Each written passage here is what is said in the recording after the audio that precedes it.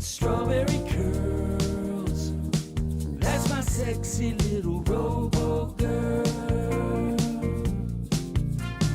When I kiss her heated lips, she purrs like a kitten and twists her lips.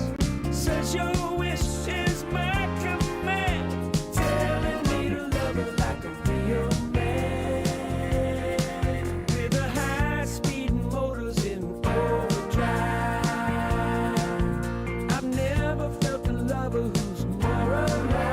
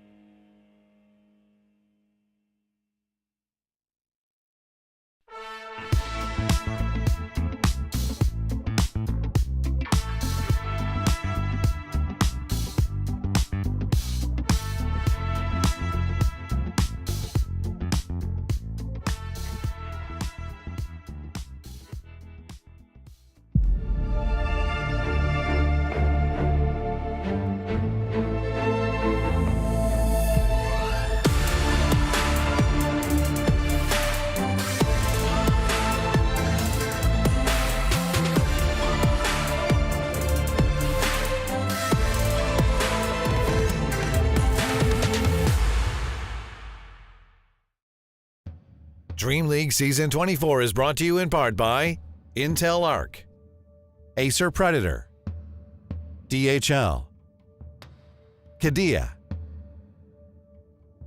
Monster Energy, 1xBet, and the United States Air Force.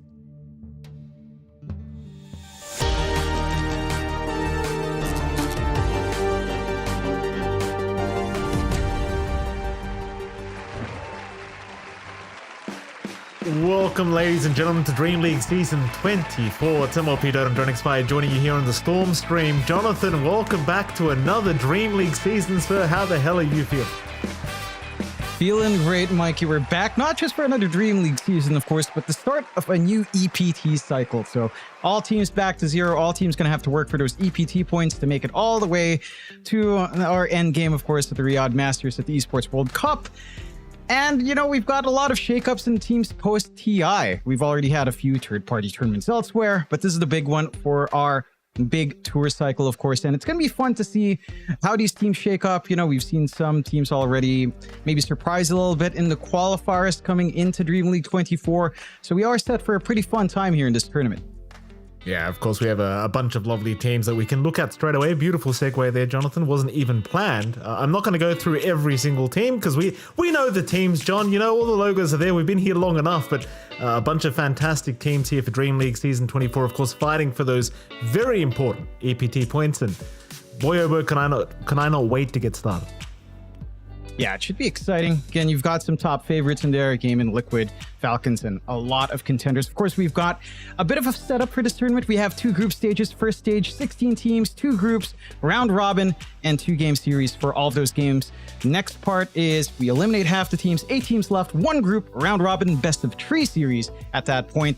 And into the playoffs, we go down to just 4 teams in a double elimination bracket, best of 3s into a best of 5 finals. So a little bit different from the past Dream Leagues we've seen. You know, it's no longer like a prolonged playoff. Of course, we are sticking to the multiple group stage kind of entries, eliminating by half. A bit shrunken on our playoffs teams with 4, but that does build the tension up as we go on and eliminate half and half over these 2 group stages. I think it's fine, Jonathan. We don't want these damn losing teams going to the playoffs, right? We just need 4 of them, and here we are. We're going to see, of course, the point distribution here for the EPT, and well, it's a lot of points here for DreamLeague Season 24, Jonathan. 13,250 points up for grabs, and of course, you are going to have ESL 1 Bangkok coming up later on in the year, but for now, Jonathan, these points are pretty spicy for any team that does want them.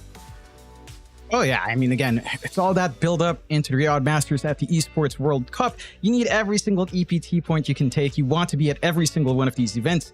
And it gets more valuable as we start to reach that end point. Of course, DreamLeague Season 24 being maybe a little bit less points, but we've seen some teams, you know, maybe get a few from DreamLeague, get a lot more from one of the later tournaments, and start to stabilize or just be consistent throughout the year and manage to secure that slot. Of course, we should be able to take a look at our distribution here at DreamLeague itself for these EPT points, how we're spreading it around through these teams that are participating. You've got your placement points right there. Group stage placement gives you a little bit of a bonus as well overall. So there are opportunities to kind of stack up a little bit more. It does lead to some dynamic scores, I suppose, coming out here for DreamLeague overall with the EPT points. And that does mean there could be some very interesting circumstances where maybe your overall first place didn't place first in groups, didn't place first in group stage 2 as well. So some teams might be able to close that gap a little bit more. It does lead to some very interesting outcomes that could happen here. I think what you're telling me, John, is every game matters, I think is the way to put it. And certainly, if you want those points, every game is going to matter. As we are going to look at the prize pool, the more important part, in my opinion, Jonathan, the money is what we're looking at here. And of course, another milli on the line here for these sides. And did I do the math wrong? I'm pretty sure it's $1 million, right? My math's not working. I believe so. I believe so. I don't. I think it should be $1 million. Jonathan. Yes, we're not the best in maths.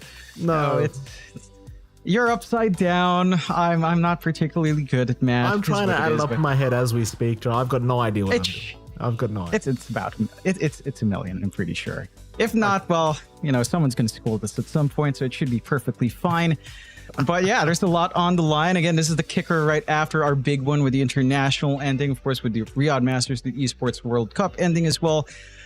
and it's the kickoff for the EPT. So keen on seeing who does manage to get that lion's share of the prize pool and the EPT points for distribution in DreamLeague 24.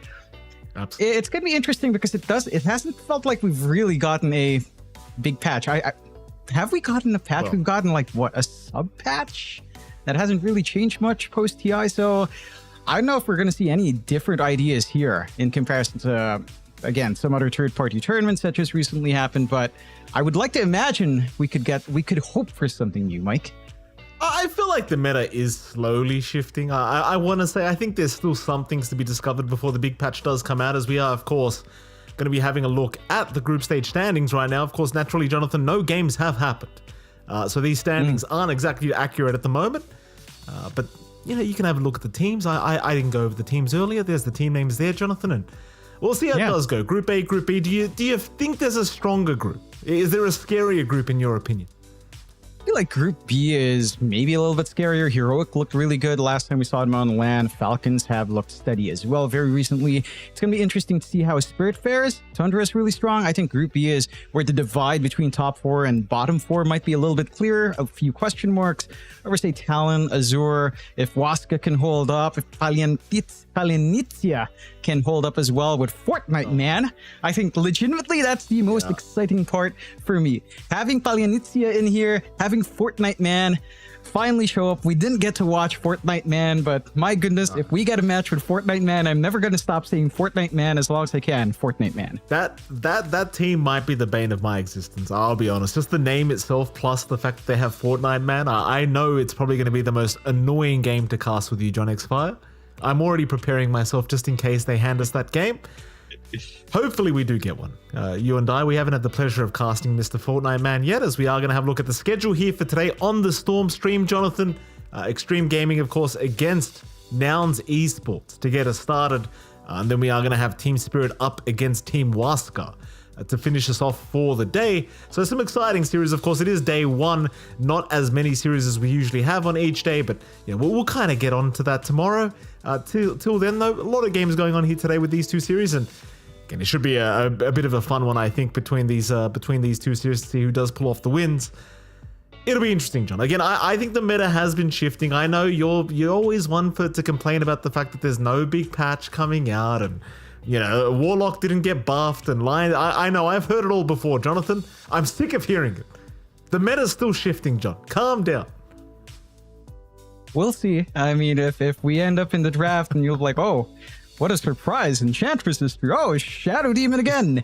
Whoa, what's an Invoker doing in here, banned or unbanned? It's like, oh, we'll see, Mikey. Still, what we do know after looking at that sked, of course, Extreme Gaming up against Nouns. This is a matchup that doesn't really occur all too often. It's only been recently that we have had Nouns make it through these qualifiers, start to beat down on Shopify, which is very unfortunate when they get 2 Filipinos, they don't qualify. It is what it is for Shopify Rebels. Nonetheless, Nouns has proven to be a better team. You know, it's just a sad reality, all right? It's you can't just ignore it. Extreme Gaming, of course, with our lineup right now with Ame, XM, XXS, PYW, and Chanming does look like a very well-rounded team. It does feel like this is the team that should be the favorites coming in. Now, it's not to discount them, of course, has had pretty decent runs last time we saw them, like a top 5 placement or so, and a couple of things. But Extreme has just looked promising, maybe failing to live up to that promise a couple of times, but that potential has always been there. It was Ahmed kind of bringing back Drow for a moment in some of the earlier tournaments as well. They've got some ideas. There's been enough time for the Chinese teams to adjust. As you know, last time you were casting, you were saying stuff like, oh, you know, I heard from Jack. Jack says that the teams don't tend to adapt to a patch. We haven't had any. I didn't name who said that, John. You did. Right? I said a coach said it. Look, now you've gone ahead. No one's gonna know, and if anyone knows, well, you know, it's whatever. It's not big info. Well, what if the players just stop talking to Jack now, John? Right? We've thrown him under the bus. They can stop. Well, they've never talked to me. It's fine. Now, once again, they've had promising starts. They've had pretty decent results, again, top 5 in a couple. They've looked pretty good in the past year, and they have, again, managed to eclipse Shopify. So I'm keen on seeing if they can keep building up in that momentum.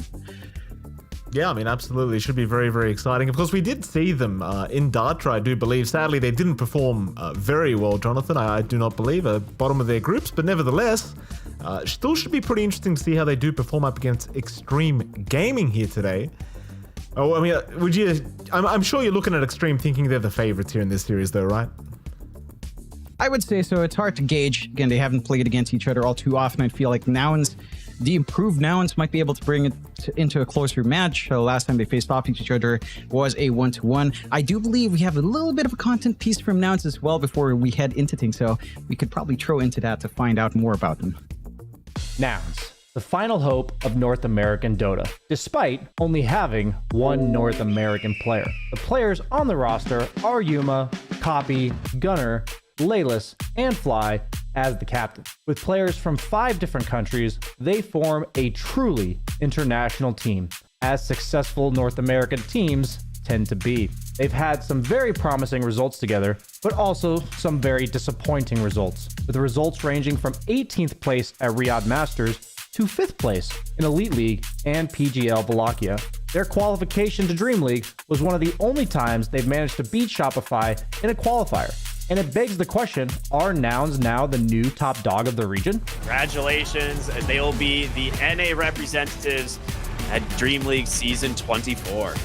If these guys can continue to stick together and improve, they have potential to be not only a top team in their region, but internationally as well. Under the wings of Fly, Nouns can definitely be a dark horse of any tournament. Maybe DreamLeague Season 24 will be the event they've been waiting for? Well, thank you very much for that, BSJ. Jonathan, I've got to critique BSJ a little bit. He didn't sound that convincing, right? I mean, for a guy that comes from NA, he's meant to be the NA fanboy. He really, really did not sound that convincing. Neither did Ricky, by the way. In that highlight, I've got to say, he sounded rather depressed about it too. What is it? Like, nobody likes Nouns beating Shopify. Is that it? Well, we just, can we not have a new team making it through NA?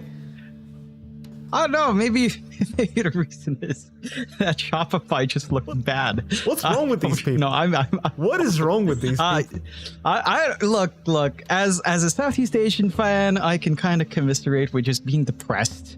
I think that's fair. That's not including Dota 2, but including Dota 2, that does factor in to make you more depressed. It is what it is for our regions right now. Still, none of that is relevant here, at the very least for C. We've got Nouns up against Extreme. We already have our opening. We get the XM Storm out, straight into the Ember, straight up here for Nouns. For Copy, a very straightforward mid matchup we have seen before. This is, I would still say, pretty fine for Storm, especially with Static Slide. We have seen a little bit more on the Overload as a faster choice every now and again. The Shock Collar has seemed really interesting in terms of how much damage output you can get, especially with, say, a right-click carry down line with your short, but Static Slide stabilizes the lane into the Ember matchup, makes it very annoying for the Ember. You can rip right through the shield and just clear out the waves very safely here for a Storm. You stick far away enough that you're probably not going to get double impacted all too often as well. So it does make that lane fairly manageable for XM, and keen on seeing what the ideas are from Nouns to try to lock in this Storm. It's very interesting. They had a puck ban earlier from Extreme. We'll go with the Dark Willow, not the most straightforward lockdown for a Storm. Some area denial can be nice, but I am still concerned. We have seen a lot of free Storm games without having to worry about a Hex or a quick instant disable, a quick silence out. XM can just run away with it if Nouns don't manage to find that kind of hold here. I certainly could. I gotta tell you, I really hate this Dark Willow hero. It drives me absolutely bananas, John. The damn brambles, with the facet, it's just so obnoxious, as we are gonna see a CM coming out, to no one's surprise, of course, with the Storm Spirit. A nice little pos 5 pick up there for Extreme Gaming. See what they do follow up with. So I want to say as well, Jonathan, I couldn't help but notice your Toro was talking about pos 4s recently, and he was mentioning how he believes Bounty Hunter is probably the most broken position 4 in the game right now. Do not believe we've been seeing much of it though, sadly. I've been playing it personally in my pubs, and it does feel rather broken. What are you thinking, John? Do we see any Bounty Hunter here? Not in this specific match, no. I don't think right now. I don't think it fits the draft for... I mean, Extreme could probably make it work more, but they pick up Tusk, so your only position for Bounty is probably like off lane, which I don't find particularly appetizing. For Nouns, and as a 4, it just doesn't give you the lockdown you want. You can try to run down with Track, of course. Maybe the lane domination can be one aspect, depending on what they give Gunner to kind of go with Lelis and a potential bounty. But it's not very easy to execute. I feel like it's it has potential. I don't think the assessment of Bounty Hunter is pretty strong is wrong. It's just that it's not strong in like every game. I think that it's a very specific style you have to bring out. And into a Storm already, it's just mildly annoying to have say a theoretical Bounty 4, just your stun counteracted by say Dust or a random Sentry in lane, and you're not going to pin down the Storm from XM anytime soon. So I'd like to see something from Nouns that can help pin down. What options are there? There's a Lion if you want to go that route. Shadow Shaman. I don't think Bane's been pretty dead overall. We'll go with the Doom pickup, which is another solution from the offlane here for Gunner. So you've got Doom on hand. You can't just stop XM from running around. He's going to have to look for maybe down the line if he feels threatened. Lincoln's pickup, which is not something a Storm tends to enjoy rushing, of course. So I'm keen on seeing how much Gunner can get out from his lane and how much impact he can have in stopping this big factor of XM Storm from really dancing in this game. Gotta say, John, I mean, I don't want to be the bearer of bad news, but the picks have been pretty standard as well. No meta shifting quite yet, sadly, Jonathan. I mean, well, to be fair, I'll give you one thing. The Crystal Maiden pickup is more common now than it was like a month ago, so there's your development. It's Crystal Maiden. At the very least, Mikey. Oh, this is the development. Wait, look at that draft. Nouns. What colored heroes do they have, Michael Phoenix? Look at this. Dark Willow. What colored draft do you have in Extreme? What is this? Dark Willow's purple, John. Right? Purple? Are you colorblind? Look at the highlights on her hair. She's slightly red. What do you mean she's purple? Is your monitor color calibrated or using like an 80% RGB monitor? What's wrong with you? It's 2024. Get color calibrated Adobe RGB 99% monitor. It's not that expensive, like my 1.5-year-old daughter, I guarantee, could tell me that's purple, Jonathan. I guarantee. You, sir, have color blindness running in your genes. You have to get that checked. I didn't notice the entire time. That explains a lot, Mike. We get the Luna coming out from Extreme, and look at that. Don't tell me this isn't a blue-leaning lineup from Extreme on the right side. What are you going to say? Oh, Tosca, he's kind of Snow White, John. Oh, but the back, it's the color tone. I would never say that, Jonathan. How dare you? How dare you? But he is. It's not blue, John. Right? Tusk isn't blue. Oh. It is Snow White, Jonathan. I mean, it's quite literally in the theme. It leans blue in the portrait, in the draft, not in game, in the draft, in the PGM. You can see in the portrait background, his background leans sky bluish.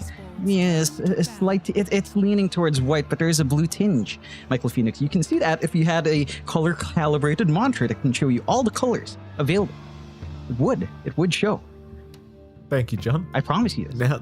Now, we haven't talked to anything about this draft yet. Nouns with their final ban out. Do you have a preferred draft here, Jonathan? Do you like Red versus Blue? This is what I'm seeing. Nouns Esports and Extreme Gaming wanted to play Team Fortress 2.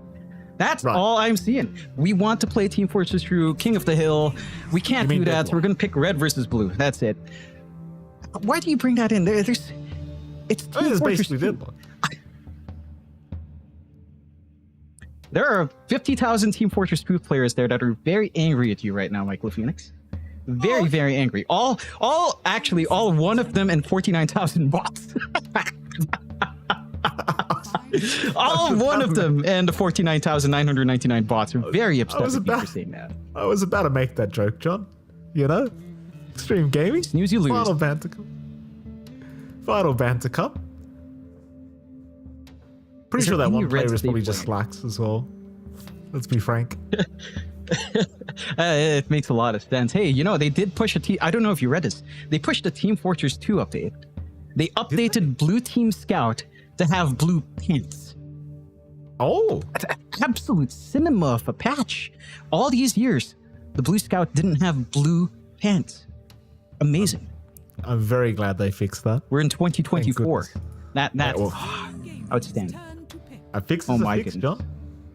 Extreme Gaming. Final pickup here, Jonathan. They are lacking something for the offlane. I'm very happy to see that we've also avoided talking about past the Tusk and Doom pickups. We haven't really done anything with this draft outside of me rambling. The Luna's, of course, a very stable carry for Extreme. The Phoenix, great sustain coming out from now. It's great team fight potential coming out with your area control with, say, Slide of His Chains, the Brambles coming in, AoE Doom down the line if that's an option here for Gunner to consider. For Extreme on the off lane, you have a couple of options. No Visage. Brewmaster's been pretty underwhelming. The Mars is still an option, surprisingly enough. We've seen quite a fair bit of that. Of course, it does break the color teaming on Extreme. If they are refined gentlemen, they'll look for a blue off lane. No, they won't. We'll go for Sand King, very stable off lane. Color has been broken. We're not playing Team Fortress 2. The one Team Fortress 2 player that's still active is going to be very upset now as well. Yeah. Couldn't help but notice, I could have sworn I saw a wine rack behind the Extreme Gaming boys. Just wanted to point that out, Jonathan. Thought it was interesting. Not that camera angle. The other one, please. Thank you. There it is. Look at that, Jonathan. Very refined. Outstanding. I wouldn't have. That's probably the first time I've seen that behind a player cam. Just a bunch of wine, and I think I'm gonna take a wild. Is that cigars? No, it's wine. It's white wine. Who drinks white wine anyway? I drink white wine. A lot of people drink white wine. What is wrong with you? Why are you... Nouns? What? Have you had a bottle of, like, Moscato? A good Moscato, Michael Phoenix? My wife's favorite drink is Moscato, Jonathan. Oh, you just took... Well, good job. Thank goodness she's asleep, Michael Phoenix. She'd be very upset at you, as you do get the Morphling pickup from Nouns. A lot of good heroes to turn into. Sand King can be nice. Even Luna's not too bad. Even Tusk as well can be quite nice here. I do like the potential of this. Morphling leaning into Sand King is not the worst thing in the world. It's manageable enough here for Yuma. Again... The one thing I'm disappointed with for both sides is the red team closes with blue. The blue team closes with like a brown, brown color leaning towards red on the hue scale. So in that sense, my excitement's kind of dead. But at the same time, it does feel like just a very straightforward Morphling game coming out here for Nouns. I think that's the one key thing. It's a straightforward enough Storm game for XM outside of the considerations of the Doom of Gunner. So you're going to have to try to bait that out. XXS could be a very decent Doom target anyhow, so it's a choice to make depending on how these fights are executed from Extreme. No. Yeah, Tommy still has him. What is that? Oh, he's got him for like 2-3 years now, Michael Phoenix. You can't keep acting surprised. Just because you're old doesn't mean you have to forget every single time. I didn't realize he had them on, John. I thought it was just Somnus. Shout out to Somnus, by the way. That's disappointing, Jonathan. Those headphones are very disappointing from Armin. I'll have to have a chat with him when we see him. You say that every time. No one ever talks to us. So we never have a chat with anyone. Let's stop living in this fantasy land, Michael Phoenix. It's not gonna happen. Ami's not gonna. Even if it did, Ami doesn't care. Why would he listen to you? He can wear those damn headphones if he wants to. And they can play this game as well. Lovely. Thank you. No. Look at that. Peak performance right there. They light up as well. That's what really upsets me. They light up. Like, there's electricity being used for those damn ears. That upsets me a lot, Jonathan. I'm not going to lie. What, electricity for RGB LEDs on a headphone upsets you? But energy wasted on calculations that mean nothing. Oh, that's perfectly fine. The gigawatts that we expend for these calculations. Oh, that's fine. But RGBs, playful RGBs. Oh, it's too much. The 1 watt it consumes is way too much. You're just saying how you're making this about crypto, aren't you, John? Is that the joke you're making? Yes, it is. You're just so upset. Oh, power consumption in the headphones. Oh, it's 0.5 watts per bulb. Probably not that high, actually, per bulb. It's too much. It's not the power consumption that disturbs you, Mike. It's not the fact that they light up. It's that someone is confident enough to wear what they want. Mike, I've seen what you've worn off cam. You can wear it on camera as well. One day we'll have the hoodie screen, and then you can finally be happy. You can join Somnus. You'll be comfy. It's all good, Michael Phoenix. We're in a dream league. they might let you do that. Well, why'd you have to make it about crypto, John? Well, I didn't bring crypto up, right? No, because you're upset about the energy consumption on headphones. What energy consumption? What do you mean? An LED is like, again, 0.5 watts at that brightness. What energy I'm consumption consuming is that? too much energy listening to your crap, John. I'll be frank with you. Too much energy. Imagine that, you wake up, it's a 3 a.m. cast, and I've been rambling for 20 minutes already. You're having a great time, Mike. Doesn't seem like we'll see an early level 1 team fight, sadly, here between these two sides. Seems like they'll just perhaps take it easy. The Nouns are being a little bit more aggressive with their own positioning, trying to scout around through the left side of the map, see if they can find an easy target for themselves, but not getting quite lucky.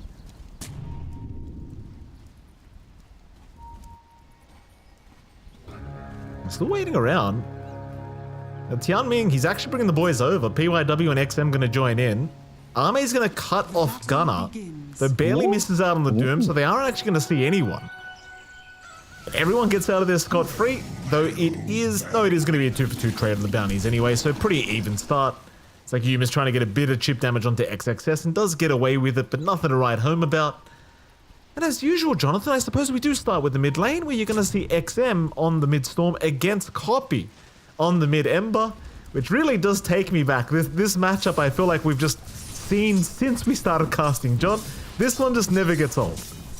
Yeah, it just never goes away. And again, you've got static slide here for XM. You've got double impact for Copy. XM can just stand far away enough that he's not going to get double impacted anyhow.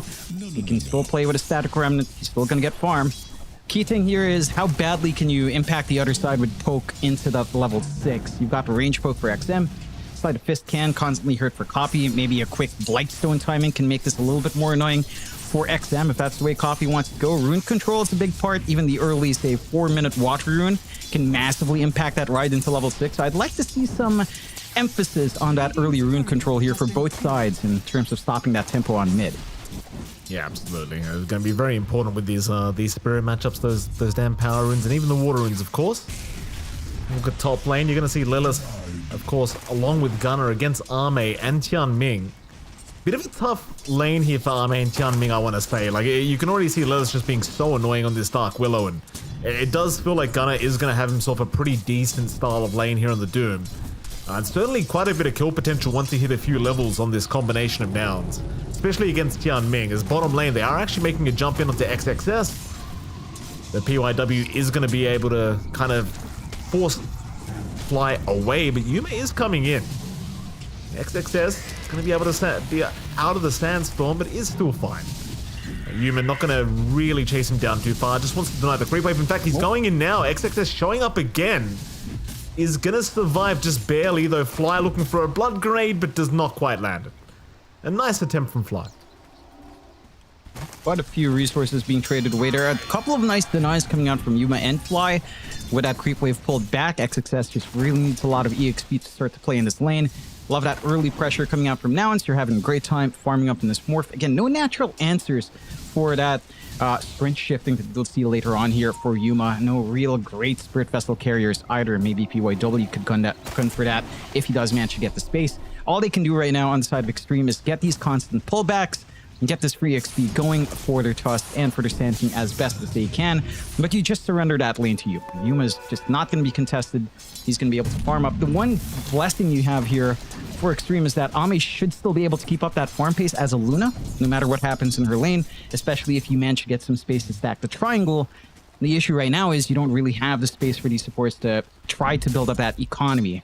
So the catch-up game or the pacing game for Ame is going to be maybe a little bit slower with a stronger start for Morph, but your timings early for Luna should still line up as long as, again, you're not getting bullied by this Doom. And Gunner is keeping pace, but Ame's not really fully shoved out of this lane either.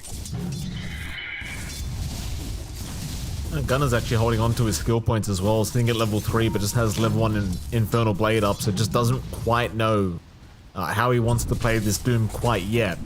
Which is fair enough, because you can go the greedier route, just hold on to their skill points just in case you want to play a bit more of a passive early style of game here for Gunner. In fact, he does go the 1-1-1, so bit of utility build here for Gunner, and does seem like he's going to try and abuse the Devour just a little bit. Meanwhile, mid lane, it does feel as though things are pretty even between XM and Copy. Copy finding himself 1 CS ahead, but it is a very even affair as PYW now going to intervene. It does actually swipe away the water rune from Copy. Even gets a cheeky shards out there on his way out. Though XM also loses his own water rune now because Lelis is guarding it. So it seems like Copy should at least be able to get that water rune up top. And XM is actually the one to miss out. Yeah. Again, rotations for these 4-minute water runes kind of big. You get a lot more economy for Copy to play with in terms of his HP and mana. XM has no refill, no one's dead. He has some stick charges, but it's not going to be enough in comparison to what Copy can do now at level 4 with his Sleight of Fist up at level 2. The slight level advantage for XM is nice, but not nearly nice enough when you don't have mana to keep spamming out that Static Remnant with the Overload. Copy should be able to equalize and does hit that 5-2-3-0 now on the Ember in terms of skill build. And this is where it's really painful for the Storm. He does have that early Blightstone plus the Blades of Attack for Copy, so every single time he gets the flight off, even without double impact, you're still feeling pretty damn good here for Copy. You certainly are. Copy having a great old time here to start this game 1 off. Fly and PYW are going to run into each other now. Fly, he does have the Icarus Dive available if he needs it. And PYW not even going to bother really trying to kill off Fly. Meanwhile, XXS has been allowed a bit of space now, but Yuma is still top of the CS board in this Morphling, so at the very least, XXS is now able to catch up in terms of his own farm and XP, but Yuma's pretty much got the perfect start in this Morphling. Like, you really couldn't have asked much more. No. Again, not much laning pressure coming out from XXS. They've got some early sentries as well to watch here from the side of Nouns, so you're fairly well protected on Yuma. You don't have anything to punish HP regen with shifting around here for the Morphling, so it's very easy to stay true. And it is a fairly durable hero when he does get to shift into strength, so you can afford to leave it alone. Lots of emphasis on mid here, but a straight TP out from PYW as Copy will just get the power in himself. Top lane, Tianming in big trouble here. Should go down and does. Gunner going to be able to secure first blood very nicely on the Doom, and as you can see, PYW, he does show up and they might give it a crack at Gunner. He's not the easiest target to take down. The Gunner going to go for the TP attempt away, and Arme could not get a Lucent Beam in time. Very nice TP from Gunner right on the edge. Doesn't even break his sweat, Jonathan. Back towards the top T1 tower he goes. And this is pretty painful for PYW. We saw him again pulling quite a fair bit, trying to create space for XXS. He just got level 2 to get tag team off. Didn't have Snowball to save Chan Ming. And he's still stuck at level 2. He'll try with his deep dive onto Lelis. Pretty deep.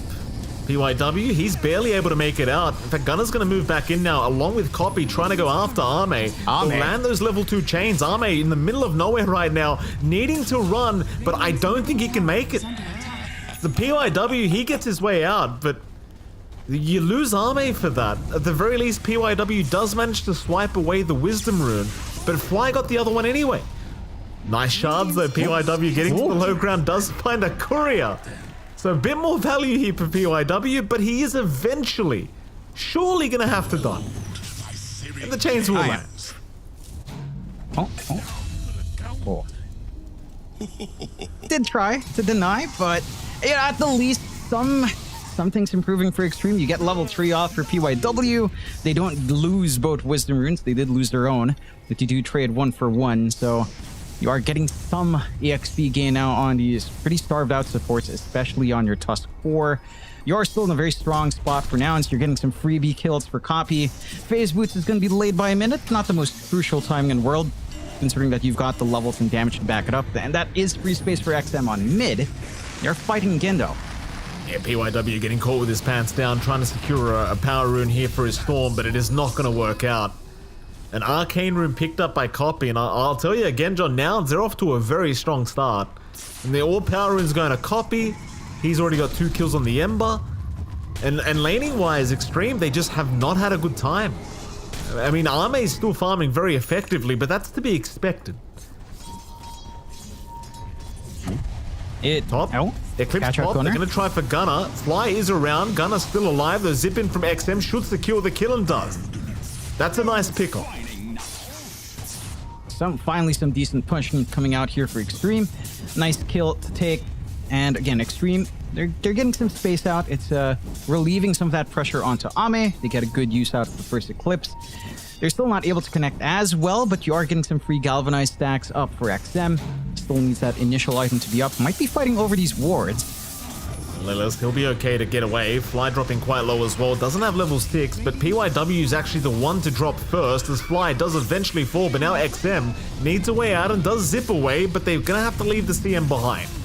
So Tianming will accept his own death. Copy will take his 3rd kill of the game, and that's still a very good trade for the side of Nouns, a 2-for-1 special. You can't complain about that, and I mean, Nouns, considering how strong they feel right now, they might actually just commit for the tier 1 mid tower. I mean, Siege Creep is going to be up in 30 seconds, and Gunner's got Doom available, so you might just want to stick around and commit. They can just go for that slow, steady push. Not a lot of defensive options left for Extreme Gaming this early on. The main reason why they can't clump up as a team is because XXS is just not ready.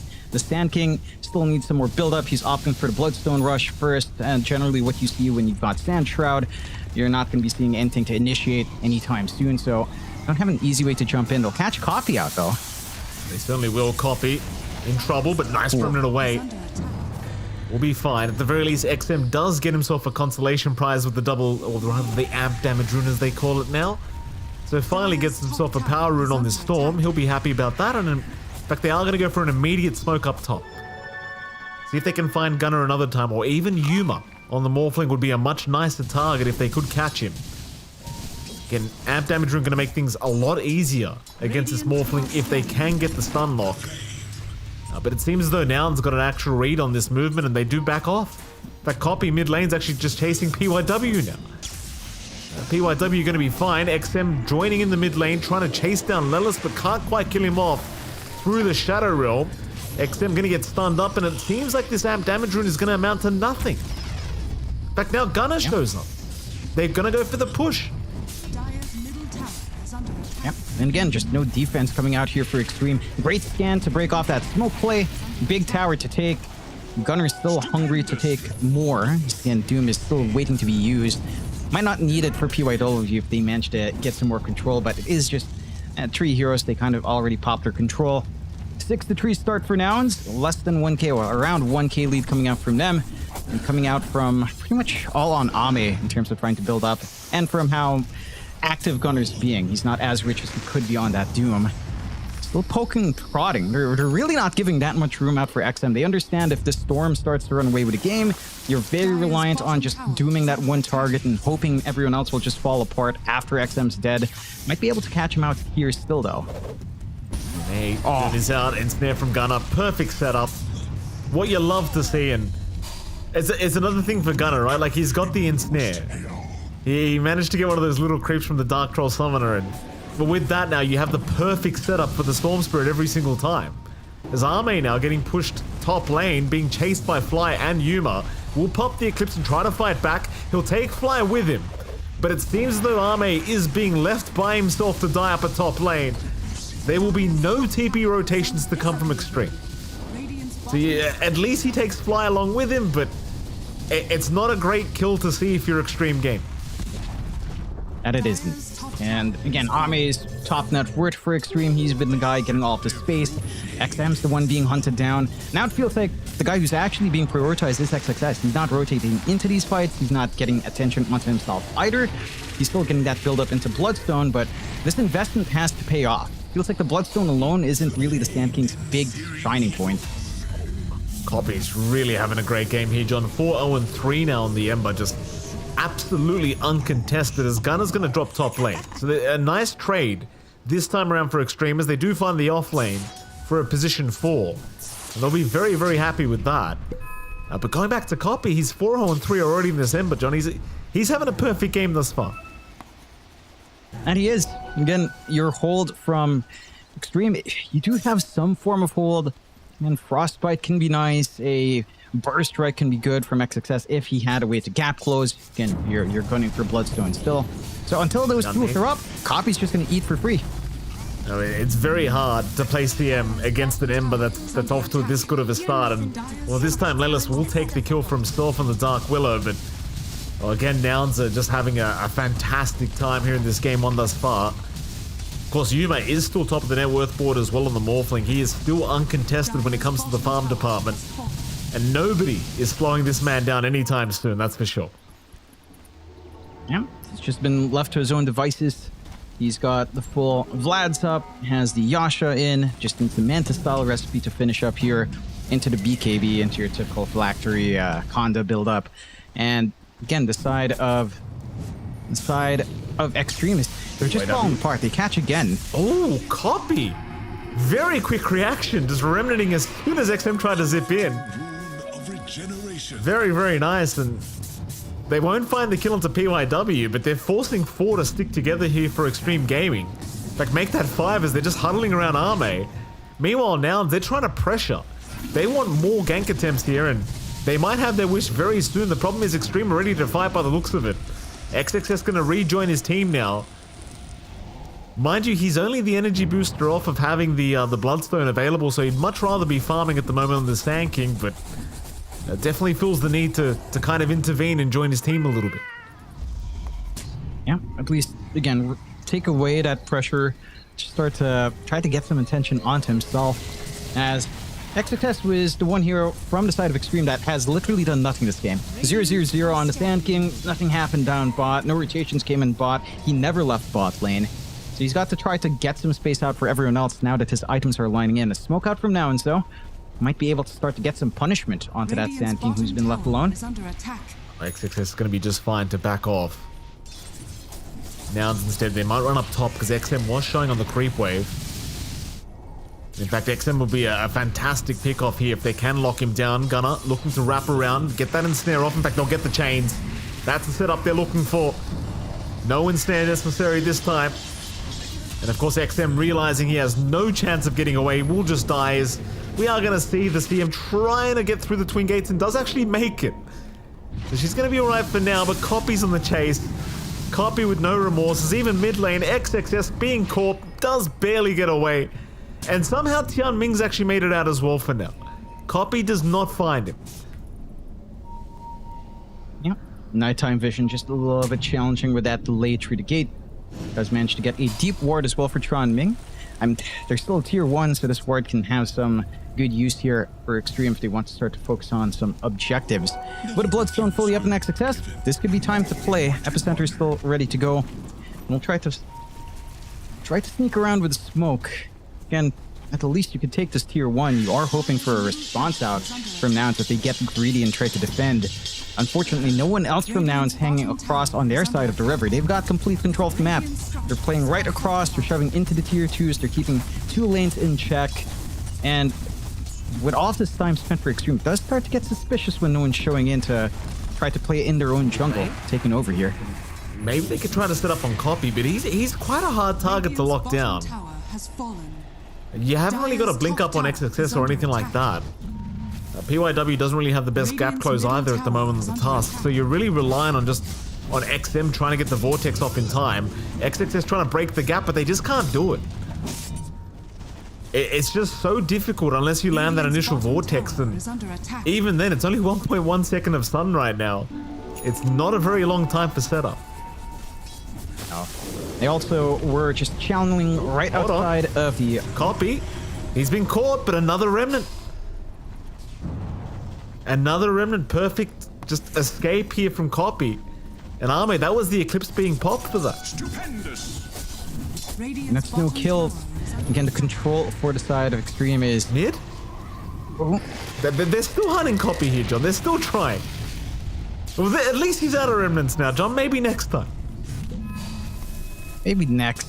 They need to use the Snowball Punch plus the Frostbite perfectly in focusing that target down. And if Copy manages to get a slight right before being caught out, the Mage Slayer debuff just makes it extra painful to try to burst this Ember down. Meanwhile, XXS already being hunted up top here. Strike is out from Yuma. XXS going to try and burrow strike his way out of there, but the chain's already landed, so he is gone. Oh, I'll tell you, Nouns are playing a really clean game one so far. I mean, everything's just gone splendidly. Lanes went well, cores are farming well. They're just, every gank they go for just works out perfectly for them. Like, it's very clean gameplay is what I'm trying to say here, Jonathan. Yeah. And again, we're seeing that steady improvement, that steady rise that we've seen from Nouns from a couple of the tournaments they've most recently played. It does feel like it's shaping into a stronger and stronger team. Oh, he's got him again. He has got him again. Jonathan Gunner with this ensnare is making life impossible for poor old XM. Every time he sees his Storm and lands that ensnare, it is just game over for the Storm. There's just no two ways about it. Yeah, it's straightforward. Copy. Can they kill him? This time, surely they've got him, and they do. That's a big pickoff. Copy, he was worth quite a bit of gold, and XXS will take it all. Should accelerate this blink timing we're looking for on XXS. Leads into a nice siege onto the mid as well. You are seeing some signs of life from Extreme. They don't perfectly stack their stuns, but they do have enough burst damage that you don't need to be concerned about the Ember slipping away at the very least. Again, you still have issues to patch up here on Extreme. You need some way of blocking of the Doom. The BKB could be one big part for XM, at least getting out of the ensnare alone might be enough to allow him a window to just zip away. And that could be the difference maker for him to look for opportunities into Nouns if he does manage to get to that point. Not too far off from that BKB recipe as well. Yuma just looking to clear out the Tormentors solo.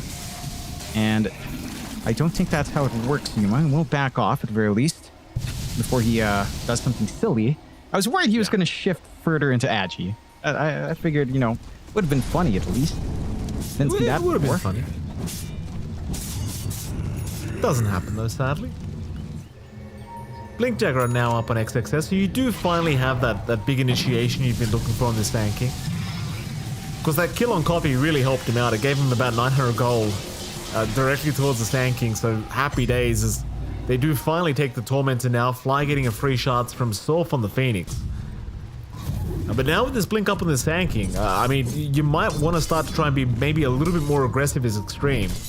Though I say that, and I suppose in some sense you've got the counter initiation now available as well with the blink up. So they might just play slow, allow Arme the farm, and just, if they come to us, we'll just kill them. I'll take your tribute. I feel like the scaling is relatively even. It's all down to, again, execution. It does feel like there's a couple of situations where Extreme feels easier to execute in later game scenario. It's still a little bit early to theorize that, but say a blink timing plus maybe an Ags for PYW, things start to simplify a little bit more here for the side of Extreme.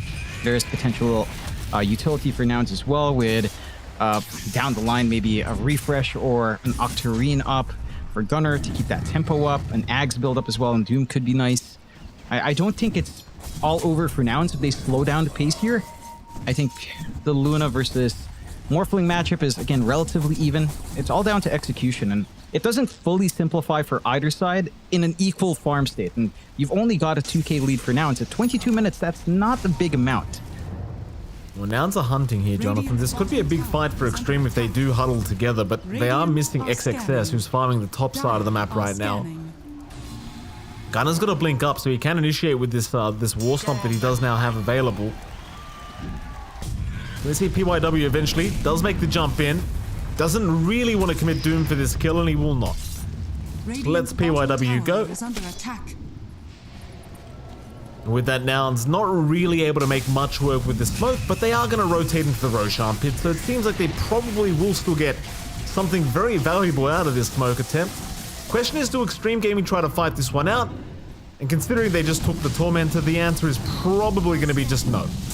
But they do scan, but the XM is probably your only hope of really getting a steal away, and he's nowhere near the Roshan pit. No. Goes a little bit too fast with the damage available from Yuma. Secondary life for the Morphling's gonna feel really nice for now and try to force into the tier 2s and shrink the map fully, prevent Extreme Gaming from keeping this farm parity.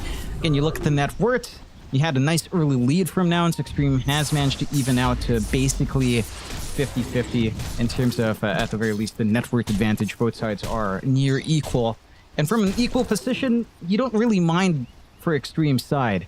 And you allow this recovery process for XM. He's got the BKB, doesn't need to worry about the initial stun from the Doom to line into the Doom usage itself. They'll actually smoke into the Aegis fight here as well. Lifeline copy again. Blinking is there. XXS gets the Burrow Strike off, and XM, he's back with the follow-up for the Vortex, but it's not enough. Copy's still perfectly fine. He remnants away, and in we go. PYW, he's the target now. He is gone, and Gunner's gonna find another. They will pick up the storm, though the BKB TP away is there, and it's gonna matter. It's gonna be just enough, but he might just die in the fountain. And he will. They've got enough damage. That's unfortunate. That's your first BKB charge being committed on top. And it just doesn't even save them. There's now Tianming also being chased top lane. Copy's gonna find him. Tianming is gone. That's 3 down for the price of nothing, John. Oh, make it 4 perhaps. Gunner? Well, he's the one running. BKB has been forced, though it is about to wear off.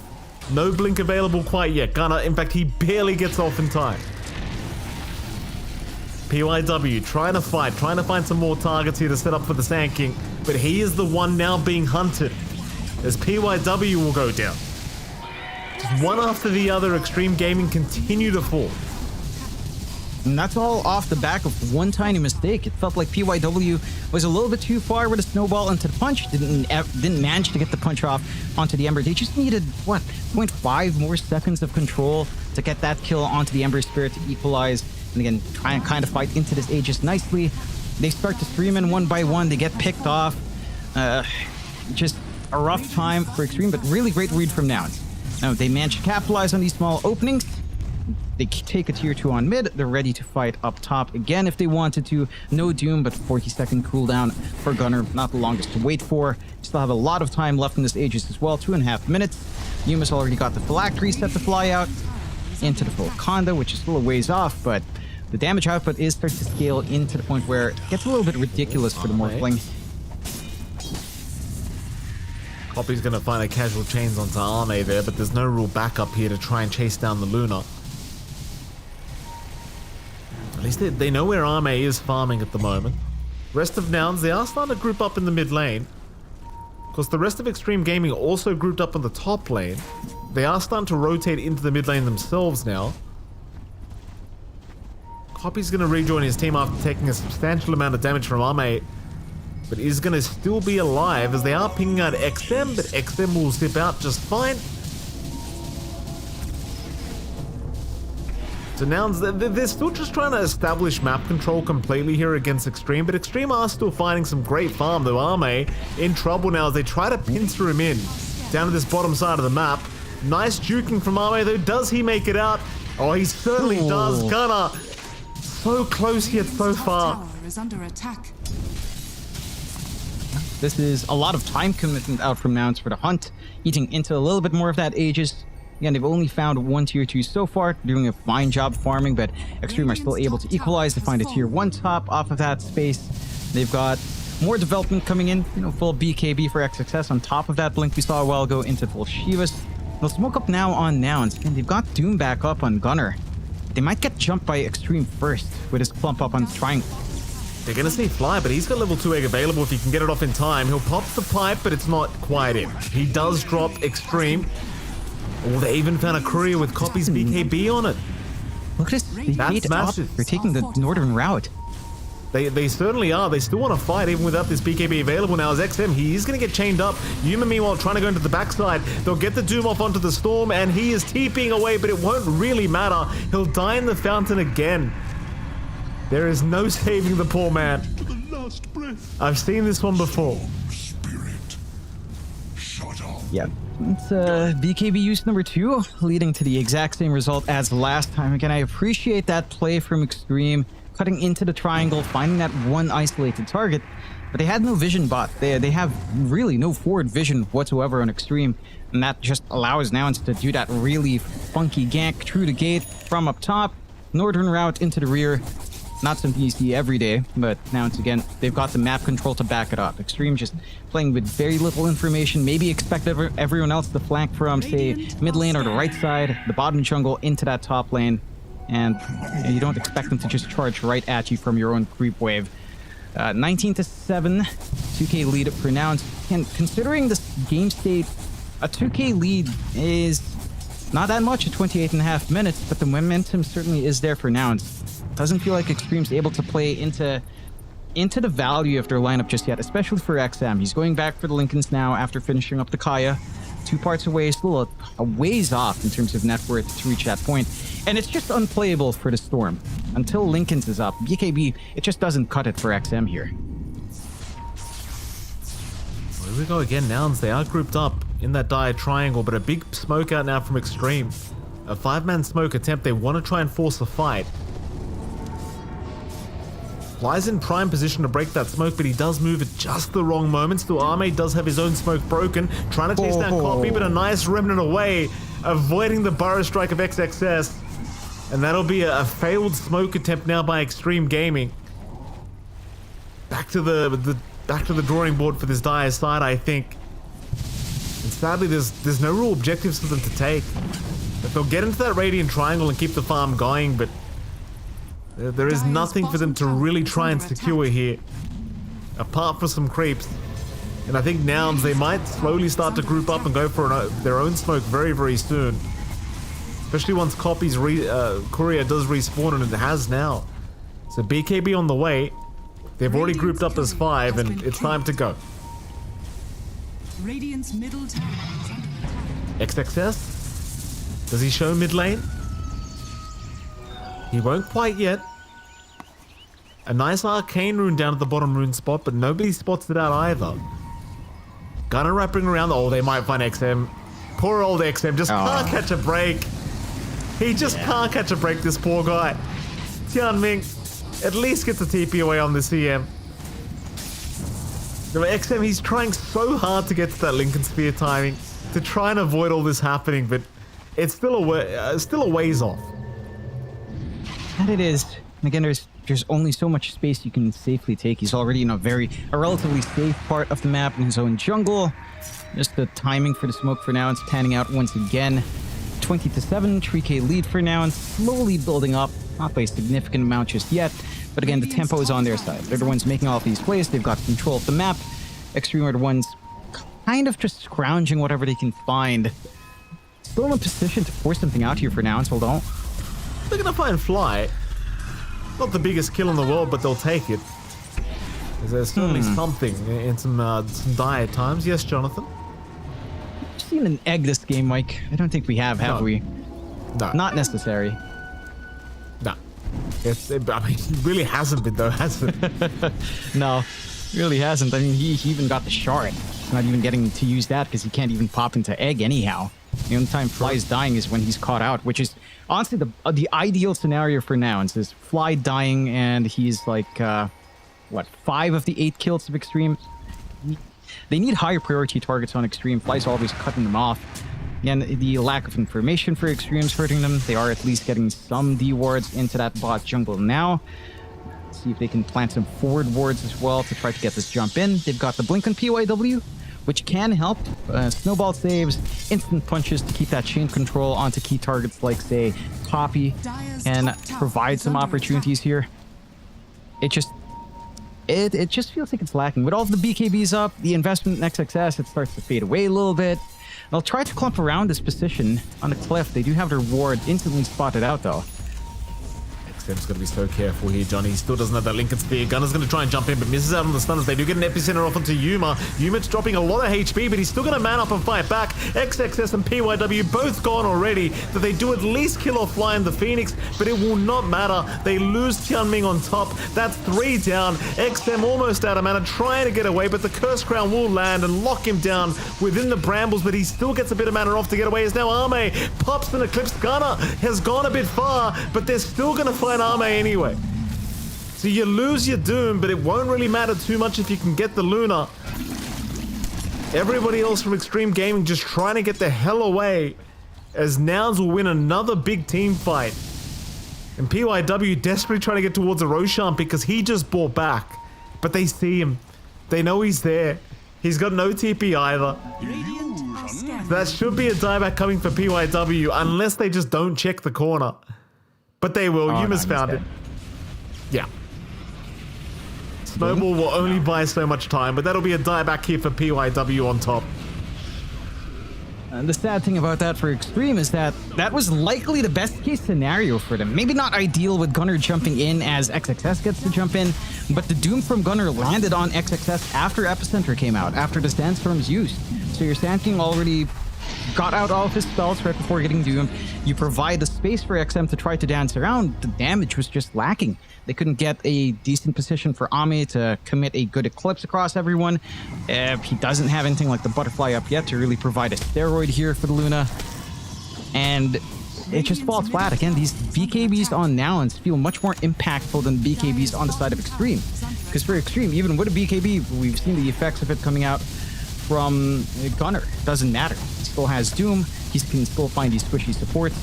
Whereas when Nouns have their own BKBs, you're cutting out XM's damage, you're cutting out this Luna's damage for Ame, you're cutting out the Sand King's burst damage with Epicenter and the Sandstorm. Like, almost all of your damage sources right now in Extreme is just magical. And even before that, like, the Sleight of Fist with the Mage Slayer already from Copy earlier on already made this game a headache for you on Extreme. You kind of need to just try and hope that Ame can become a physical beast somehow with this game. A Butterfly, maybe a Satanic, or likely a Daedalus kind of fixes some of those issues, but a lack of sustain for Luna in these kinds of fights also doesn't feel that good.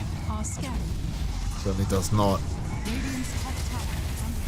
Momentum now taken. Gunnar will get a free shot from himself on the Doom. Now still dies straight here for Extreme. I mean, they're not too far behind in the net worth department, but that's mostly just Ame keeping his team afloat here with his own net worth on the Luna. But Ame certainly doesn't feel like he can 1v5 at the moment. I don't even know if Luna can really do it these days, Jonathan. It's been a bit hard for Ame once this human Morphling gets on top of him to be able to sustain through those right clicks. They have found Tian Ming here down on the bottom side of the map. Tian Ming gonna have his TP cancelled immediately by the Brambles of Lilith. It's gonna be a nice easy kill here for Lilith to take himself on the Dark Willow's top lane. They are gonna try and force another fight. XM looks like he's the target though. No, Gunner's dropping too much HP and he's gone. Gunner will lose his own life. XM trying to TP, but no, he's gonna die. Oh, the BKB wore off just in the nick of time and the Lincoln's was broken perfectly. So, I mean, it was a nice start. You kill off Gunner, but XM dies again. That's just not going to feel very good. And the worst thing about it was that Gunner dies without using Doom. So, that's already, like, you know, kind of alright for Extreme. Not the ideal. XXS gets caught out now as well. He certainly does. I mean, he's going to try for a Burrow Strike away, but Yuma will just continue to try and chase him down. Like, never mind. He'll give up on it. At the very least, XXS able to get away with his life intact, but I mean, this game is getting more and more challenging here for the side of Extreme Gaming. At least Dota Plus is still giving them a 37% win chance right now, so it's not too dire quite yet. But as time does go on, I mean, this Morphling, he's not getting any easier to deal with. No. Certainly not. Ken, you've got some repositional plays here. Fly... just pops the egg, you know, realizes he's probably not going to survive. PYW may not survive himself now as he'll try to go for a run. Does at least avoid the egg stun, but it won't really matter in the end. Copy does pick him off.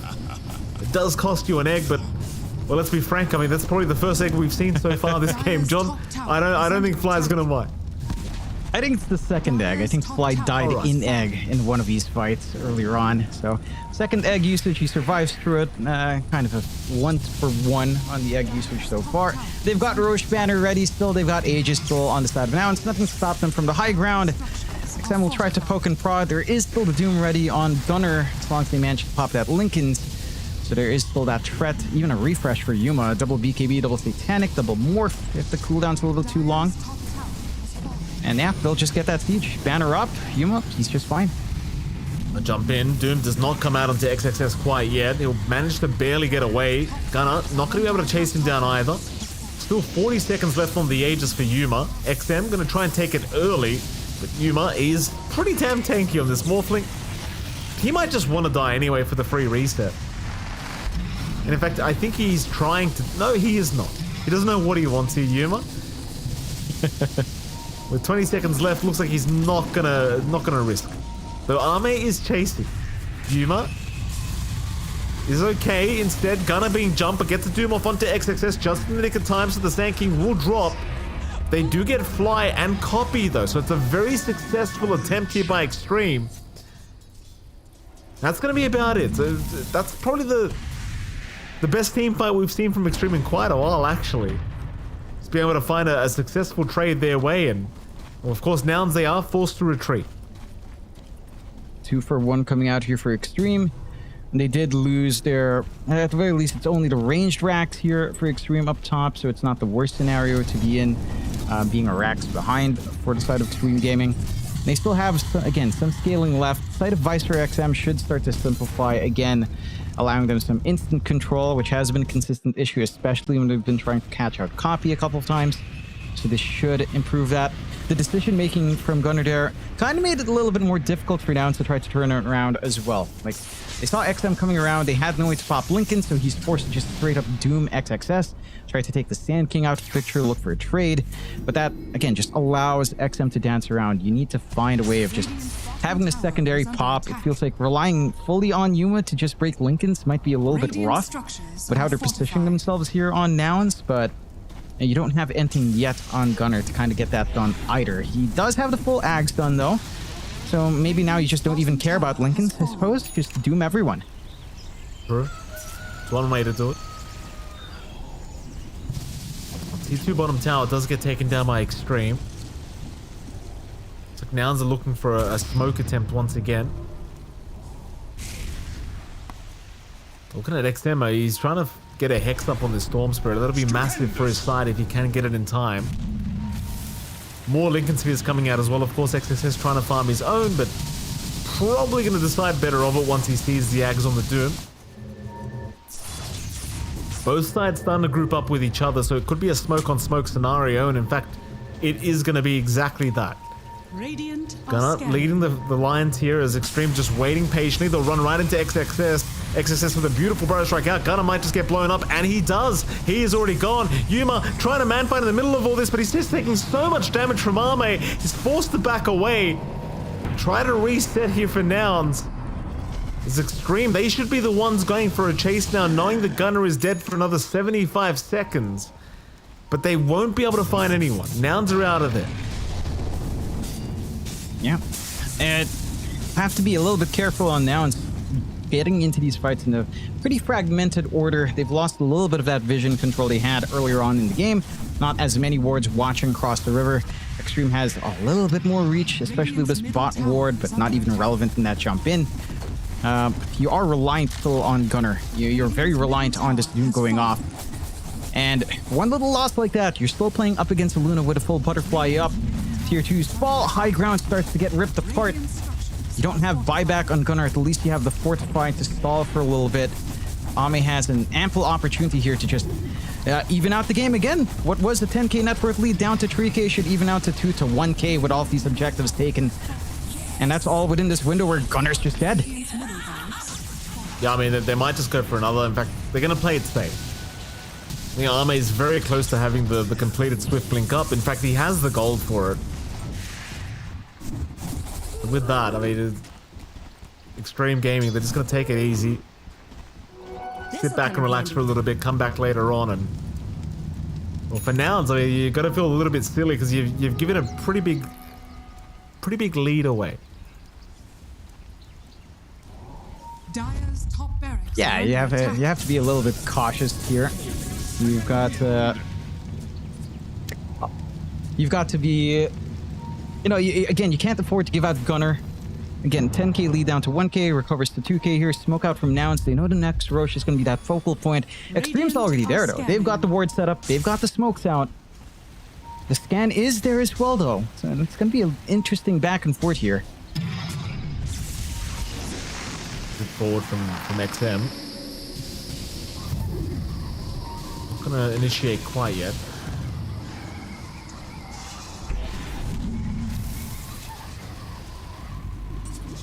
Both sides being very patient. Of course, this next Roshan going to be extremely important. UIW who have his smoke broken. Chains are out. They're going to try and burst him down, but they got a Hex out onto the Morphling. Yuma, he is gone. Oh. He'll buy back immediately. Meanwhile, Gunnar dropping pretty fast as well. Arme finding a double kill. Meanwhile, Copy, he's going to jump back in, see if he can find himself a CM kill, but I think Extreme Gaming, they'll be very happy with the way this team fight's worked out. Mind you, they have kind of left the Roshan pit. So Roshan still could go the way of Nouns. Yeah, and this should cover Yuma's buyback quite nicely to get another banner to try to rip into that high ground. But all things considered, that's a very happy exchange for the side of Extreme. Getting that instantaneous burst down onto Yuma, forcing the buyback, killing off Gunnar while he had AoE Doom up as well. Just not able to cut off the initiation of Extreme Gaming at this point. And with all of these items up on Extreme, they've got a lot more play. Sight of Vice being up in XM allows that, again, additional control that has felt a little bit lacking. Refresh for XXS. Double usage of BKB, double Epicenters, a reuse of Sandstorm to fight kind of breaks away from your area of control. And things start to get a little bit more complicated here for the side of Nouns. Again, it doesn't feel like they can rely on counter initiation fully. They might need to apply some pressure. Gunnar has to find these good angles in. Even a Sight of Vice up now for Fly to help get some control down. But one of those sights or one of these tools has to be used to maybe pop a Lincolns to get further control. And again, can be a tough prospect. Again, net worth advantage evens out. We have a pretty even game in terms of net worth difference here. Win probability right now for Extreme at 56%. Definitely still in the game now that we are at that point. 45 minutes in. We were talking about this 20 minutes earlier. How does the game go when it scales up? It doesn't get any easier for either side. It does feel like it's gotten slightly harder for Nouns, to be fair. And Extreme finally equalizing in net worth. I mean, you are seeing just how much a free storm can do. We talked about this in the draft. Like, outside of Doom, there's not much for XM to worry about, and you are seeing that in play at this point. You sure are. Extreme Gaming now grouping up once again. Nouns will do the exact same thing, taking the outpost in the Dire Triangle. It certainly feels like Extreme are the stronger team now, especially with Arme just hitting like an absolute truck on this Luna. Now I'm just going to sit back on that high ground and just wait for Extreme to perhaps come to them, but Extreme are not really shifting their own attitude either. They're just going to sit back and relax as well.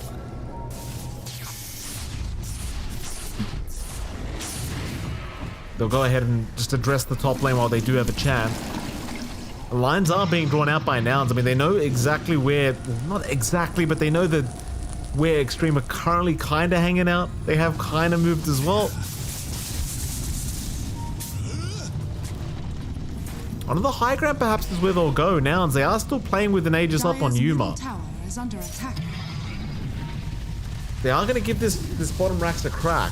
Tier 3 tower, of course, is still standing, so they'll have to go through that. Hex is out from XM, making life very hard for Yuma. But he will get back to work.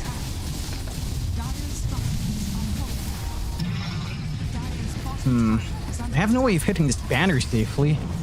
At least you don't want to present XM. You can't show up Ami as well. You'll get the illusions to clear out. He's going to jump in with the epicenter. The Gunner's got the Doom off in time, but they've got the Aegis already on Yuma.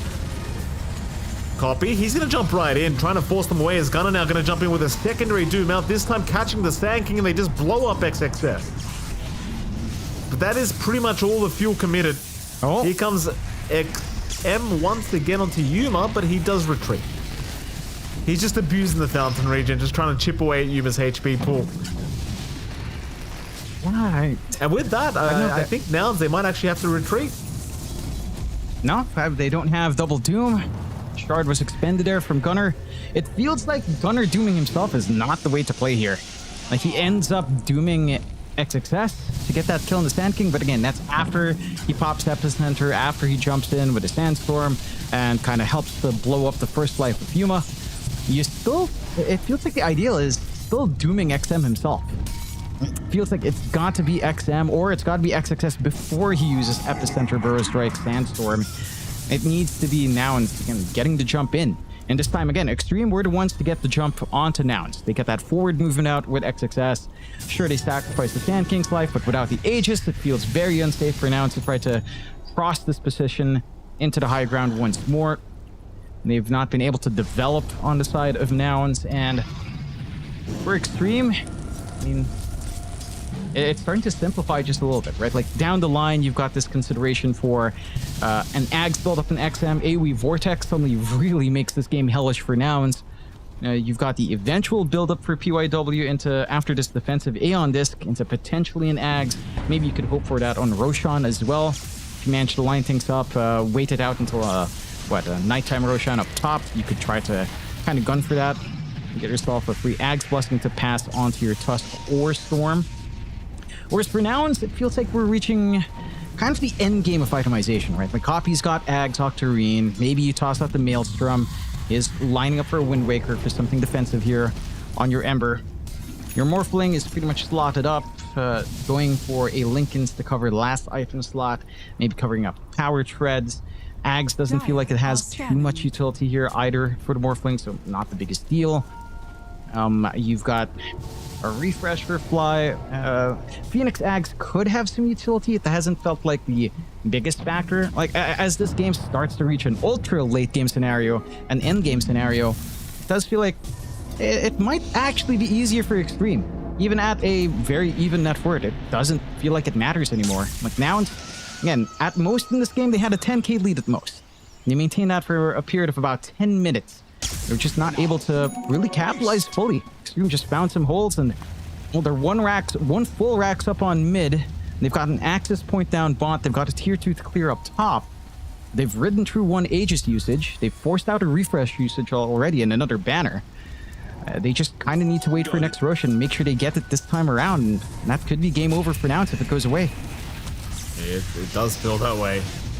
Top lane, Copy. That's a big target. Copy's gone. I'm not sure what he was trying to do there, but maybe just trying to creep skip and apply more pressure up that top lane, but he's a big boy.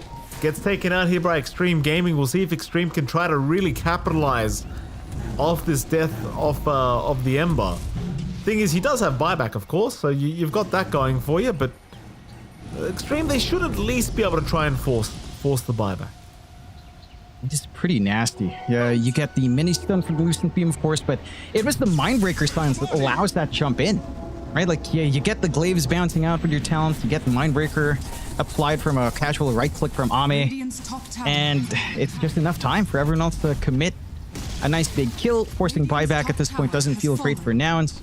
You've got the 2k lead on Extreme. They could just look to shove in all the lanes now and just help secure their own Roshan, which will be a daytime spawn down south. And this time again, Roche control for the side of Extreme should lead us to an endgame scenario onto the high ground for the side of Extreme Gaming. We'll see if Nouns can find a way out. Still waiting for the refresh and buyback gold on Gunnar. He bought out the refresh. It's an all-in commitment. And that could put them at risk, especially if he's not able to get a Doom off anyhow. Again, only a few more seconds until we see that Roche respawn timer. And I've got to say, Mike, this was on my mind for at least 20 minutes now. Yeah. Isn't it just our luck to get the opening game Yes, it is. at this R into an opening match that's approaching 60 minutes? Oh, I could have told you this was going to happen, John. I'm not sure why you're acting surprised. I literally could have told you this exact same scenario was going to happen. As is tradition, Jonathan. Gotta love it. I don't know why you're Roshan as well. complaining. Was it like 1 a.m.? I was just like, oh, look at this. This is just like Michael Phoenix's luck. God bless. Good luck for Extreme, though. Very fast Roche respawn. Again, daytime spawns, no free Ags, but they will have a refresh on hand. Quick smoke out from Nouns might be able to find this angle into Roche. They get the scan as well, but Roche does not take long to fall. They've got the damage here in Extreme, so we'll see if they can take the follow-up fight. They're going to try. It seems like Nouns are thinking about it. Extreme, just looking for a way out. They're going to see the mantra illusions of the Morphlings, so they are very well aware that the Nouns are around here somewhere.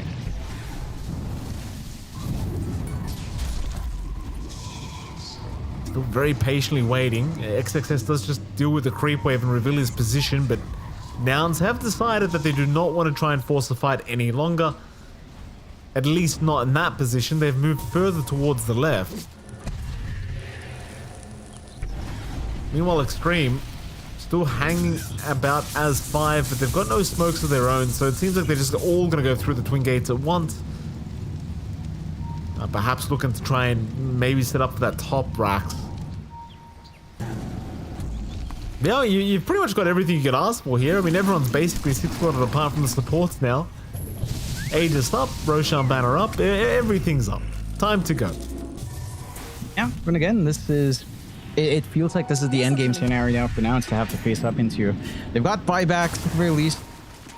So again, one wipe is not going to be the ending of the game, but I'm not sure if the follow-up fight's going to be too smooth for Nouns, especially if they've already blown pretty much Doom's the big one. If Doom is suspended and you don't win that fight and you're forced to buy back without the Doom, I don't think that fight is any easier for you on Nouns, even with a refresh. You do buy out the refresh on Gunner, so again, no buyback gold for our Doom. 2.7k away.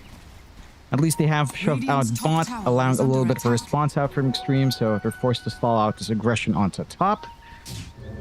But again, happy day so far for Extreme.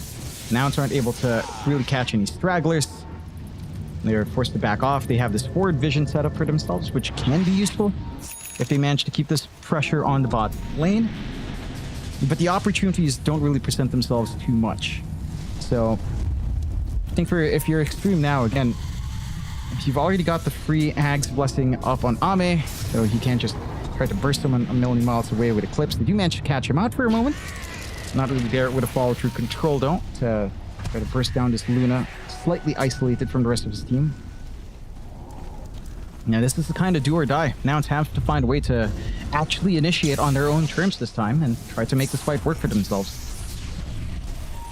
Nouns are the ones looking like they're on the back foot here, John. They'll just sit back and wait for Extreme to make a mistake if they do.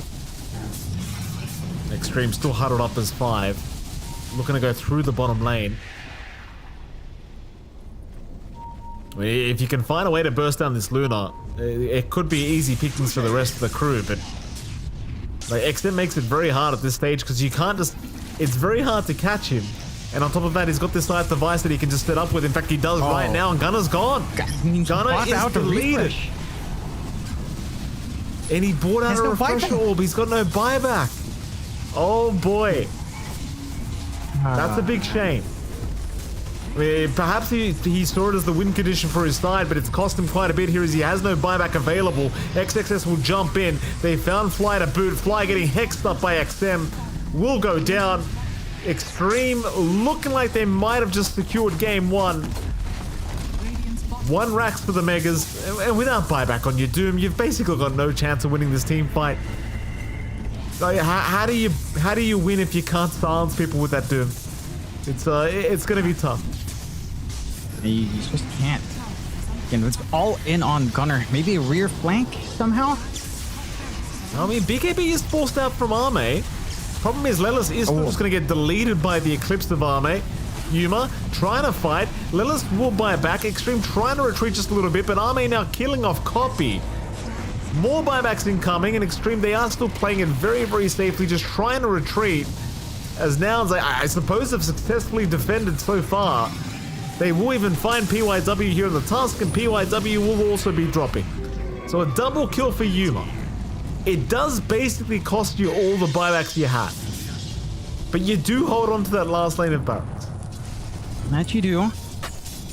They did manage to clear out top as well, with Creep Wave naturally shoving in from the side of Nouns. That leads to a little bit of hesitation.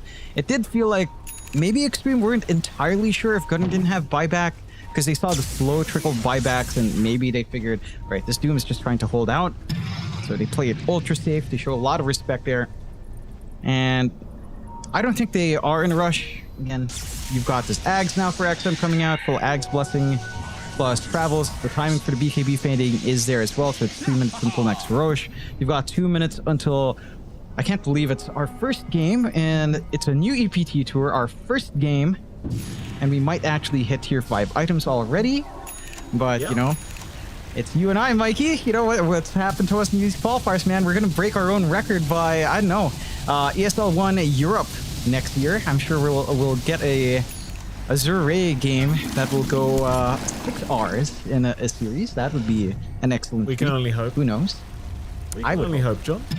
At this R. Yeah. So I can hear you suffer live. 4 a.m. in the morning, John. XM? It's kind of the thing against the Storm, right? Like, you get to this stage of the game where you just can't deal with the Storm just split pushing over and over again anymore. Like, you can't get high ground with your creeps anymore. Like, this storm's just never gonna allow it. Forget everything that we were talking about here, Mike. We've got the CM Ags. This is it. Chan Ming is ready to let it go. What do you mean? What do you mean he's gonna let it go, Michael Phoenix? Have you no emotion? Have you no love for the art of the game? I haven't watched Frozen. I haven't watched. Oh, you're gonna watch a lot of it once your little young one is old enough. If you don't watch it, you'll ask, Dad, why haven't I watched this movie? All my friends talk about it. Why can't I watch it? And you will be stuck there gauging, should I let her watch the show? And you are too sweet, Michael Phoenix. You will let her watch. God willing, you will let her watch that movie. She's not gonna have friends, John. We'll just homeschool her. Uncle John will tell her about a little movie called Frozen.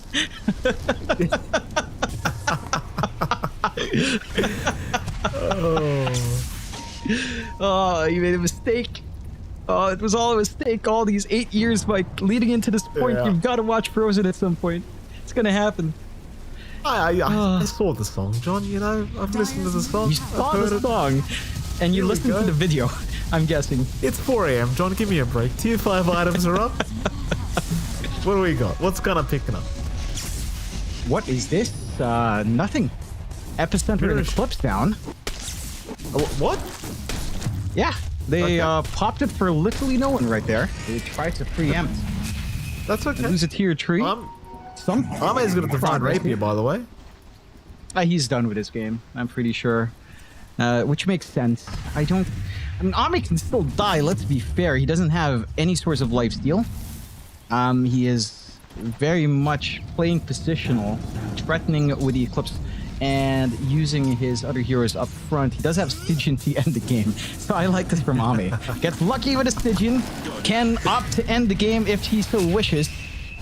And that is what I'm pretty sure he is hoping for now, to end the suffering. Although I'm pretty sure if anyone's having fun here, it's probably XM after an atrocious start, having the Ags in his backpack, just waiting for the blessing. And this man has been popping off on the storm after dying 7 times in the first, what was it, first 20-25 minutes of the game. So great recovery out. I kind of wonder how Nouns feel about this game, right? Because like that first 30 minutes was just so dominant, and then it just falls flat after a couple of missed opportunities, and it's just you're gonna feel a little bit upset about that, I'm sure, if you're Nouns, because it was a very dominant, clean start. Now Extreme now maybe showing their experience here with their own squad, going into this 62-minute mark just about. I think it's a couple of things for Nouns, because in that entire early game from Nouns, there was just no play from Extreme. They were not ready to fight. XXS was farming up, not even joining his team, not connecting. So they're basically playing 4v5 on Nouns with all of these cores that have no items, where it's much easier for Nouns to just jump in. Heck, even Gunner was joining in with drums up. That was just enough. Once you reach the point where, again, farm parity is achieved, it's just a lot harder to actually open these fights. The smoke and smoke, though. If you went out here on Nouns, you could also look for the end game, stealing away that Rapier here. Radiant's middle tower is under attack. I feel like everyone could just afford a Rapier if they wanted it at this point. Zip in, XM, who's he got? Oh, he found Gunner. He has found Gunner again. Aeon Disc will be procced here for Gunner. And I appreciate the item build up as well, like just going for the Aeon Disc to ensure he can't get completely blown up every single time by XM. But that's going to be on cooldown for another 90 seconds, so you do have another opening for Extreme if you so wish. But of course, they are probably just going to wait for the Roshan. It's only about 20 seconds away, so not too big of a deal. Meanwhile, Yuma's split pushing the mid lane with his Mantra Illusion. Let's find a tier 3 tower for himself, so there is a bit of rat play going on here from Nouns, as there is going to be now a smoke on smoke for this next Roshan attempt. Nouns wrapping around through the north. Looks like Extreme, they're going to go west through the bottom lane and see if they can get the kind of the opening to this fight that they're looking for. Scan is out right by the Roshan pit, so Nouns have been somewhat spotted. Extreme still very patiently waiting, as Yuma is going to go out on his own for a bit of a a scouting mission, it seems, but does decide better of it and backs off towards the Roshan pit once again. The Roshan's decided to run outside of the pit for whatever reason.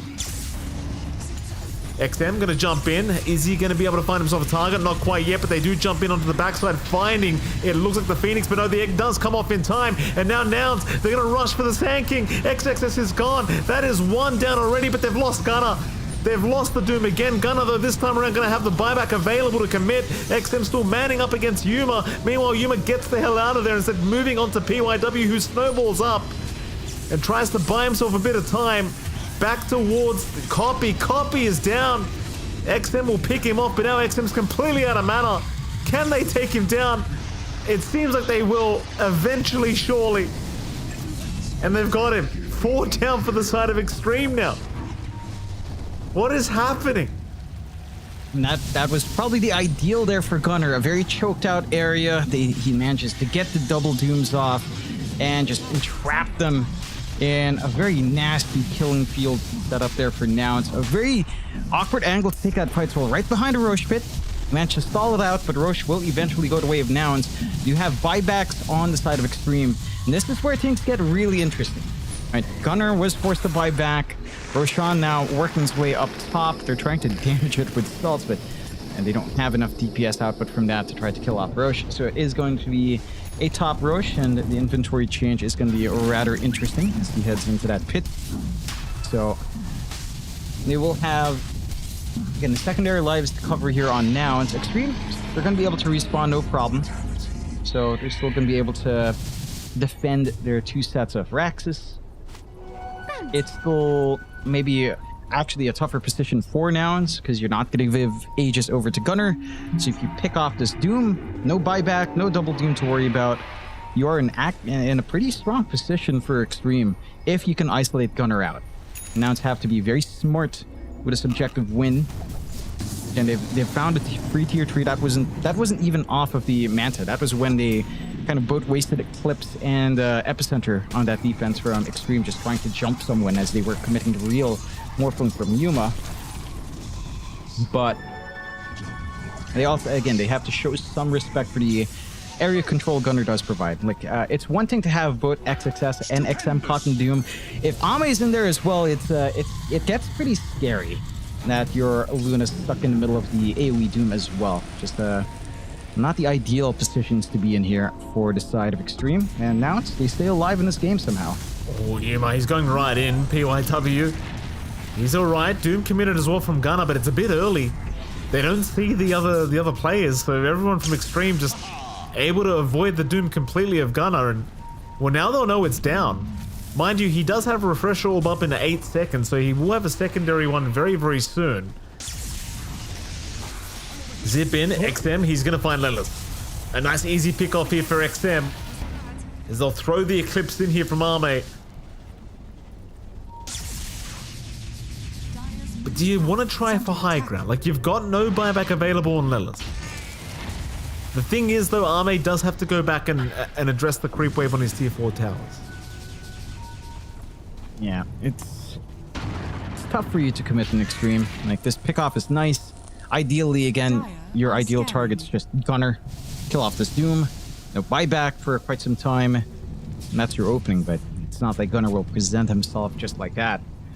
Triton K lead coming out from Extreme Gaming. This'll come in handy.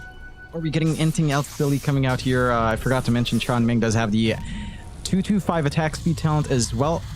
Crystal Maiden, he's going for a nullifier, so there is going to be some damage there eventually. I would have actually liked if Sean Ming just went for a Desolator.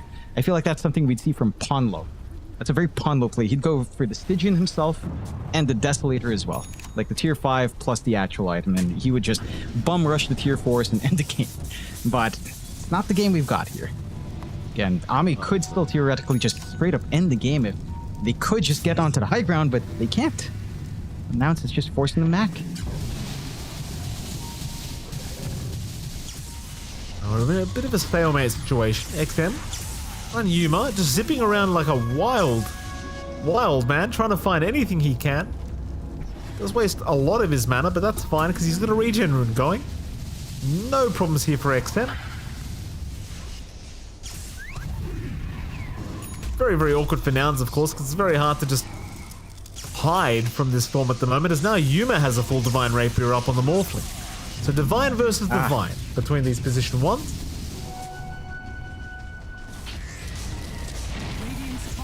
They want that tier 3 top tower. XXS is going to pop the epicenter and move in onto Gunner, though. Gunner's got the BKB up and he gets the Doom off in time. XXS, though, getting forced away is going to be fine for now, as the Doom does not really amount to anything for now. Of course, Extreme, they can just casually wait for the Doom to wear off, and well, he does again have a secondary one, so he does just refresh immediately. Radiant are scanning. They still have to worry about that, but at least it's not two of them. Yeah. Not a back-to-back. Don't yawn on the cast, John. Jesus Christ. My goodness. Yeah, we can hear that, Jonathan. It was just bad timing of the inhalation. You know, it happens. It's, You've got Yuma going for the axe. I don't know if, again, I just don't know if this is going to make too much of a difference with the alt cast and the morph. Would lead to some interesting scenarios on the first reveal, I suppose. But I don't know beyond that. Extreme Gaming set to knock on the doors. Only one Doom usage. And again, if Gunner dies, no buyback. Still 2 minutes left in that cooldown. Everyone else is ready outside of Lelos without the gold. So you've got some opportunities. I'm just slowly poking on Tormentor with an illusion, just for funsies. 18k lead for Extreme. I will say one thing. I think with the Divine pickup on Yuma, I am excited by the possibility of Yuma somehow handing this Divine Rapier to Chan Ming. Again, call me silly, but the 225 attack speed and most of your pubs, Michael Phoenix, you'd see that CM rushing the Divine. I would like to see Chan Ming bring the pub strats into the pro scene. I've never seen that, John. You're a very sad man. You should try. Radiant's If my CM It is fun. If my CM ever did that, I would open mic so fast. XM jumping in again. Eclipse popped. Nothing coming off this though, but they do have time for the racks, and that's what's important for Arme. Let me just hit these damn buildings, please. BKB's popped, they'll immediately retreat. That's all they wanted. They just wanted some space to hit the damn racks. Arme's gonna refresh his BKB and they're gonna go again, I think. That's the play. Ame's the player. He knows what needs to be done. He knows this can't go on forever. The smoke out though now, and might find an angle. They're gonna try. Doom is committed again, but they're not near anybody. They'll find Tianming on the CM. Tianming, of course, is gonna get deleted here by Yuma. PYW also in a bit of danger as they're gonna find a bigger target in XXS now. Copy with the Yules out, but the problem is the Megas are online. XM, he just rats the racks. XXS still alive, in fact, still fighting with the Bloodstone regen. Here comes XM again. Buyback's incoming. They want to try and take this fight, though XM taking a fair bit of damage, but Copy's the one who needs to back off because Arme's rejoined. So Megas are up. XG have managed to find Mega Crit. Stupendous. Does it matter? I don't know, John. I really just don't. It's one of those games. It does somewhat matter, right? You're gonna have a harder time trying to correct your lanes. It's gonna be easier to access the next two Roshans for Extreme Gaming if this keeps going. I'm just assuming at this point it could go into two more Roshes. It does make it a lot easier for Extreme. You do have wave clear somewhat on side of Nouns. Like Yuma can kind of handle this. He also has Travels 2 up. You've got Travels 2 up and Copy. He can also clear them out, although slightly slower, considering. Still stuck at the Maelstrom, going for the Gleipnir next. See how quick this next Roche is. But again, happy days so far for the side of Extreme, despite buying back on two of their supports. It's inconsequential. This really does not matter as much, considering all of that space they gained. A very worthwhile sacrifice to make. And for now, they can't afford to give Roche. Let's see if this timer is any longer. We've seen, like, I think our longest timer in this game was around 2 minutes 30. Our shortest was like 5 seconds or something like that. See if we get an average timer here. Would be to the benefit of Nouns to allow some space to fix their lanes somewhat. It is not a long timer whatsoever. UIW now being chased by Copy.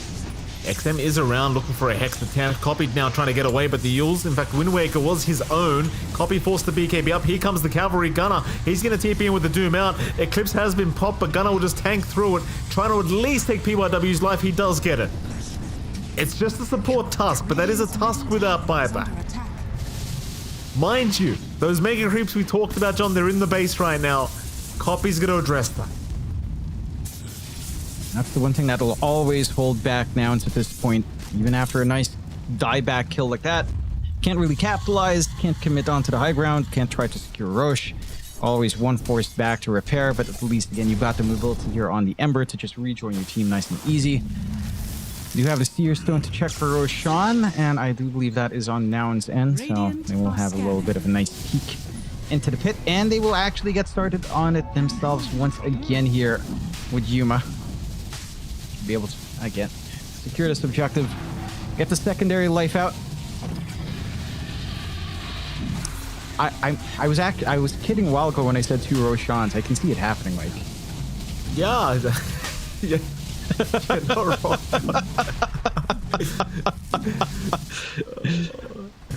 The scary part for me, John, is by the time we finish this series, the chances are the baby's gonna wake up on me. You know, I'm probably not even gonna get to bed, I'll be honest. Top late. Oh. Clutch his life, Jonathan Lellis. He's chasing that XM. XM's alright. I mean, at least we got a great game to start off Dream League Season 24, John. That's the way I'm trying to look at it. It's a great game. Yeah, that it is. You look at this graph, you're wondering what the hell happened at 42 minutes. Roundabout, a complete mess. I'll be frank with you as well, Mike. I've watched way too many chess videos. I feel like I've been casting like it's a chess game. They don't manage to pin down copy at the very least. But if you notice, I'm using a lot of like chess terms. I just realized I've watched too much chess the past few days. It's leaking.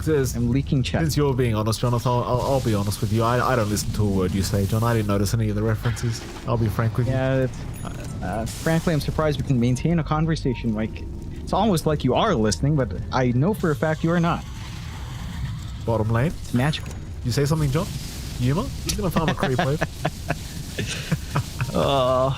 We've got the Sand King Ags up, Mike. This changed, so you get stingers off your epicenter. For whatever reason that is lore-wise possible, your stinger's popping around very far away from where your stinger's at. But that is what happens. So a little bit more damage to play with here. Normally, and this is not even a joke, when you do go for Sand King Ags, you actually want the Daedalus. But we're likely not to get that from XXS, of course. Just a little bit of bonus physical. I mean, he has nothing to rip. I guess there's an argument to throw out the Bloodstone, but he's been sustaining nicely off of that. Maybe you grab Daedalus when you're not using Boots of Travel, swap in Ame. Hold on a minute. Gets a BKB off. Yuma does force Boots his way there, but it won't matter. Ame still gets a TP away. They're trying to find any kind of straggler here. They're trying to find an opening to get onto this high ground and maybe get Megas themselves.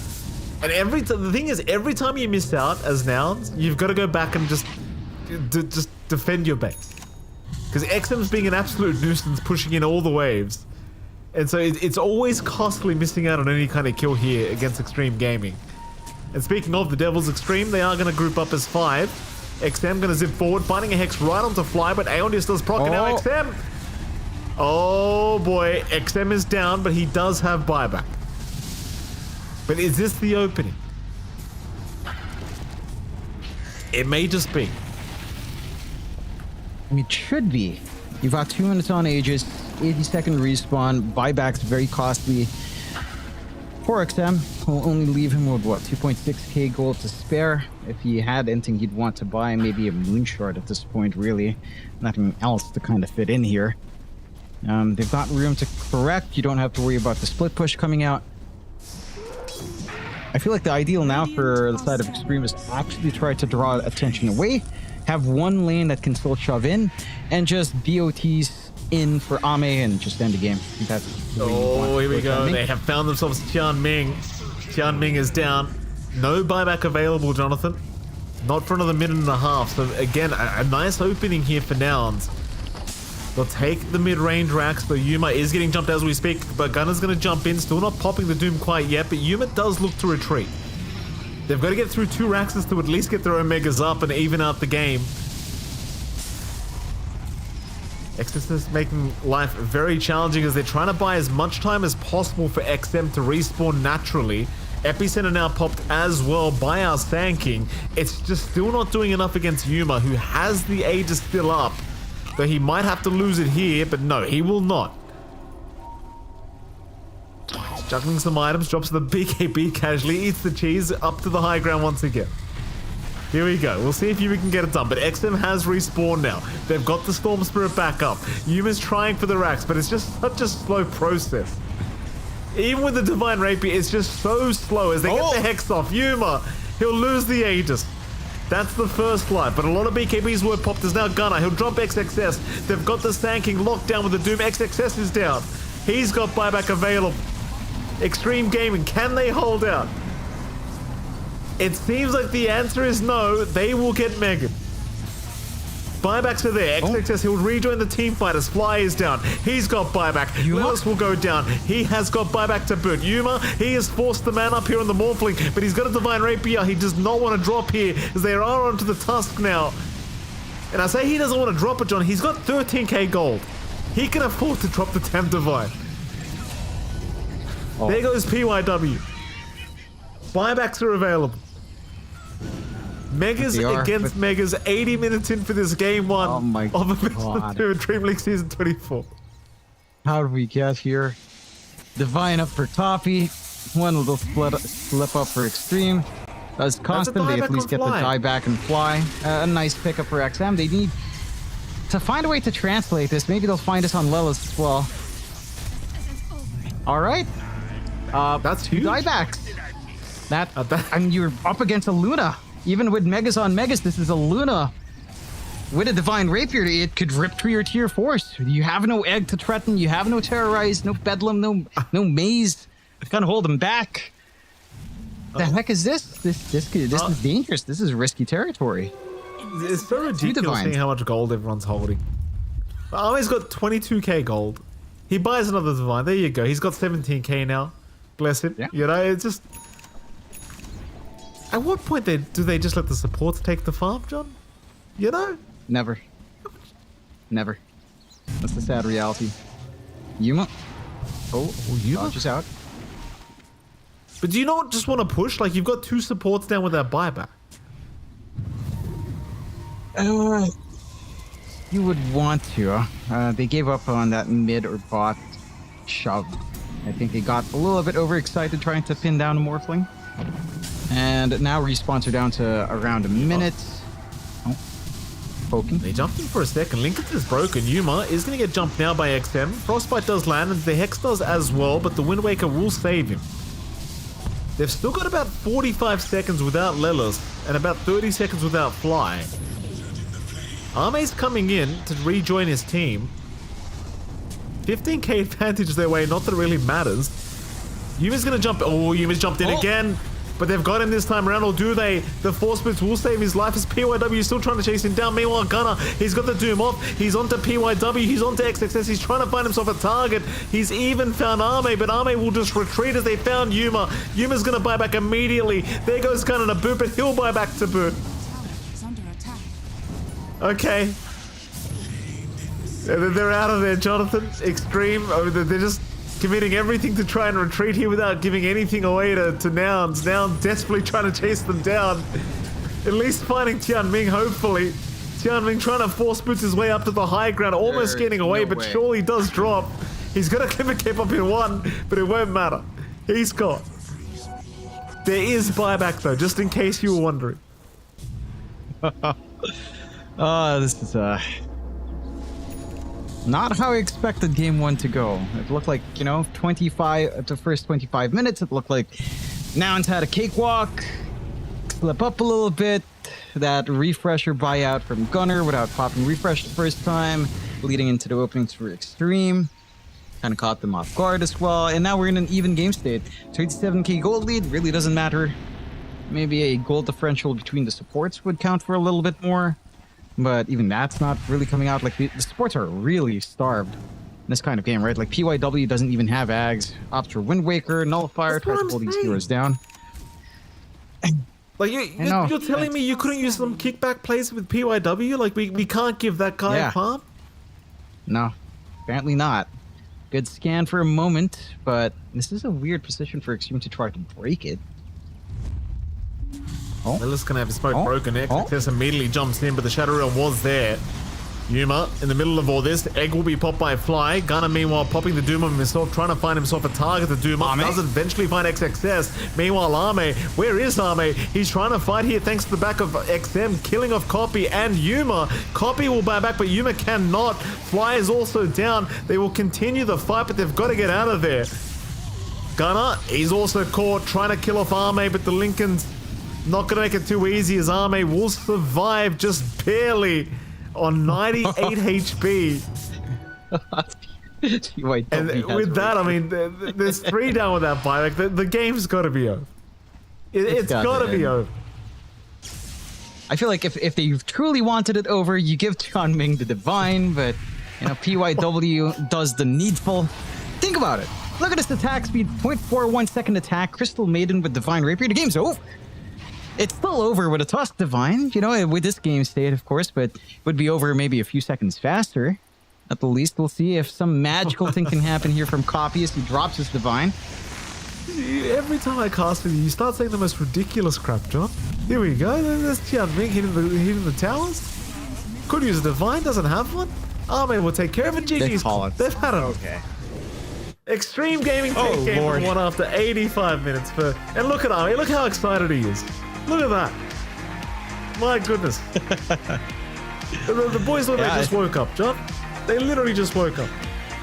I mean, you know, it did certainly feel that way. The first 25 minutes there for Extreme was a little bit rough. Cool and collected. XM is just chugging down a drink.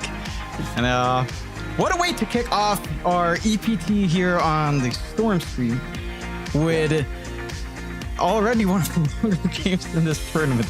Just the first game of our first series, we already hit a banger of a timing, as you'd expect. 85 minutes, 17 seconds.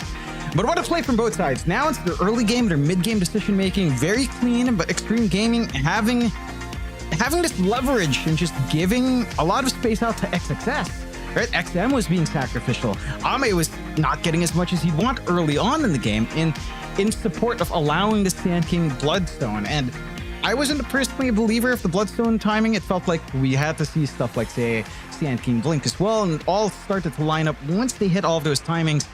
And that's when Extreme Gaming started to find their foothold. Again, around past 25 minutes was when we saw Extreme start to even out the game, make a couple of mistakes as well at around the 45-minute mark, so it evens out the game again.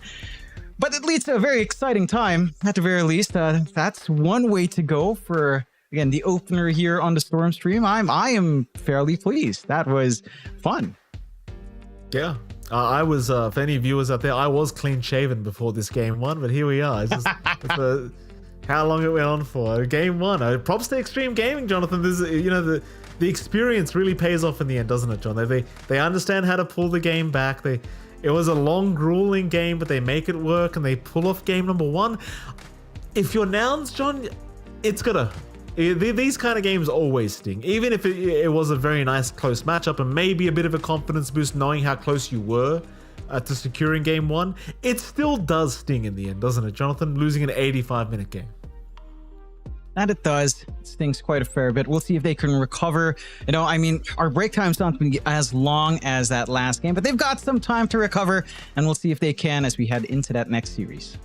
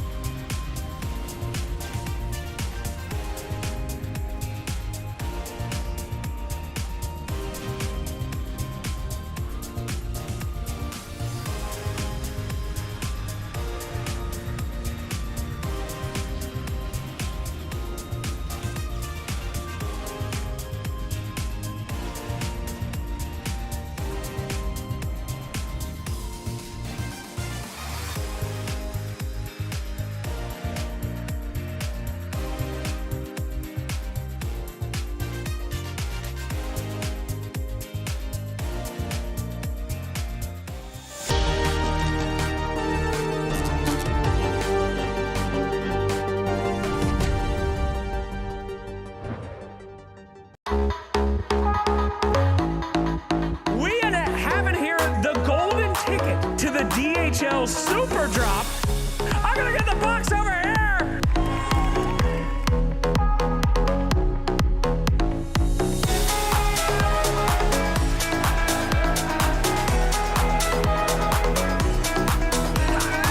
Choose your own adventure, man. Are you ready? I'm shaking. Good. That's absolutely correct.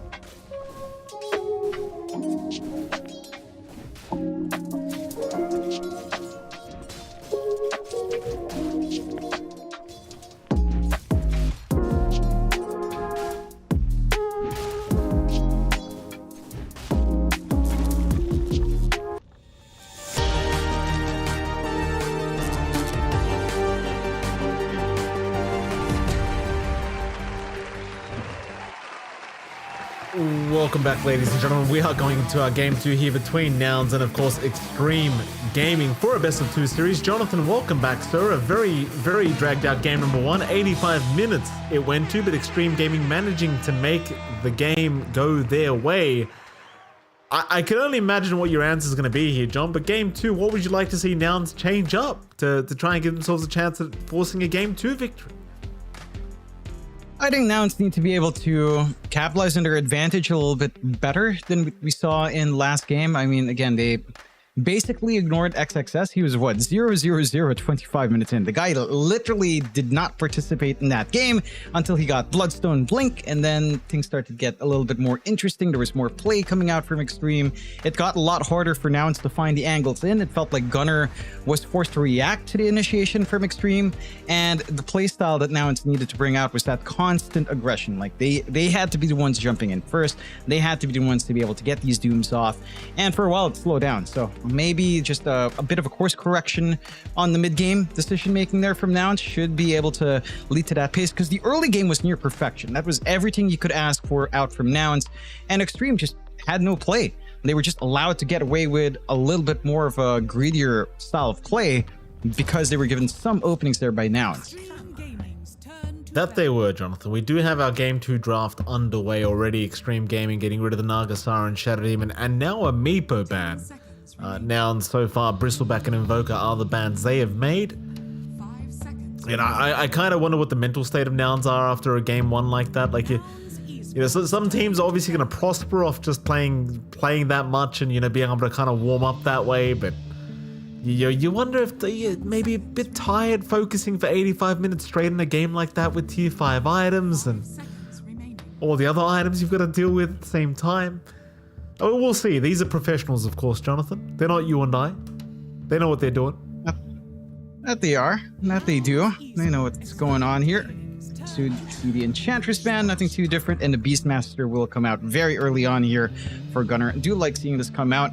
It has felt like we've seen a lot of players gravitate into either facet. I think we've seen a little bit more of the summon facet, just because, well, it does allow a lot of play with the Dominator Overlord build. That does allow a lot of good tempo early on if your lane, if you're not going to be punished for going all in on boars over the axes.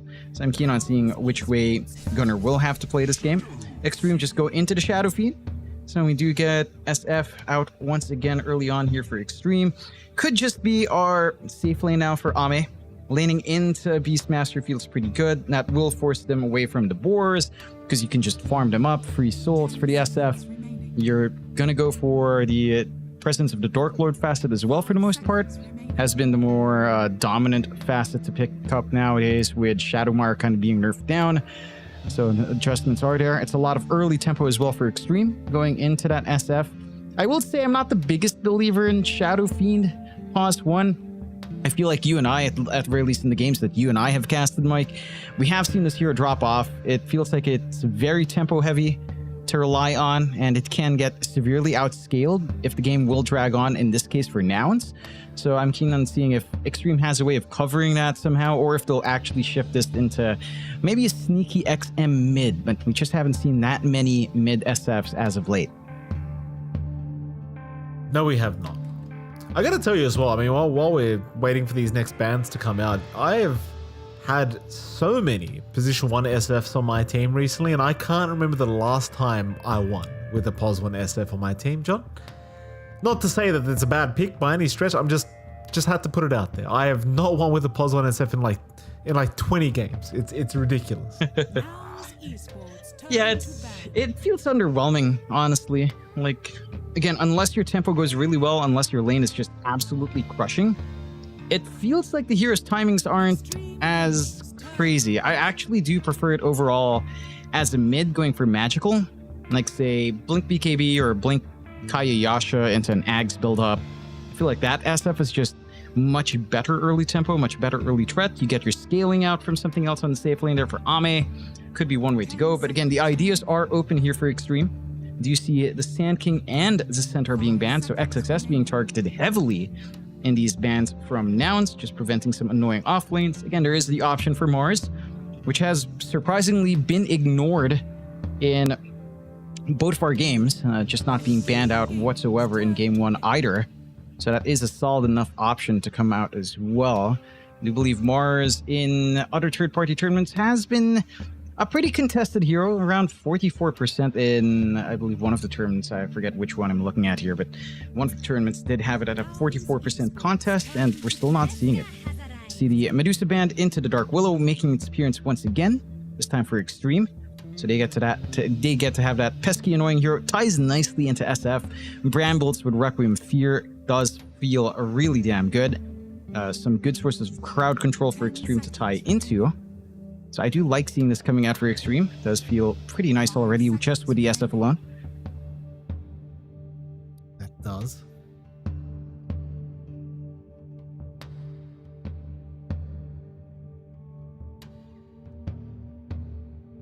The Nouns using a lot of reserve time with this second pick. Go down the clockwork route. Still can't believe they buffed this hero in that last sub patch. That cogs change really surprised me. Not that I was unhappy, Jonathan. I've been enjoying spamming clockwork just as much as I always do, but my goodness, I could not believe they buffed cogs again. Yeah, it's really interesting they did. This hero is also really good, of course, up against the SF. You managed to isolate this hero, cast point on Requiem. He's never going to get it off. And I like the solution from Nouns as well. Straight into the Muerta. So they've got some flexibility on hand. You could still go support Muerta. Maybe something like a 5 Muerta or likely 4 Muerta does feel a little bit better. With a clock 5 could be one way to go for Nouns, but you could also flex that onto safe lane. It can still feel pretty damn good. So lots of good damage output. Scales nicely into late game. Mid-game timings may be where it's a little bit awkward, but the laning phase can be quite good as well. If you can manage to land your dead shots, it can be a good lane to poke and prod. Just back into the Tusk once more for PYW here on Extreme. Laning wise, it does feel pretty good. Like especially if you just shift this onto the SF lane. So shards to block in for maybe double raises, tag team, and with the rundown damage SF has once the Presence of the Dark Lord is up. A lot of good damage can fly out here from Extreme, at least on the safe lane side. Absolutely. Pretty strong combinations already from Extreme Gaming.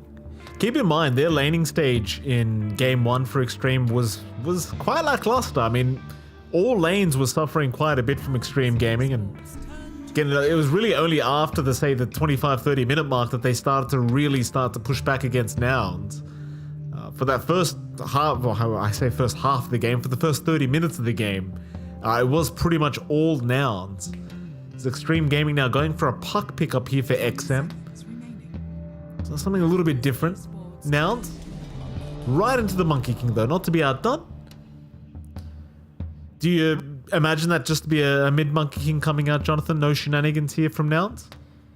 Yeah, I wouldn't expect too much. I think just run it mid. We've seen the Monkey King versus Puck matchup, and if the Monkey manages to get fast brown boots to gap close, it becomes hellish for Puck. I think you and I were watching, Southeast Asian qualifiers, and it was, what was it? Was it Abed on Aurora that just managed to run down with Monkey King brown boots onto a Puck? Like, he got first blood, brown boots into the laning phase, and Puck just died over and over again. Like, it's a massive threat for Puck.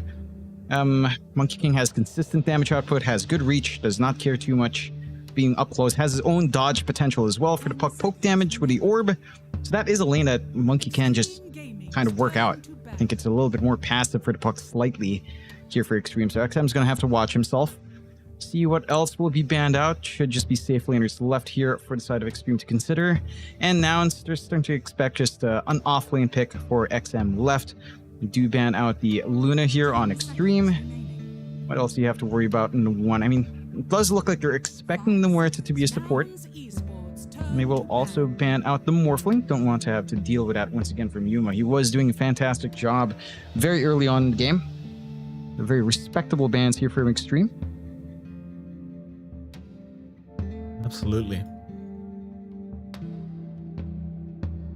Announce final ban for themselves. Still looking for some kind of off-lane ban against XXS.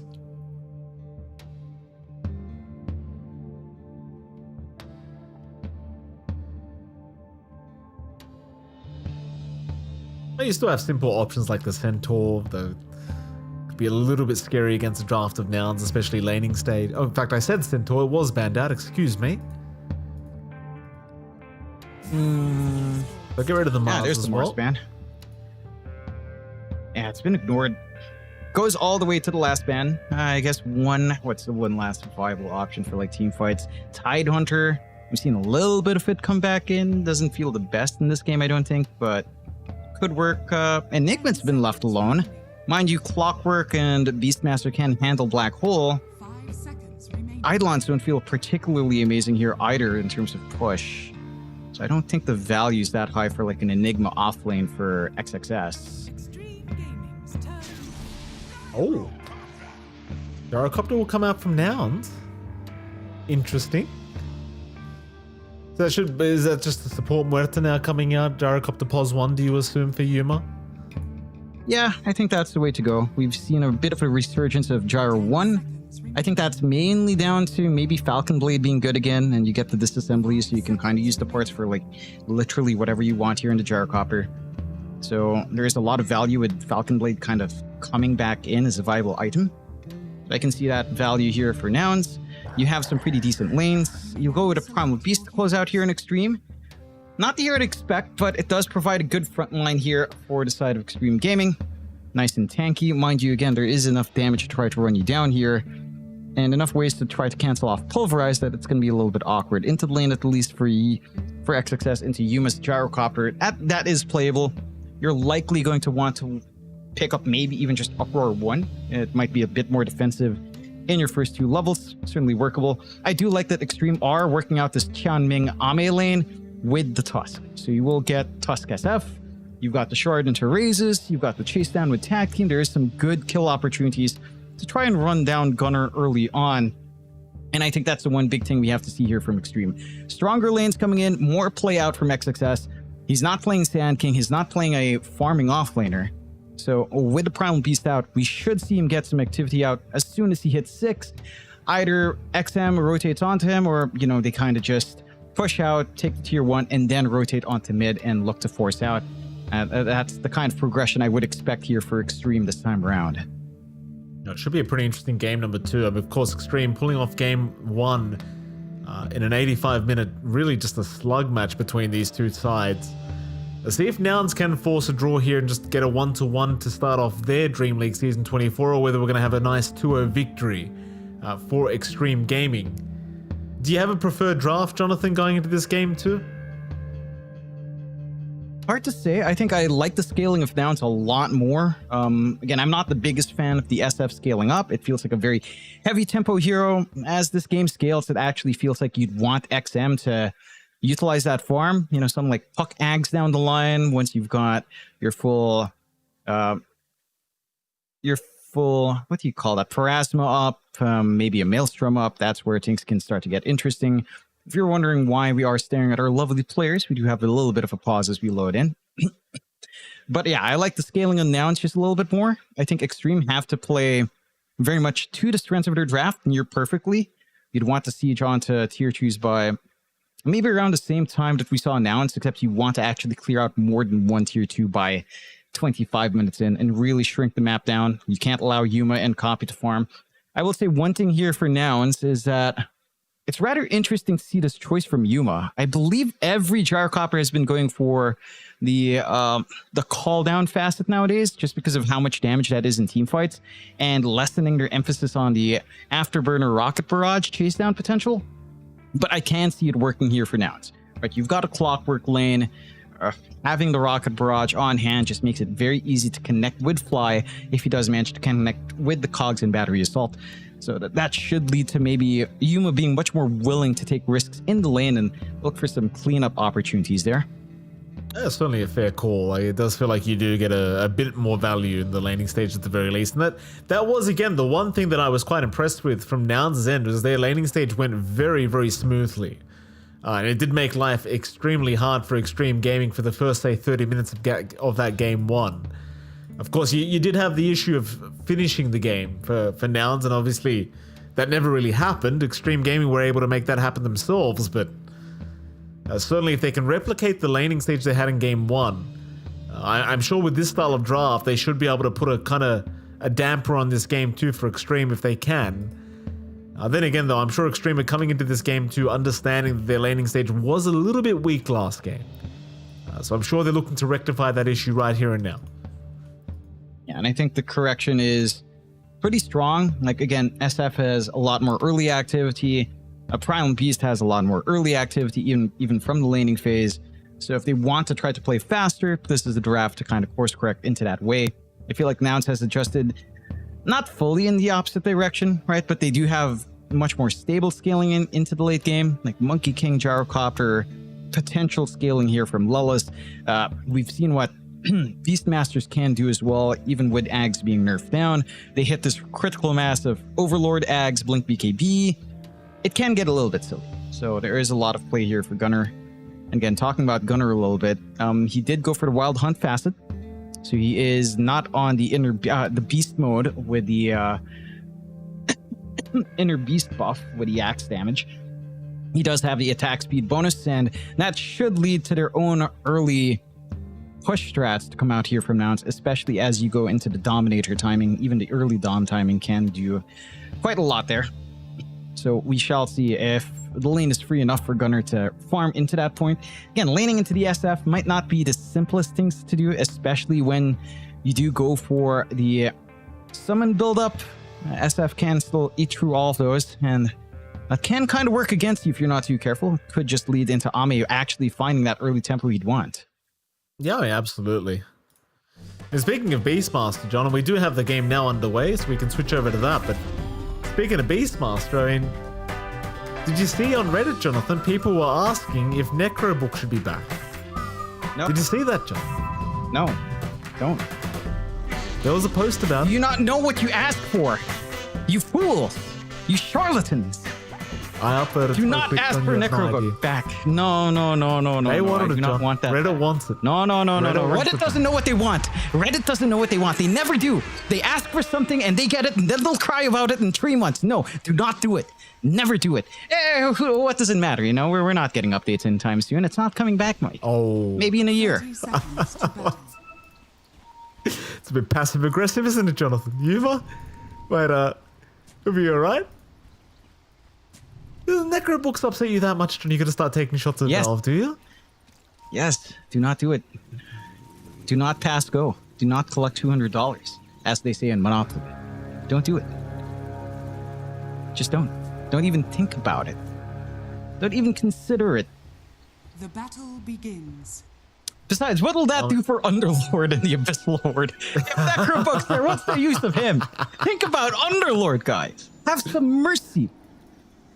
Please. But think about it. He could buy a Necrobook on top, John. How great's that? Then you'd have like infinite Necro units. Could you imagine? No. If you have Necrobook on Underlord, it should upgrade his Abyssal Horde to be actual full power Necrobook units. All right, that's the one case. You know, I agree. I will say. I you know agree. what? Yes, let's. Okay, that's the one scenario I will argue for Necrobook to be back, but no. The sacrifice is too great. What? Don't tell me, Mikey. You want to see Necrobook dazzle again, even though you know it doesn't affect item cooldowns. It's gonna come back. You want to see Tinker support with Necrobooks? Oh, that's gonna be a treat. You're gonna love that. You're not gonna complain about that whatsoever when that comes back around. 60% cooldown reduction at max int. Ooh. Oh, I'm already getting excited. You know what? Bring it back. Bring it back right now so Mike can see that support Tinker come back over that item. Let's do it. Let's do it right now. Right now. Put it back in. Right now. If Act 4 and Bird Samurai is not ready yet, John, all I'm saying is if they wanted to quickly release a sub patch, just a real quick one, John. Just an item drop.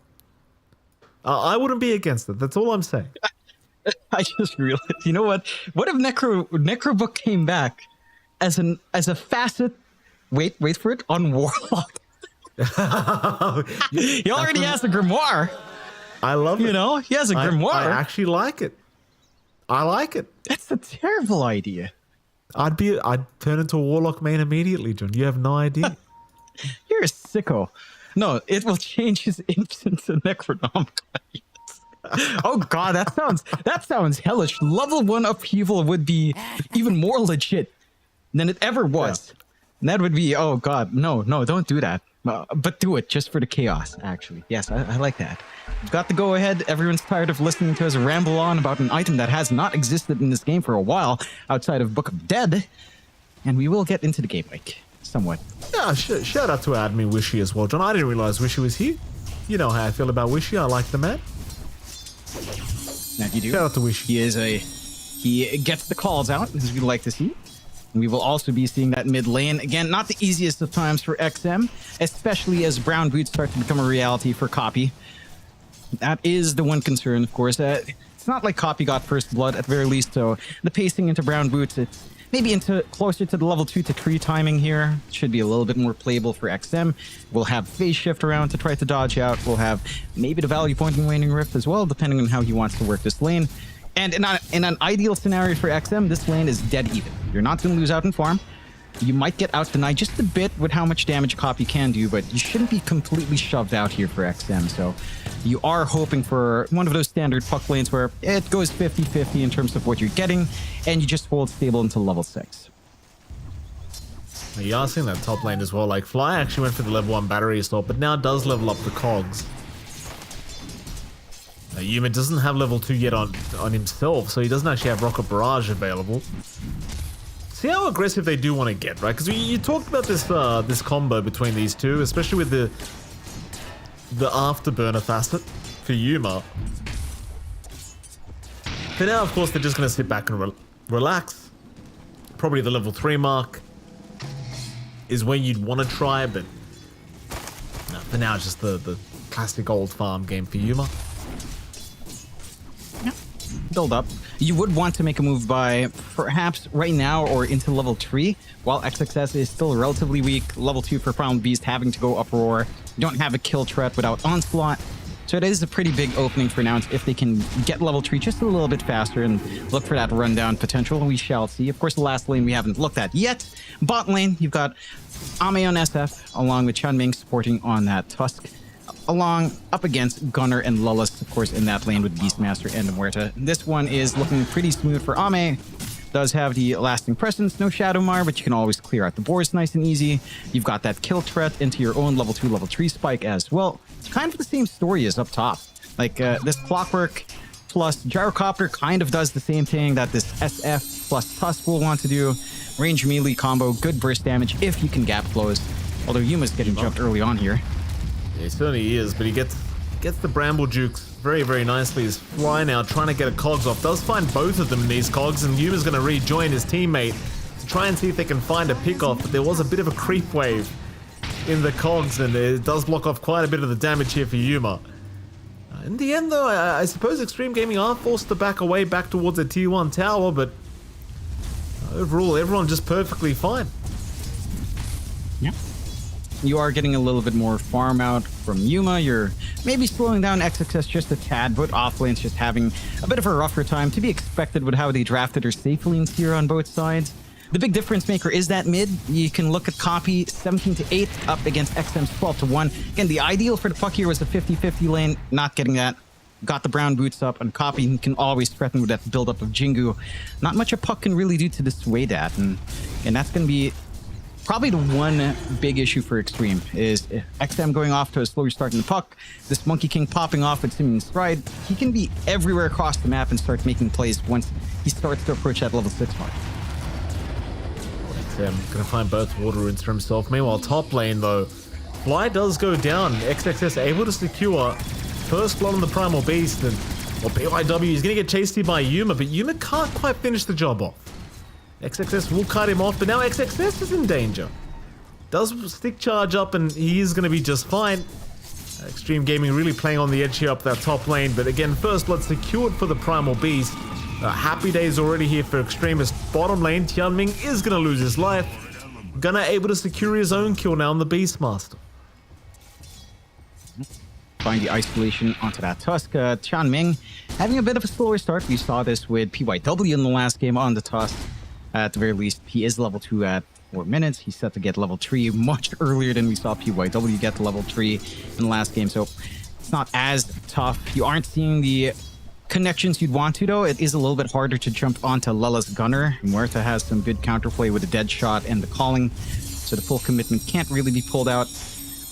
The one big blessing here is that with all of these activity on the side lanes, there's not much time to really consider a rotation mid, right? So water runes are relatively free. XM's been finding them, and that's been allowing him to stay in the lane despite being so far behind in CS.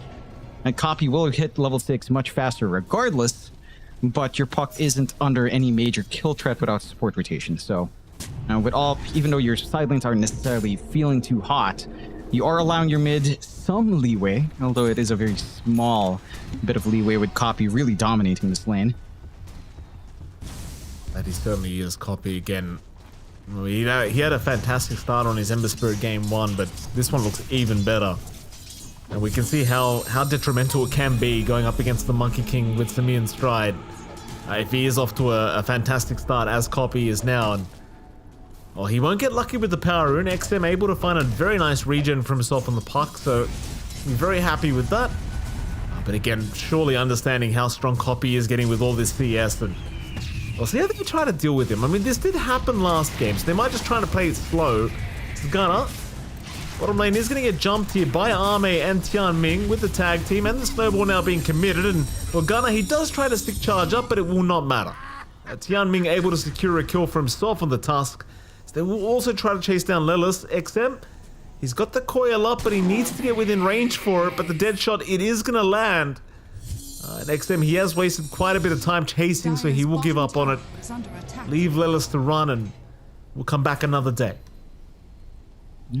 All of that space out for Copy allows him to sneak in for this Wisdom Rune. Is scanned out, though. Has Fly backing him up here. XXS going to try and rush forward. Cog's going to make things a little bit challenging here for XXS's Fly. Able to pick up the Wisdom. XXS still trying to fight this one out with the Trample. Fly might drop. Does get into the tree line, and in fact, he's fine. He'll salve up in the tree, and they can't kill him. Copy just forces them back. And that'll be both Wisdom Runes now going the way of Nouns, which is pretty huge for both supports. Massive. These two supports need a lot of levels to really feel impactful. They've got this movement down onto bot now. Oh, Arme, that's a big pickoff. Arme will go down. Copy able to secure a very important kill now as Tianming going to try to get his way out. A nice chance, but he blocks himself in. That's a little bit unfortunate for Tianming. And he will go down to Yuma, who also shows up on the gyrocopter. That's a massive couple kills once again here for now. Early game still looking fairly sharp for Nouns, as you'd expect, considering what happened in the last game. I do like this timing from Yuma, and it's like we were talking about from draft, right? Gyrocopter's kind of back because Falcon Blade's kind of back, although XM does manage to bail out in the nick of time. All of that aggression mid. Copy with a haste through now as well. The rundown again for this monkey is insane. But just, you have to appreciate how much Gyro gets from Falcon Blade. He can disassemble into power treads quite nicely, reassemble it back, has use for every component. Yuma. Speaking of that gyrocopter, John Yuma, he's going to get caught out here. All right. Well, he jumps the call down, but it won't matter. Well, why are you going to talk about Yuma, John? Copy? Mid lane? He's in pretty big trouble here. That'll be a pretty big pickoff if they can get it. Copy, though, making it very hard to actually kill him off. They are still chasing him down, and eventually... Oh, no. Copy! Oh, what a boundless. He finds a double before he dies. Beautiful play here from Copy. Ooh. That's the threat, right? You go onto a Monkey King.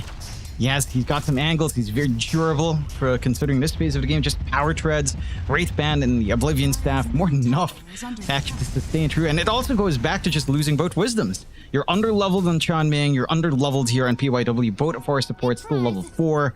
Burst damage potential isn't as high. So all of those sequence of events just kind of plays into that awkwardness on mid. At the very least, XM finds the kill solo, which is big for the puck to compensate, gets the levels kind of flowing back in. The solo gold is very important for this timing into the Witchblade, but you have to watch yourself now. Copy's at the point where, again, even without the full Orchid, Simeon Stride, check across the map, look into the back, hunt down Ame, make it uncomfy for this SF. Have to be just a little bit cautious. Ame's gotten the memo, already playing very far back in his own jungle, giving that free space up to Gunner. He does hit that early timing of the Dominator. So push pace is there for our Beastmaster, and again, placed nicely with Wild Hunt facets. And you have to just be a little bit cautious. Once the full Overlord is up, Gunner's creep army can just run you down. Heck, it would make a great connection onto mid right now. Gone there as we speak. Ame is hanging around the corner with PYW, but I think Ame quite wants to fight with his team yet. Then again, he doesn't really want to lose this mid tier 1 tower this early either. This kind of happened last game as well, the mid tier 1 dropping around the 10-minute mark with the 10-minute siege creep, and Extreme Gaming, again, it takes a lot to try and catch up after that kind of early map domination from Nouns. Ame going to be around to ensure they can't get this Beastmaster push going, and well, his presence does pay off. It does force Gunner to better think and try to go back down towards the bottom side of the map and see if he can make some plays there. But Nouns unable to really secure the mid tier 1 tower as of yet. It kind of goes back to just XM getting that solo kill, right? Like, considering how well Copy's lane was, by almost double the CS of XM early on. Sure, we've seen Pucks die in a matchup versus Monkey King. The fact that XM doesn't die is nice, but again, he's very behind in terms of farm and EXP. Getting the solo kill, bounces this Puck back in. Level 9, slightly ahead of Copy. Net worth, still lagging a little bit behind, but it's not as far back. This distribution between all the cores, relatively even. Slight net worth lead for Extreme, not by much. A very close game, very close set of affairs, but it kind of plays into favor of Extreme, considering that, again, last time around, Nouns were overwhelming in the early game. You still are playing this moderate pace. XXS is still sticking to his top lane, not rotating out, not applying pressure, and not getting pressured either, but he is rushing that BKB at good pace. Yeah, gonna find himself a nice easy I say easy fly. Very nice hookshot back towards Yuma. I was gonna say he found an easy clockwork kill, but that was definitely not the case. Fly making it as hard as humanly possible. And does manage to get away with his life intact. Very nice from him. Copy. Thinking about popping that Wukong's command, but obviously not really gonna be able to kill off XM just with that alone. Doubts are scanning. Meanwhile, it seems like Nouns are huddling once again around this tier 1 mid tower, but XM's been a real pain. Just pushing out the waves consistently with that orb and not really allowing them to even think about taking the mid tier 1 with the Beastmaster. I mean, Gunner is still farming towards the Helm of the Overlord anyway in the meantime, but it certainly feels like he really wants a tower to go down. This could be awkward. The Ame. And I'm just trying to hide and act like he doesn't exist right now, as they are going to jump in eventually with the Wukong's command out, but the Roar never comes out. Ame's actually fine to walk out of there so far, as now the leash is out. In comes the onslaught from XXS. Hookshot in from Fly. They'll try to get the Primal. In fact, they found Ame. Ame's going to go down. Fly will eventually drop. XXS will finally go down himself as Copy. Just doing so much damage. Finding a triple kill. Tian Ming might just be the Ultra, as he's just stuck between a rock and a hard place with nothing to really use. Ultra kill for Copy. Can we find a Rampage? I think we can here, John. Jeez. Eventually, and he does. Rampage for Copy. Radiant's middle tower You love is to under see it. attack. That looked like it could have gone okay for Extreme. Just, excuse me, the position for Ame, not ideal. Walks right into the calling, couldn't really use the Requiem, and all falls flat. They get a good isolation out. The coil, unfortunately, only lands onto one. Is under attack. And you're seeing how devastating this tempo can be from Nouns when they find that angle. The full Orchid being up Radiant's middle tower on has Copy, fallen. just complete menace on the Monkey King. You don't have that durability up just yet on XXS. And without the Pulverize coming in, your teamfight control is really dependent on the coil landing onto multiple heroes. Not able to find that angle. Big win for Nouns, taking the tier 1 on top of that, leading into the Overlord timing lining up here for Gunner in 180 gold. And they get the slight net worth lead. But this Monkey King is set to pop off. Still half duration on the amp damage. Still on the hunt, 2,000 gold ready to go here. Not going to be looking to hunt just yet. Will just show himself. I'll see if the side of Extreme can get something done. Because, again, this is a tempo game. You've got the SF, classic build-up for Ame, Massive Madness up into Dragonlance. Once you have maybe one more intermediary item after Dragonlance up, you have to start winning these engagements. If not, you're going to get run down. Yuma on this Gyrocopter is also an issue. Already has the Chrysalis, one part into the Ags, has a lot of room to farm up while still taking part in early activity with Copy backing him up. But this Gyrocopter is going to be a massive issue tied in with the Monkey as the game scales on. Is under attack.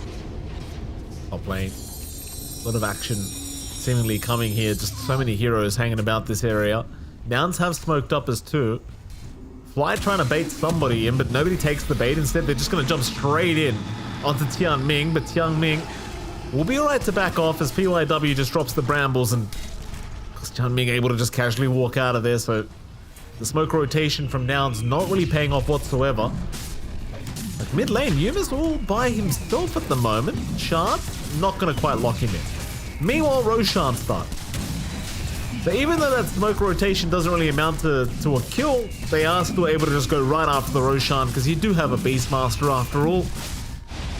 And that'll be a nice, easy and quick Roshan to be taken by Nouns as mid lane Yuma is kind of being jumped here by Extreme Gaming as they are trying for the tier 1 mid tower. XM's gonna find the Gyrocopter eventually, but they're diving tier 2 towers for this. Can they pick him off? Ame, he's gonna find Fly in the meantime. Meanwhile, Yuma, he actually survives.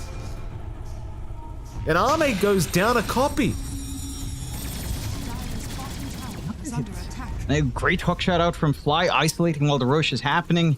And get the follow-up kill in the big one. Mid movement fails, falls flat from the side of Extreme. This tempo they were looking for off the back of this SF, I'd say this timing is kind of gone. I think at this point for Extreme, you start to slow your game down a little bit. You try to get that build up still on Ame, but you kind of try and hope that you get a little bit more going on XM. Right, it's kind of down to maybe the puck, maybe some good connections out from XXS as well. But the critical timing for now, it's set to go. 600 gold away from Yuma finding full Ags. You've got the Maelstrom coming out here for Copy into probably the Gleipnir, maybe a BKB right after, and you're kind of set to go on the side of Nouns on that end. You've got the drums coming out for Gunner with that Wild Hunt. It's a lot of attack speed to amp up this Monkey King and Gyrocopter and just completely melting you in these engagements. Love the neutral creep choice as well from Gunner. Thunderhide creep with a Frenzy, with all of this bonus attack speed from all of his summons around. It's pretty devastating to play into this timing of Nouns at this moment. Even just the tower siege, it's just gonna melt in a flash if you don't clear out these creeps. Uh-oh. Whoopsie daisies. Gunner rolls the puck illusion. It happens. XM was very clever. Just, he was microing the illusion very nicely. It's all right. Yep. The thing is, though, all these little misplays is buying more and more time for Extreme. So the more time you have with these towers standing, the higher chance you have of winning this game. Though, as I say, that PYW does get taken down by Copy very easily. But you get my point, John. With the deficit they currently have on Extreme Gaming, they need time. And it was a very similar story in Game 1. So they've kind of played this out before. Gunner? Shard's gonna land, but they don't really want to dive in quite yet with that XXS, who does eventually show up. Onslaught will connect, but he doesn't really want to deal with Copy, who does also show on the Monkey King. In fact, he's gonna jump in. XXS will be the target. And slowly but surely they are chipping away at this HP pool of XXS, but they won't quite be able to finish the job off. No. See the Dream Coil commitment out as well from XM mid, not really catching out and clicking Fly. So, not quite connecting in the ways you'd want to here. Although, Mid lane, XM bounces out onto the puck. XM trying to back away. They do not land the hook either, so they're going to have to settle to Tianming. Tianming buying a bit of time for his team to back away, but he of course will go down. I like that. At the very least, though, you save XM. Though XM also getting caught, almost getting caught by a balance of coffee on his TP out, but not quite. Meanwhile, Radiant Triangle. Ame, XXS, and PYW all watching and waiting for a way to enter for another fight, but they decide better of it. It is still very risky against the Aegis on gun. And I think this adjustment from Nouns is choking out Extreme a lot better than they were being choked out in the last game. Again, the recovery process for Ami to scale, it's not as straightforward. Like, he's gone for MOM, Hurricane Pike, straight into Daedalus, trying to get some physical burst going, but if the Wukong flies out, you're not going to be able to kill off the monkey. They get the catch again. a big one. That is a big one. Copy. This guy's really playing quite a clean series, isn't he, John? I mean, even if they lose game one, Copy was playing so damn well. That he was. And again, in this game, the itemization's just perfection, right? He gets that timing on brown boots, runs down the lane, gets the Orchid Maelstrom, straight into what seems to be the Mjolnir, but picks up the Ag Shard right after the Maelstrom. So he's got this hyper mobility coming in with the Simian Stride and the position swapping from the Boundless Strike. He's just able to get on top, get that instant control onto the puck. And there's just no counterplay at this point here for XM. Maybe a snowball save, easier said than done without a blink here for Chan Ming. They lose a tier 2 early, and this again is very reminiscent of game 1 from the tempo of Nouns. 3k lead, 20 minutes in, 1 tier 2 down. If they clear out another, we're already in a much better pace. The issue last time was they took 1 tier 2, they backed off. This time around, it doesn't look like they're doing that. They understand what went wrong in last game. They'll keep that tempo up. Oh, XXS. Rory's not up for another 5 seconds here for Gunnar. So he's not able to really make the big jump in. In fact, the rest of the cavalry is incoming now. Extreme trying to pick off this Beastmaster ASAP, but Gunnar's going to survive long enough to get the roar off, and XXS is the one to actually go down. The thing is, every time this Monkey King shows up for a fight, you just can't take it. Like, he's just too far ahead right now to deal with, and it's just proving to be detrimental for Extreme Gaming to even try, quite frankly. It feels like they're just going to farm across the map. That they should. I'm a bit surprised that, again, Extreme are willing to fight in. There is some understanding that your draft has to play a little bit quicker, right? Again, SF scaling is a little bit topsy-turvy. Gyrocopter is very straightforward in scaling in comparison, along with a monkey. This monkey of Copy, by the way, full Mjolnir up. Just insanity what's coming out here on our monkey. It's just able to do so much work. The side of Extreme, I'm trying to think of what item kind of fixes this, or what kind of spike kind of course corrects here. A blink on the puck is nice. Doesn't feel like it fixes enough. The full Daedalus and Ame is also nice, but it also doesn't feel like it fixes enough. It feels like going all in on physical when Wukong's is up is just not an answer. You know, this plus armor for Copy is just a little bit too much. You have no way of kicking him out of Wukong's as well, so the rune is going to be lingering. He has a lot of attack speed as he'll hunt down here. A nice easy pick off here for Copy. Gunnar will take that one for himself. Well, you just all engines firing at this point, John. There's nothing holding back Nouns. Yeah, the thing is, considering how game 1 ended again, you might be a little bit cautious. But if anything, I think Nouns will probably be more willing to try and finish the game early. Because perhaps that slowdown in game 1 was really what messed them up. That was, right? It was the recovery process coming out for XXS and Ame and XM. And this time there's no recovery. Like, you are suffering right now in XXS and XM. Ame has some form, but there's no tempo, no one to connect with for the SF. Look at this flank. Nouns wrapping into the triangle with a good smoke. Just keep on that aggression. 1 tier 2 left. They take a pick off here into the tower. You're completely shut out here on the side of Extreme. Only XM really can dip his way across the map at that point. Even then, you have enough control on Nouns to still hunt him down. You have the mobility still on Copy.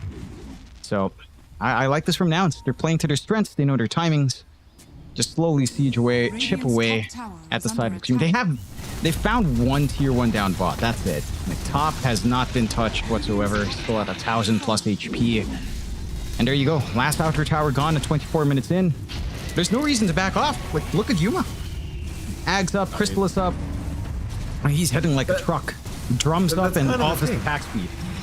Like, this whole time, this gyrocopter's just been off the map farming. You know, you tend to forget about him up until this point where he actually joins the team again. But he's just massive. He's just... Yeah, well, he's going to have a Satanic up soon into a Daedalus, and then you're just really not going to be able to deal with the gyrocopter at all. No. His key timing's there.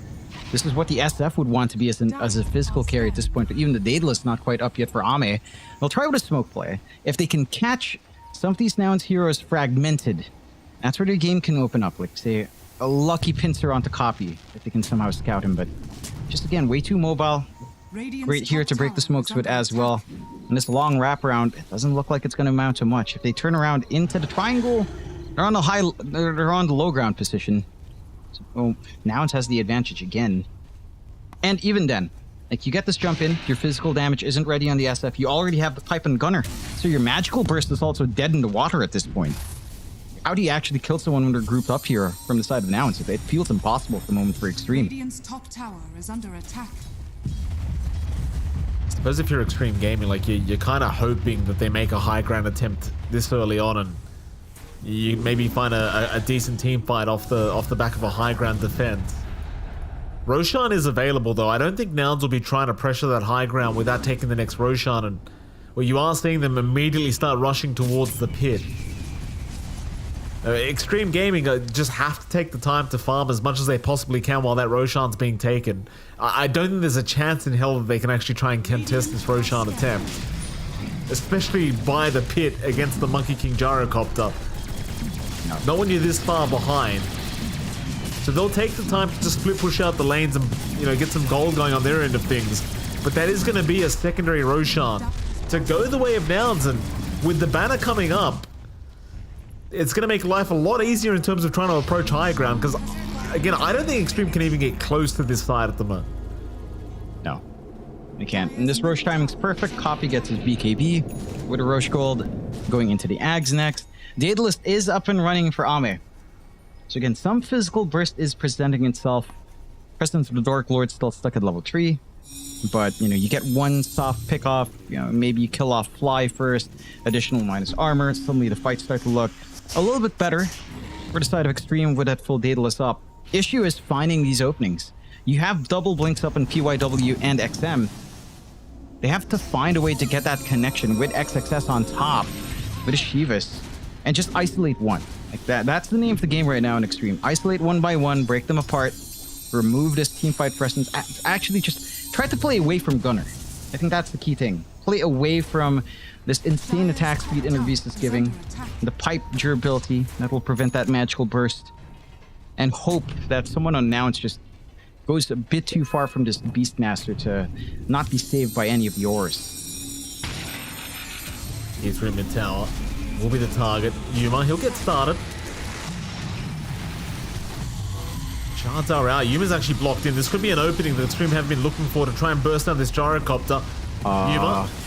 He does go down the first time. That is the Aegis gone. As now we do see the jump in here from Copy. Pulverize, or rather Primal Beast was there, but it does not matter quite yet. XXS forced to back away.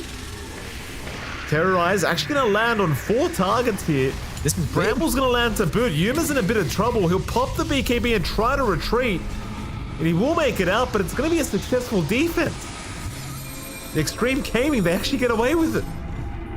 All off the back of that one shot from Tian Ming. Finding the Aegis of Yuma, and now they're on the chase. They want more. They're not done yet. Dire are scanning. And Nouns, they want none of it. They're out of it. Radiant's bottom tower is under attack. Yeah, that's it's surprising. I mean, that's exactly the ideal for Extreme, right? And I just didn't expect it to be Yuma on the high ground, separated from the rest of his team that badly. Like this, the shard pickup from Chan Ming pays off dividends. Just that extra cutoff with the shards, the brambles right on top, the area control, area denial you have on the side of Extreme does save them. No force stabs from the side of Nouns to try to get a better position there for your gyro. No kills, but you hold back the pressure. You find a tier 1 mid. The map opens up just a little bit more for the side of Extreme Gaming. The 10k lead at 30 minutes, it is still meaningful, to be fair. Again, you are still suffering quite a fair bit on XM and XXS. But we have also seen, especially on the puck, once this Ags comes out on XM, once he gets the Ags, once he gets something like, say, the full Parasma up with a shard, maybe down the line, more defensive items like, say, a Lincoln's into a Beastmaster here, things start to get a little bit dicey. And again, now it's played a lot faster in comparison to the last game. It's just they couldn't stick the landing onto the high ground. This is around the time Extreme bounced back. You said it, 25 to 30 minutes the last game. We're at that same point. Net worth is starting to slowly slip back. from 10k down to 9k. One pickoff would swing this all the way back to maybe a 4k lead for Nouns, and then that's where you start thinking, are we slipping up a bit too much? Are we not taking advantage of this early strength we had? I think Nouns, they have to still play confident, and they are doing the right thing, just shoving in bot, shoving in mid. Top is pushing in a bit. Push threat isn't really there just yet, so you can't afford to just slow and steady play with Gunnar. He is your foundation in this game. This Beastmaster is the one that sets the tone for these fights, for the objectives. So as long as Gunnar can just constantly apply this pressure, you're happy. They still have the banner. They'll start with nice siege here. They'll be very wary of those shards. This time around, Yuma's going to be ultra cautious. Ag Scepter also available on this puck now. Keep in mind, you do have a Satanic now available on Yuma, so things should be relatively safe if he does get caught with his pants down. They'll drop the Roshan banner.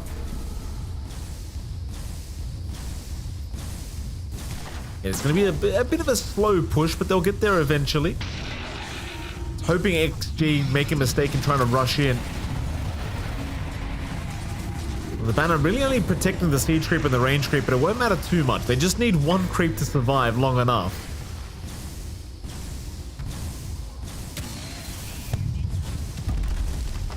Almost daring them to try and take down that siege creep. Ame is going to move forward, but immediately you see the Deadshot trying to pick him off.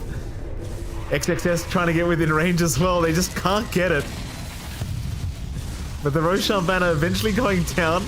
2 hits away. Terrorize not going to come out. Raw is there. XXS does get caught, but the Terrorize does land on 2.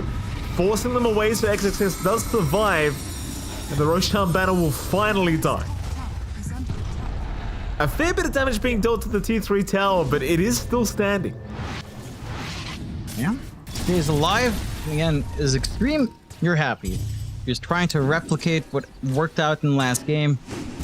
I think the one thing for Nouns is initiation starts to get easy once Gunnar has this blink, so that is going to be a shining point. And he's not too far off, about 20 gold. Has it up now. Smoke out from Extreme though. This Ag's timing on XM. Sure, the magic, the output of the puck isn't that high yet, but this is a turning point for the puck. This is a major spike just with a Witchblade alone. Ideally with a shard, but you can at least get something done now.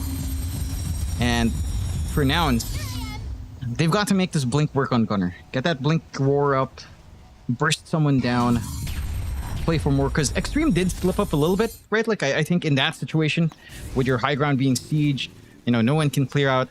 It's a standoff on mid. The ideal there is perhaps for XM to just play top. Yeah, play top, force a response there, or just maybe chip damage on tier 2, get some farm. So you're not actually maximizing the opportunities in Extreme. It does leave Nouns in a pretty good spot here, as they will smoke, but they don't find anything either. So good reads from Extreme to, again, try to equalize. Lead has not been climbing for Nouns, despite, again, having all of this map control. And now you have a full butterfly on Ame. So the physical SF is starting to reach its stride here. Number 3 net worth matching Yuma's farm. Ame's matching Yuma's farm after an atrocious start. 1-3 to 4 on SF, and he's matching this Jarcopper who's been free farming in and out of fights. It's mildly concerning. It's pretty impressive from Ame's end of things, and not too surprising. I mean, it is Ame we're talking about, but definitely concerning signs for Nouns. Is it all seems to be around this time of the game where they just start to fall apart here up against Extreme Gaming. Just that classic high ground attempt that ruins you every single time. I still can't believe high ground is still this damn hard to breach, but it really is. It is. That was with a Roche banner last time. You know, just not enough. They didn't even have the best hitters, you know. It was XXS having to walk in and bait a roar. It allows them to kind of clear that out. And you're reaching these timings again. XM has the shard up, has a little bit more damage with phase shift as well. Has the Parasma lined up next. Curious again if it's going to be a defensive pickup for XM, something like a Lincoln's, doubling down with the Yules, or if it's just something like a Mjolnir. Get some damage going with the Coil, get some split push potential going for the puck. Either one kind of works out here. For Nouns, again, scaling is still there. You're not too scared of this game. Basher up on copy, Scotty coming out next. Full Daedalus up now for Yuma. He will need an MKB. Is queuing up the butterfly first though. Mid lane. They've dropped a Dream Coil here on Copy. He's got the BKB off, but it's an Aghanim set the Dream Coil. Copy is going to survive as now they are incoming, trying to force a fight, but it is not going to pan out. And Copy and Fly are usually the ones setting up the team fights for them, but unable to do so that time around. Yeah. A bit unfortunate. There's no core to go along with PYW Chanming. Had a good flank here to maybe jump Gunner, but we do miss out on that tempo just a bit. They are still playing with XXS and Ame. See if this can work out. No Pulverized, no Dream Coil for a bit. Can be a little bit awkward. We'll see Gunner with a quick blink out, does get a roar off onto the puck that's just trying to burst down XM, but XM is still alive. Your Scepter will come out in time. Phase Shift is there as well. They can't kill him. He's going to be fine to retreat for now though, XM. No, he is going to survive. Yuma was the one dropping very low to boot. In fact, they're still chasing him down. Pulverized from XXS onto Lelis. The turnaround though from our Monkey King, but it won't matter because the Terrorize lands on 3 of forcing them all back. A very back and forth fight, and surprisingly enough, nobody will die. Dire's middle tower is under attack. That is not good news for Nouns. Like, they got this. The net worth board. Yeah, he's climbed on top. He's managed to hit that key timing. It's this butterfly causing issues. Yuma can't get hits in, and he still has to gun for his own butterfly before considering an MKB. Roche opens up. They are scouting with a clockwork. They could try to fight in, but Dream Coil's still ready here. Oh, they're moving in. Balance Strike is there, but it's a bit early. Copy. He's trying to fight over this Roshan. The Aegis is on the deck. Ame, he picks it up. Ame has got it. They'll take out the Aegis immediately, though, and that should be a secondary death to come here for Ame, but he's going to try and man up, take down Copy. That's one gone, but he is dead. Ame at least taking the Monkey King with him. Meanwhile, Lelis will find XM. It's a full team wipe. The Nouns will see if they can finally breach high ground. They can. They only lose Copy for all of that. Again, it was a pretty confident move from Extreme Gaming to go straight into Roche after losing quite a fair bit of HP.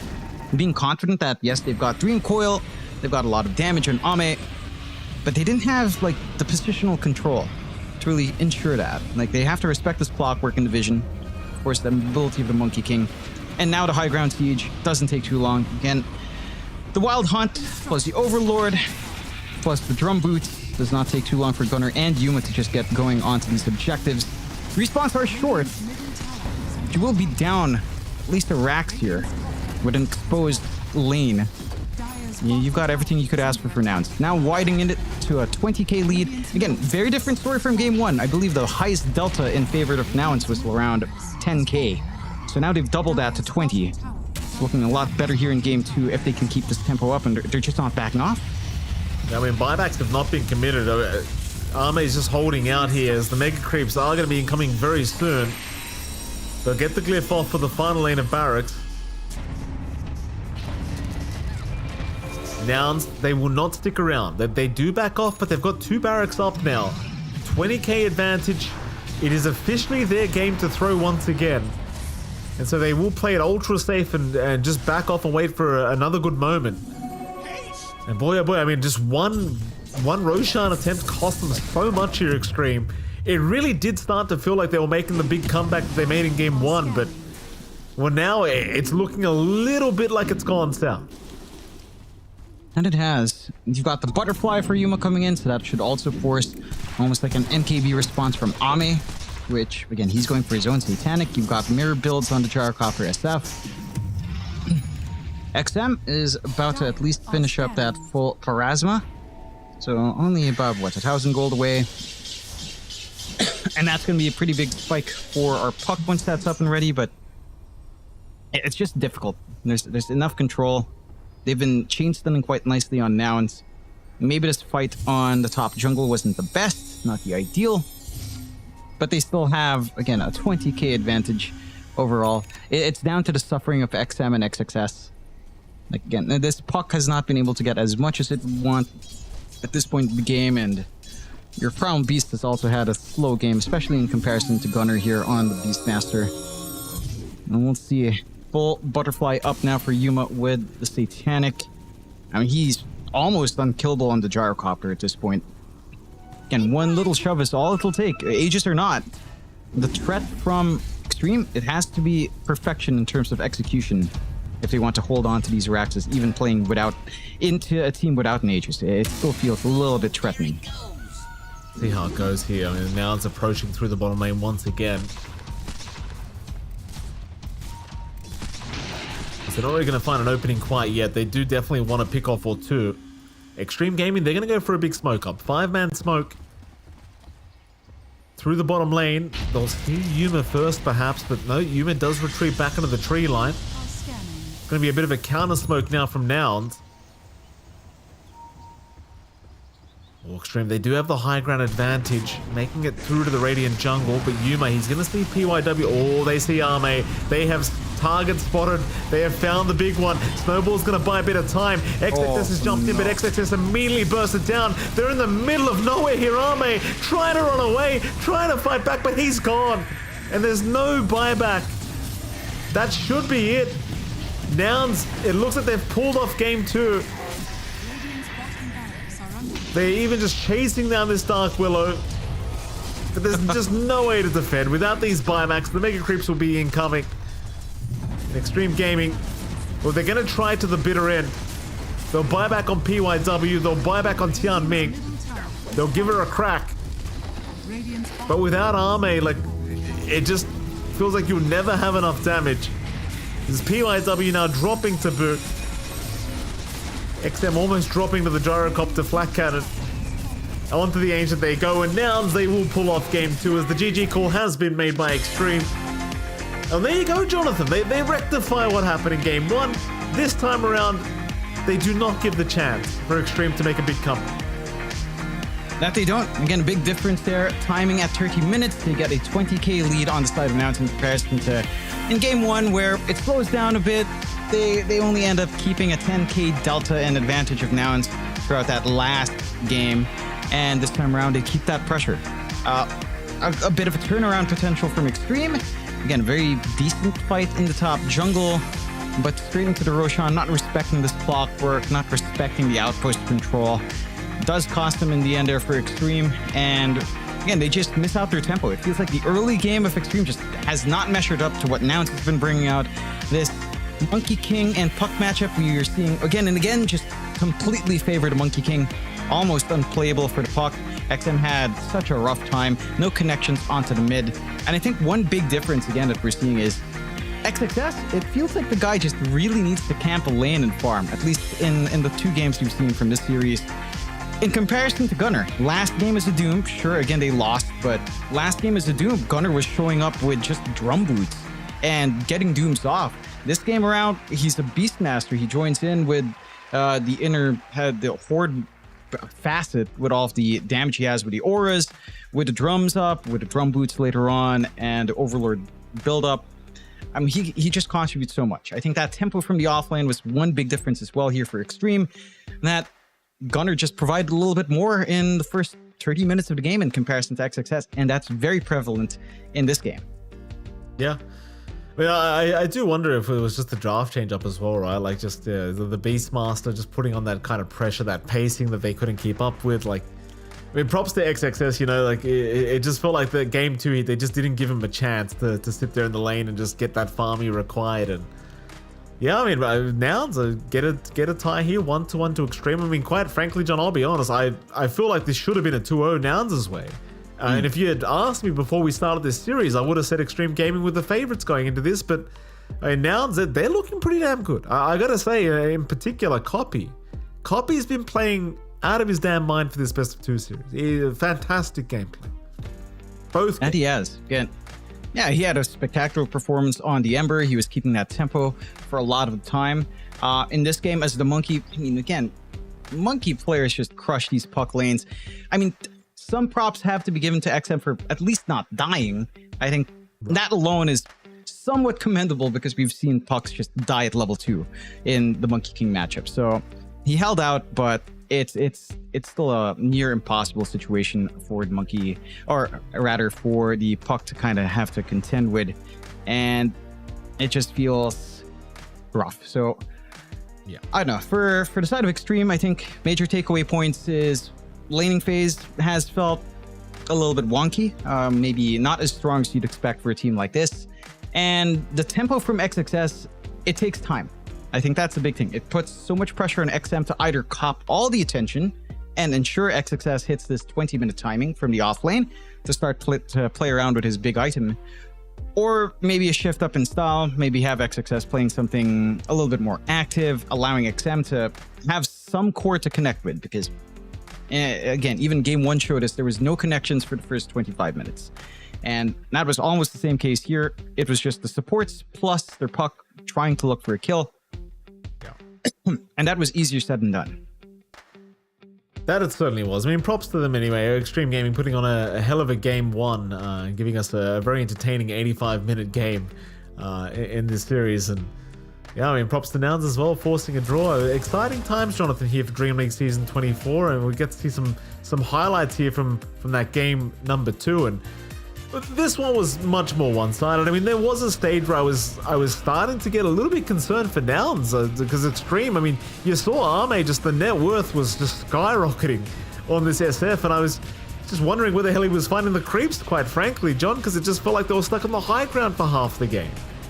But one Roshan fight is all it took, and it was a big balance from Copy, I believe, that started all this. And I mean, props to Arme, he still manages to pick up the Aegis in this Roshan fight, but he loses it immediately, and obviously being surrounded like this is just not going to feel very good.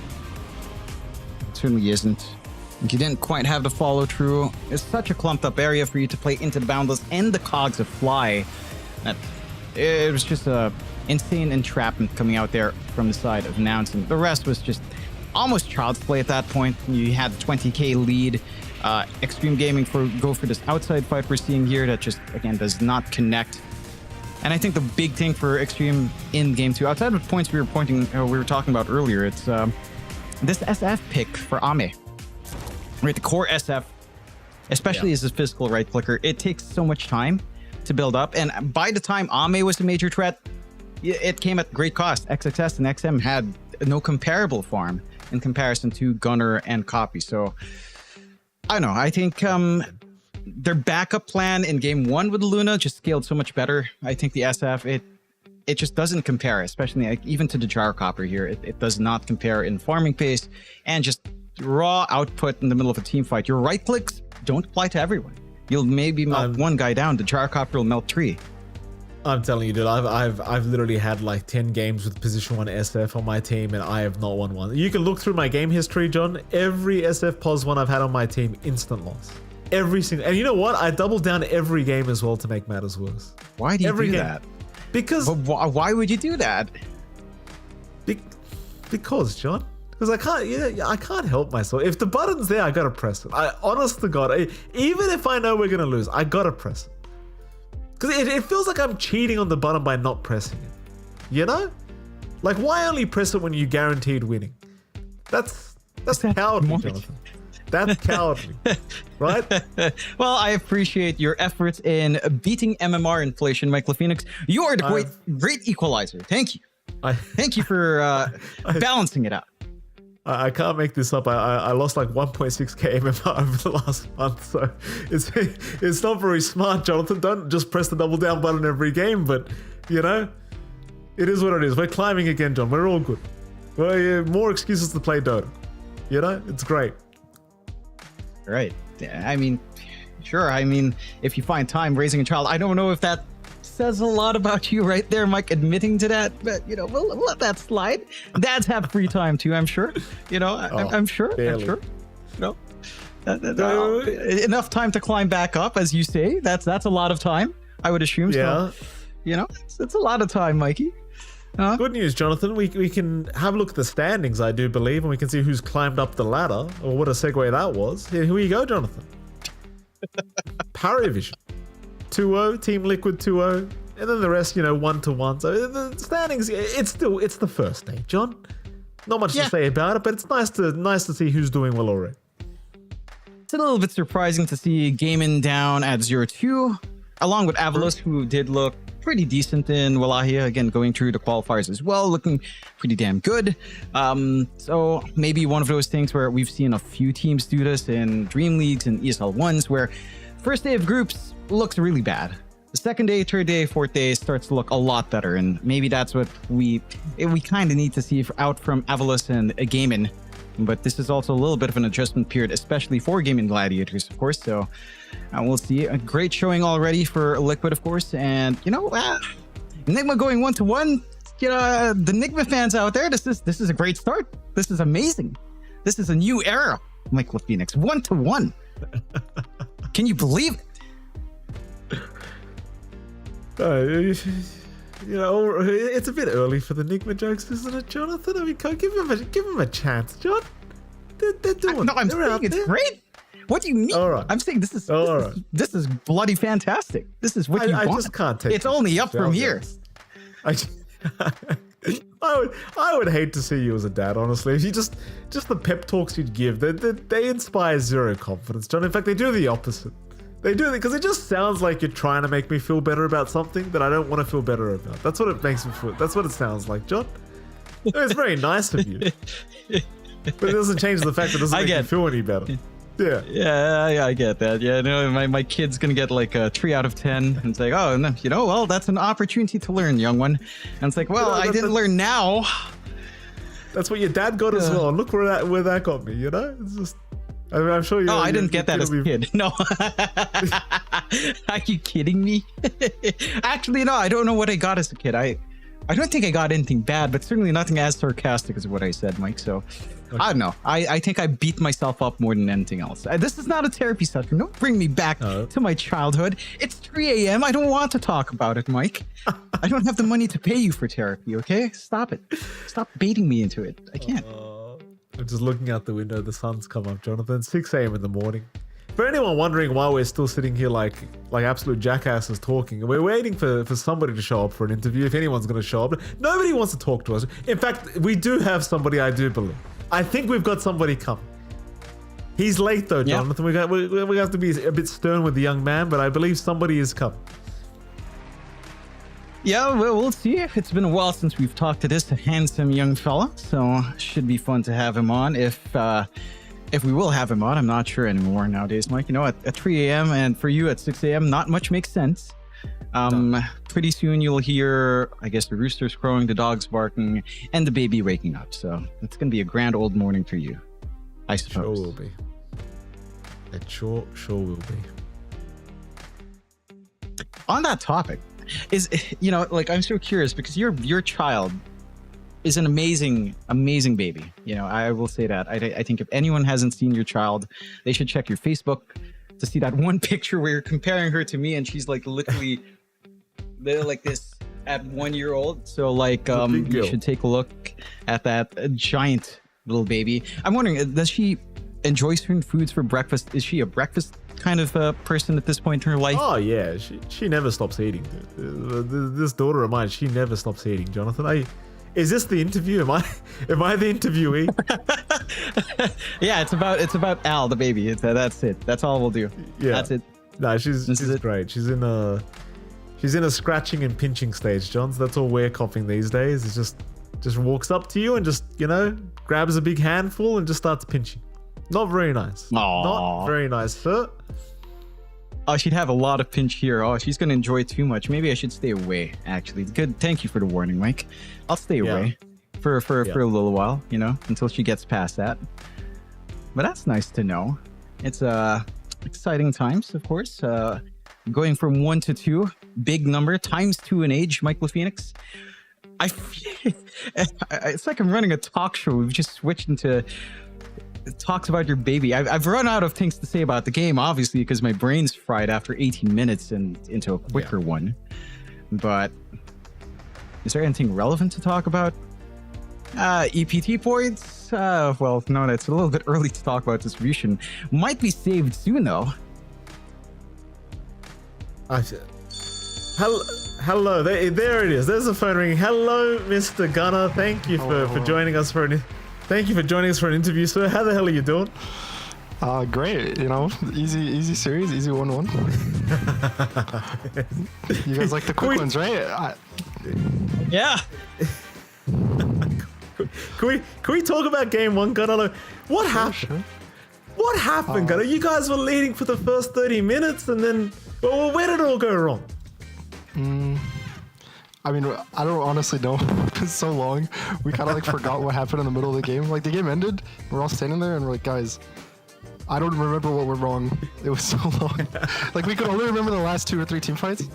But probably I think we started getting initiated on. I think I died at the start of like 2 or 3 fights, which is really bad. We just kind of gave them jumps. I also think there was one time we didn't commit when they had no ults. We basically could have just been more aggressive, I think, was the biggest issue. Right. That was the switch up with the draft as well in game 2. You guys were just like, we're not letting that happen again. We're just going to pick Beast honestly, Monster. yeah, March was like, guys, we can pick Beast because they're going to play so slow that they can't beat the Beast. Just go.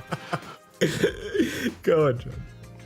All right, Gunnar. I'm curious. You know, I like to ask this every time we get you guys in for a winners interview, but you guys have looked sharper and sharper every single tournament we've seen you guys come in on. What's the difference this time for Nouns? What was your objective coming in? What did you guys learn together as a team for this showing in Dream League? I mean, so we just got off PG Wallachia. It was a rough one for us. We ended, I believe, 1-9. But I think that tournament we were honestly feeling very burnt out. And for some reason, at least for me personally, I was feeling very burnt out. And then losing 1-9 was just like, all right, cool. I got the sadness of being burnt out over. So now I actually feel a lot better. It was like a relief to some extent. So I feel good. I feel like for some reason the team's also feeling very good. We have a new coach now. I don't know if you guys saw him on the camera. We saw. I don't know if I should say it. Yeah. But I guess if he was on camera, we have March right now with us. So that's been nice. And yeah, we're all feeling pretty good. All right. I want to ask because I've seen March a couple of times jump into the Discord calls with the other pros. It's been a while, but how is it like having March? How big of a difference is it? How does he gel with Fly? Or, without revealing too much, but what's the vibe like with such an old gentleman with you guys now? I mean, it's nice for me. I missed working with March, back in Genespris, the good old days. Oh. And then he worked with Yuma in the past. I believe he was Nigma's coach when Yuma was there. So actually, like 2 of us have worked with him before. So it's already, we have like some sort of connection. And I think Tal's really liking him. He talks in a very nice way about the stuff we need to improve. He made like a PowerPoint and was like, all right, guys, this is what I want you to focus on today. This is why it's important. This is what we can do to improve it. And then it was like nice. It was very simple, easy stuff to see what we had to improve. It's good to hear. Hope you guys do well with him. Gunnar, I apologize. I do have to wrap up the interview. We are short on time, sir, but congratulations on your Game 2 victory, and thank you for joining us. Thank you. Have a nice night. I'm sorry it's a little later than expected. No problem. No problem. Gotcha. Before we do throw to a break, John, I gotta say, I knew March was in the back. I knew. Yeah. But I know if I said to you, is that March in the back? And you said, no, it's not March. I would have looked like a horrible... You know what I'm saying, too. I'm not going to say it, but you know what I'm saying. Anyway, we're short on time. We're going to head off to a break, and right after the break, we'll be back with some brand new castles with a brand new series. We'll see you all again very soon.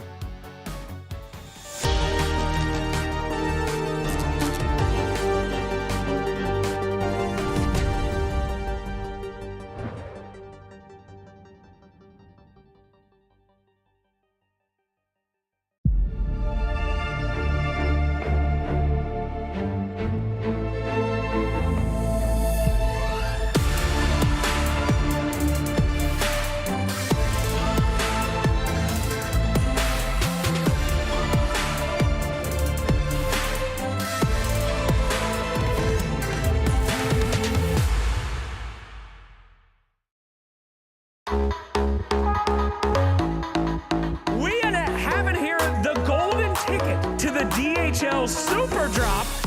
I'm gonna get the box over here.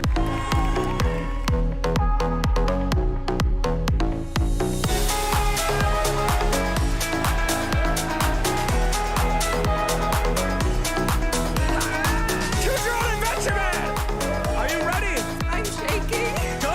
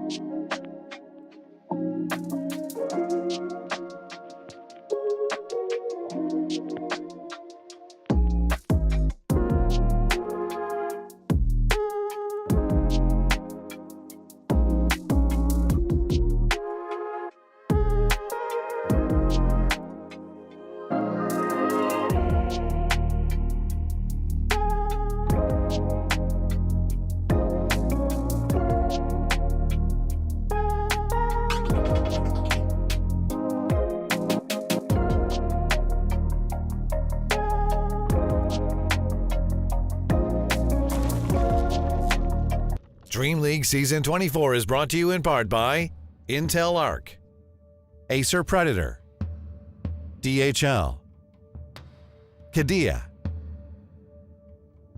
Monster Energy, 1xBet, and the United States Air Force.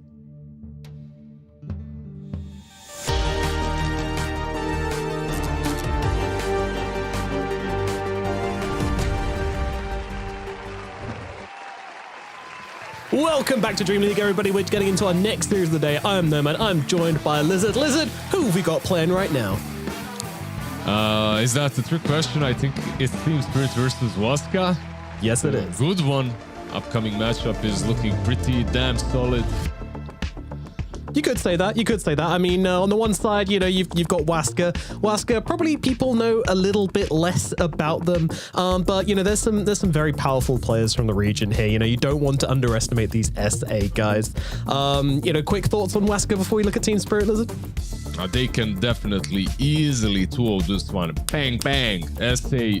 That is a take. That is a take indeed. But maybe inspired by heroics antics as of late, who knows? Meanwhile, on the other side of the coin, of course, we have Team Spirit. This team, they need no introduction. These are the boys. But the boys, you know, they have been through a couple of changes recently. And I think we probably need to talk about those. But in fact, I think there's better people around to talk about those. We have a short video to have a look at this team, exactly what they've been doing, and the changes they've gone through. So let's take a look. Team Spirit, one of the most legendary teams in Dota history, has finally made some major changes. After a lackluster 2024, several players felt that they needed a well-deserved break. Collapse is going on a shorter break until January, with Malik from PSG Quest taking over the offlane role for the next few events, and Yatora and Mira are leaving the team. Temporarily? Permanently? We don't know, but with a fresh addition to the team from young stars Satanic and Rue from Yellow Submarine taking their place, their legacy is sure to be protected. Wait, Satanic has how much MMR? And he's how old? With such massive roster changes and only 2 of the 5 previous players sticking around, it's safe to say the Team Spirit we're about to see is an entirely different team from the Team Spirit we're used to. They have massive, absolutely humongous shoes to fill, but with the leadership of Mposhka, they may just be able to overperform. Team Spirit has always been known to play very exciting Dota, and hopefully this new roster will be no different, despite being incredibly different. Either way, spirits are high for their expectations in Dream League Season 24. Thanks, Purge. And yeah, indeed, a pretty concise rundown on Team Spirit there, Liz. Yeah, very concise and very correct. You said they needed no introduction, and then we had a 1 minute video of their introduction. Love it. Yeah, maybe with all the changes, they do need an introduction. Actually, that is fair enough. But yeah, I mean, obviously, you know, love this team, love these players, even though they've mixed them up as well. We've seen these guys around. We know they can deliver. Will they deliver? That's kind of a different question. I also think, I'm not sure it was mentioned there, but Corbin's going to be stepping in as coach, which we've seen a lot of, the old manager to coach switch we've seen recently from a lot of teams. Yep, and he's rocking the shave buff, by the way. He just shaved. He was rocking a really long beard up to like 2 days ago, but it didn't help them get too far, unfortunately. Well, I think they got far enough in BB Dacha. They should be happy and satisfied with their performance. Waska, I think the 2 of us, we actually did watch them play during PGL Wallachia, right? Yeah, we did. We've seen them around. We've seen what they can do. Not the strongest performance, but you know, a good start, I would say, to their sort of international run. And yeah, now they get more experience. I think that's all it is for these guys. It's like experience. Yep, exactly. And they do have experience, by the way. Like overall, they also do not need a lot of introduction. Maybe when it comes to the names, they're even more known than some of these guys on Team Spirit. That is true. I'm looking at Malik and Rue. Like, these 2 were probably the biggest question marks for Team Spirit. But dude, Rue, on the first couple of days, I was like, what the hell is happening? You know, like, I expected some Mira replacement, and he was missing spells left, right, and center, getting caught out of position. I think it was just the stress of the LAN event, because after maybe 2-3 series, this man just started owning. And yeah, I like him. I think he's definitely fitting the Team Spirit playstyle. And then on the other side, you've got Malik. Well, not on the other side, on the same lane, basically. You have Malik with him. And Malik has been just on point every single game. This guy, what did Perz say? Humongous shoes. I think they're kind of even a number short for him. He's stepping in and he's making those shoe size one bigger. Yeah. Now Malik's been around for a very long time, of course, in the CIS scene. Most people probably wouldn't recognize him from PSG Quest as of recently, but of course that team disbanded, kind of got picked apart by the Vultures, and yeah, he's going to be stepping in for Collapse for the time being. Again, big question marks for Team Spirit. You know, it seems like a lot of them are in that sort of deciding phase of, are we going to continue permanently or are we going to be temporary? And I think that kind of comes down to the active roster on the side of Team Spirit, as whether they want to come back and keep going. But the good thing, the strongest thing for them, I believe, is that Maposhka is staying. He's continuing on. I don't know whether this is a temporary thing to just kind of usher in the new era of Team Spirit, you know, spread his learnings to these new guys before he also heads out, or whether, you know, some will be coming back, or whether he's staying in it for the long run. I don't know. But either way, it's super valuable for Rue, for Malik, even like Satanic, even Lal. I know he's been there for 2 years now, but for him as well, for Maposhka to be captaining this team, giving them all the help, and especially with things like the draft as well, which we haven't talked about for a second, because there's so much interesting stuff to talk about both these teams. Waska as well. Yeah. Of course, Waska as well. Like, this is a team that wants to follow Heroic's footsteps and prove themselves as another SA team that can come and dominate. And I feel like one of the things that is definitely beneficial for all these SA teams are boot camps in Europe. You know, like, you get to actually practice with European teams constantly on zero ping. You get to play a lot of European pubs. This is currently, well, it definitely is the strongest region to play in. It's like EU West, when you can find your game and confirm it at least, and EU East, of course, as well.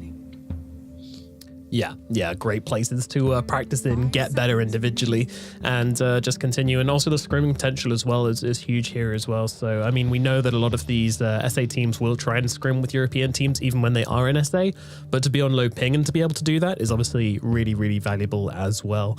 So yeah, the one thing to mention about Waska, by the way, is that they are playing with Pyke instead of Kotaro. Pyke is, of course, Beast Coast carry, but he'll be jumping in. Very young player, Pyke. When there was a lot of discussion around Heroic making changes, a lot of people were surprised that they went for Parker over Pyke, because Pyke is just kind of the younger, more exciting player at the time. Of course, now that we've had the PGL event, Heroic won that, Parker put in an absolute blinder of performance.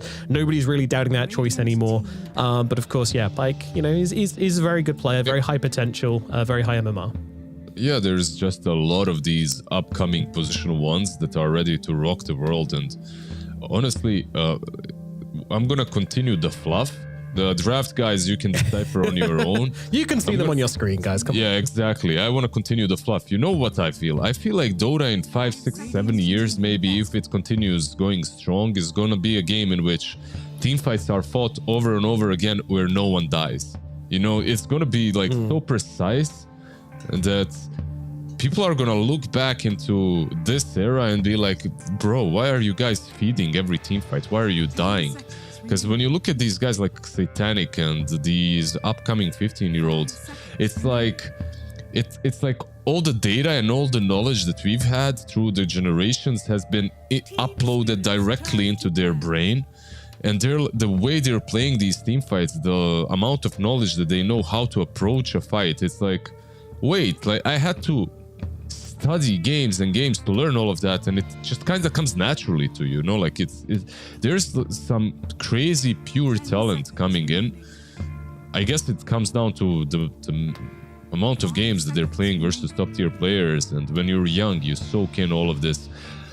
To round it all up, I feel like we're in for a treat. We have two very young and very impactful position ones, and also they will be the last two picks. So when I look at these heroes on both sides, of course Satanic can play this Bristol, but I won't like him to. I'd like to see a true post one for him, especially when you're playing into a Pugna. And what am I looking for? Right now Medusa is still left in the pool. They ban out the AM, this is Medusa pick. And on the other side, now that the Medusa has been picked, what do you have? SF is banned. SF is gone, yeah. There's something like a Drow that you can play for Pike. There is let's see. It's kind of hard. There's Gyro that you can play, I guess. It's not amazing, but I feel like that might be the best out of remaining cores. Yeah. There's one other opportunity where they can go for Templar Assassin. That's still in the pool. You can like ramp up the pace. It's incredibly brave. I don't think they should do that, but these are SA players. You know, they will do it. Yeah, it's an option. I think it maybe is a solid one. I don't know. I'm not. I can't see into the future. Not the Oracle, but yeah, I think if you're looking at the meta, and if it was just a simple meta game, I think Gyro would be the next in line. When you look at all the heroes that have been banned out, we have 6 last bans all in carries. Even Muerta, so 7 if you count her, and the one remaining is the Gyrocopter. They go with the Dragonite. It's like it's actually like your idea. It's not a TA, but it's a DK. Basically, you were completely right, Nomad. That's why I love working with you, because you're just so good at understanding these macro strategic aspects of the game. And Dragonite, Pugna, they're gonna play fast. That's what you wanted, right? Yeah. It's the beat the Medusa timing sort of thing, which, you know, is going to be hard to do. You're playing against the Lal Earth Spirit. That said, you know, Bristleback can be a little slower, so maybe there's some way to abuse that. I'm not sure. Waska certainly see it, and they're going to go for it. Of course, we have seen DK slow things down a little bit, but against the Medusa, you just don't want to do that. It's just a bad idea, I would guess. So what kind of timings are we looking here for Waska? Yeah, it's a cool one. I feel like Waska can just roll this map, and they have to roll it. They have to play this game fast. You go for some Blink on Dragonite, maybe an Orchid after, and you just play with your Pugna. The two of you kind of cover the objective taking. You go in for one tower after another. You just have a lot of potential in that. Basically, the moment Dragonite hits 6, I think he can start pressuring either his lane or the mid lane. When it comes to Team Spirit, it's on them to slow the game down up to that like 20-25 minute mark without suffering way too many losses. And if you manage to do that, you're going to have a Bristleback and Medusa that will be unstoppable.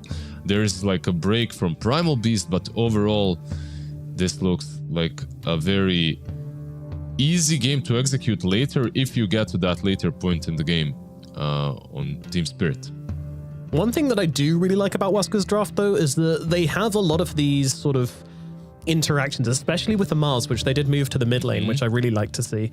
Mars is just really set up for success here. He's got 2 awesome factors which makes this hero great, one of which being the ranged attack block onto the Medusa. That's going to be really nice. The other being the spear, which is going to turn around that Bristleback and get his nice fluffy soft belly, which is much nicer to attack than that spiky back. So yeah, you know, it's a great pick. They've definitely got options here, Waska, and I feel like there's no point in the game where I'm going to be like, oh god, they can't play anymore. I just feel like obviously it's much easier for them to win earlier on. So let's see who takes this game number 1. Yep, definitely. Let's see who takes it. And also one hero that I would suggest everyone to look out for is the Matthew Pugna. Like, this guy doesn't have a natural counter in the game. There's no Dispel, and there is no Nullifier builder on Team Spirit. Medusa does not like buying it. You can maybe get it on Bristleback on Earth Spirit later on, and someone will have to do it because you won't have that ability to take down targets. One Decrep and Medusa... well, you know what? I'm a little wrong because Medusa and Bristol, they deal a lot of AoE damage. So maybe it is possible, plus the Magnetize, maybe it is possible. They don't have to single target execute, but still, Matthew is in a good spot to make this game look pretty damn easy for Pugna. Yeah, I see what you're saying. I mean, I still feel like you're right in a way because you're going to struggle to finish that last target, you know? Like, obviously there's Finger in the tank, that always helps, but when it comes down to it, you know, fights, you're usually using the Finger on a target. If you can keep a secondary target alive, or if you can keep your carry alive in the right situation with a good Decrep, then they will struggle to finish the job with all of that physical. So I still think you're right. Don't worry, you can throw me under the bus, man. No, you stuck up for me earlier. You know, I'll pay it back. That's how it goes. That's how it goes, Dark Mago. Yeah, my friend, don't get kicked under the tower again. Yeah, it's good advice. Usually is, yeah. This is like a really rough start from him. Oh, he didn't get it. Oh, he didn't get it. Dropped the God's Rebuke. Couldn't get the range creep. Last still gets the deny. Yeah, this is not good. He was able to recover this one. I mean, at the very least, you know, our Spirit, when he hits level 2, probably won't have kill threat onto Mago here. And with the spear coming out from Mago, it's going to be very difficult for Lal to be able to completely threaten. So he is safe here. It just looks a little precarious, but he also gets the south out as well. Okay, he did go for the south. I was going to say he doesn't need to go for the south, but obviously I did check his career before saying that. So. Yeah, kinda has to, you know, like when you get messed up that way, you need that extra region on you, or you're basically losing the lane.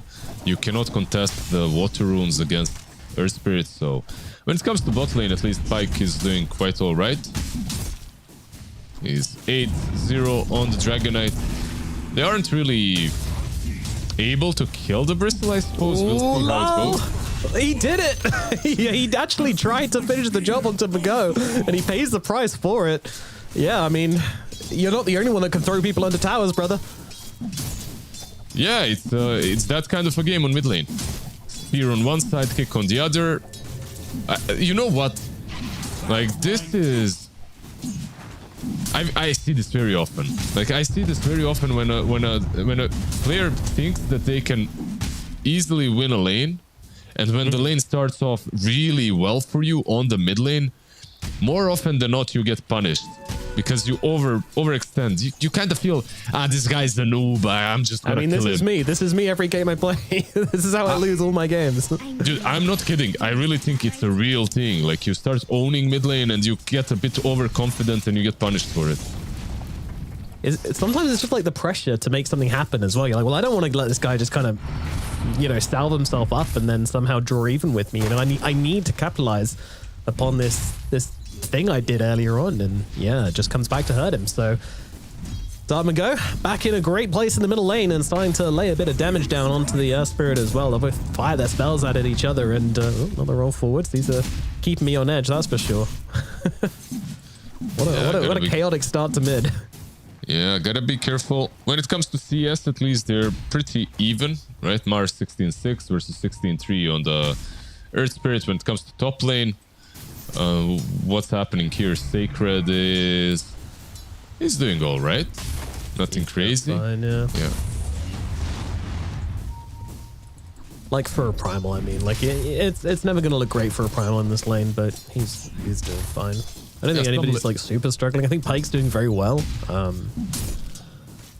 Some lanes are easier than others for the primal. Sometimes you have a lot of kill potential. This lane, I think there is skill potential, but Malik is fine.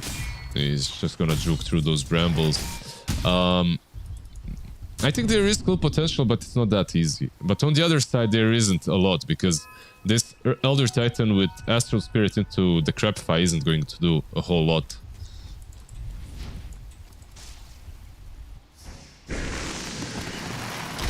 And get a little bit awkward, that's for sure. I mean, I feel like there is combos available with, you know, Decrep and Trample. That sounds kind of cool, but they just haven't really been playing together. Vahoshka's just been giving them the runaround. Yep, exactly.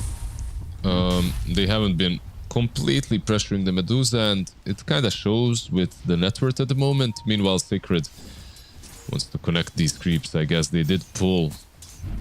So one thing that I am seeing so far in the lanes is the Dragonite is doing extremely well, and the blocks did happen in the triangle. So Ru, even though he's not in the lane, he's trying to stack. He's got 0 stacks so far, and that one is kind of rough. You know, like, you want to at least... This is going to be the first one, the first ancient stack. So you want to get this recovery on Malik as good as possible. Yeah, I mean, well, bottom side, Malik's taking some heavy hits here. I'm not sure they can finish him off. They'll go in with the Shadow Realm, but... Raindrop top lane. Have the connection, yeah. They'll run away on Sacred, doing decent damage from Vahoshka, but Again, just trades, just trades. No one really going down anywhere, to be honest. Yeah, both of these teams have not really made too many stacks right now, like only one, but at least Drew is trying. On the other side, they aren't even doing it with Matthew. I think that's something that they could improve on. And minute 6, bottom lane, Bristol back, Malik. Yeah, once again, just chunking away at each other, but nobody quite going down. Same at the top side as well, just spells being traded. Everybody testing the strength of the other, but this is what you said earlier, man. Like the high skill Dota. Are we already there where no one dies ever? I don't know if this is just some high skill Dota or just these kind of heroes.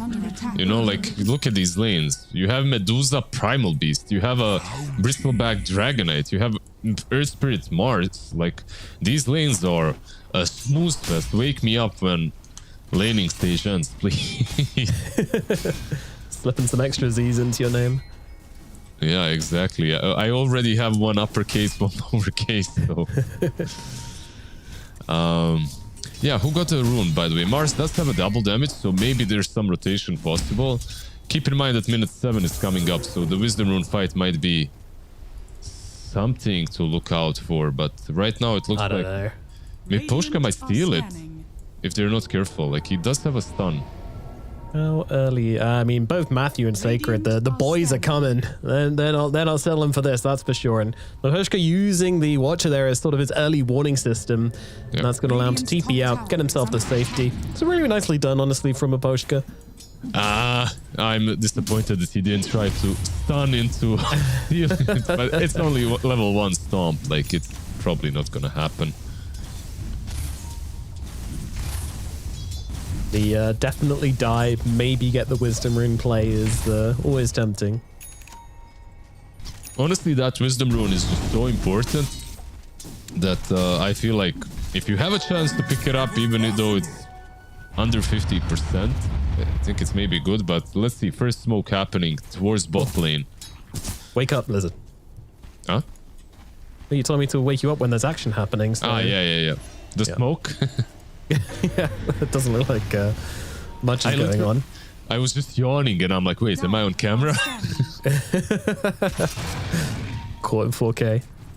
Yeah. But yeah, no, nothing happened. Just random spells being thrown at each other. Hold.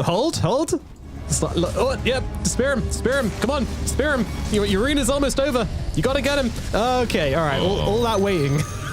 Yeah, that's a tip. That is a tip every day of the week.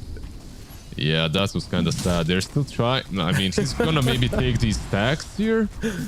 Yeah, but I feel like Larl might even counterplay. He has a salve. He's healing up a bit. Just to be clear, my boy had an amplified damage and an arcane rune there as well. Like, there couldn't have been a better timing for this hero, so, you know. Yeah, I'm not sure why they play that so passively. At least the spear could have connected. Earth Spirit is a kind of big boy, you know, like it's not the hard, and he's slow, not the hardest hero to miss, to hit with the spear, but they will steal some stacks at least. Yeah, look at the hard camp. Oh man, it's just like such hesitation from Darkmaka. I've never seen that. Look at the dire jungle, by the way. It's not only Bristol stacking, it's Miposhka as well. Like, he's made a massive stack, the medium camp and the hard camp. Look at that. Like, you don't necessarily see this very often, and it is a bit scary because of Primal. Look at Primal. Yeah, he's gonna take some creeps off Medusa, but that's about it. Satanic still plenty of health available, not worried at all. And yeah, Lar, he's just farming up one of these stacks. Bristleback's farming up another one. There's another ancient stack, another hard camp remaining. As you say, stacks across the board for Team Spirit. This is very, very efficient. Is it gonna swing the net worth advantage? You would imagine so, but we shall see. Yeah, my problem is basically it's on Waska to win this early game, and right now maybe they're going on Miposhka, but they're not really committing to these rotations. And to be completely frank, the one that needs to join them is the Dragonite. I know that sounds crazy, he's a position 1, but if you want to really contest these towers and maybe pressure mid tier 1, you need a DK. Give me this armlet and then let's see some action happen, because we are 1 kill in a 10-minute Medusa game. This is not a recipe for success. Yeah, this Dragonite build as well scares me, because he's going Armlet Mask of Madness. That means this man wants to farm He's gonna be farming it up. Okay. All right. Well, we mentioned they have options in the late game, but I didn't really expect them to be aiming for it. But it seems like that might be the option here. We're even seeing the smoke being used to farm for Sacred as well. So, yeah. All right. Yeah. Interesting read from Wesker. Very interesting. They are not respecting the Satanic Medusa at all. And also not really respecting the Malik Bristleback. Because Bristleback's another hero which gets crazy in the late game as well. So, yeah, they're just happy to wait and not do anything. Like, they have level 6 on Dark Willow. They have level 6 on Matthew, but they're still smoked up hitting the Ancients. Like, these Ancients got ganked. Yeah, there's the smokes have been used more on Ancients than they have on heroes at this point. I've seen 2 smoke into Ancient plays so far from both teams. Yep.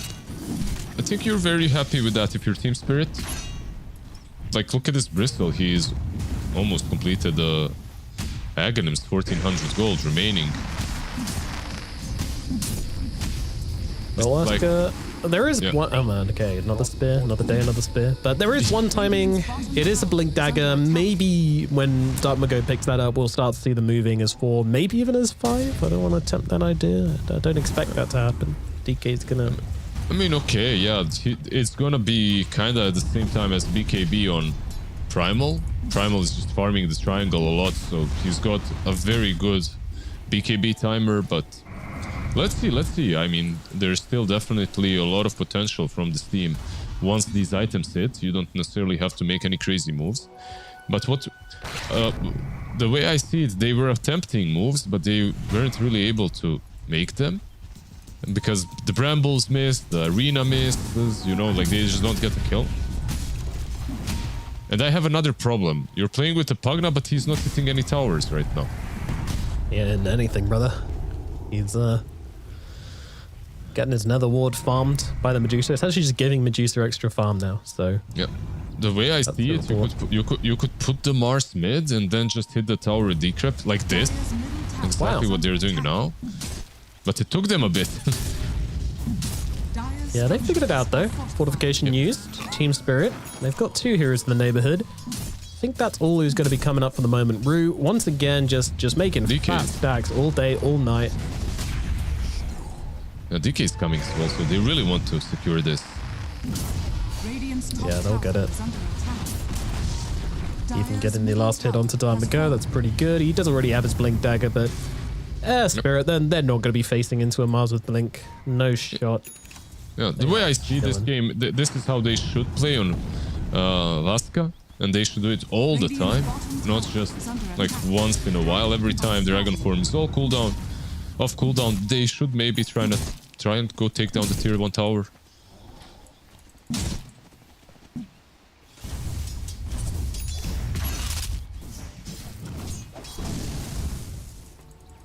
Mask of Madness coming out for Pike.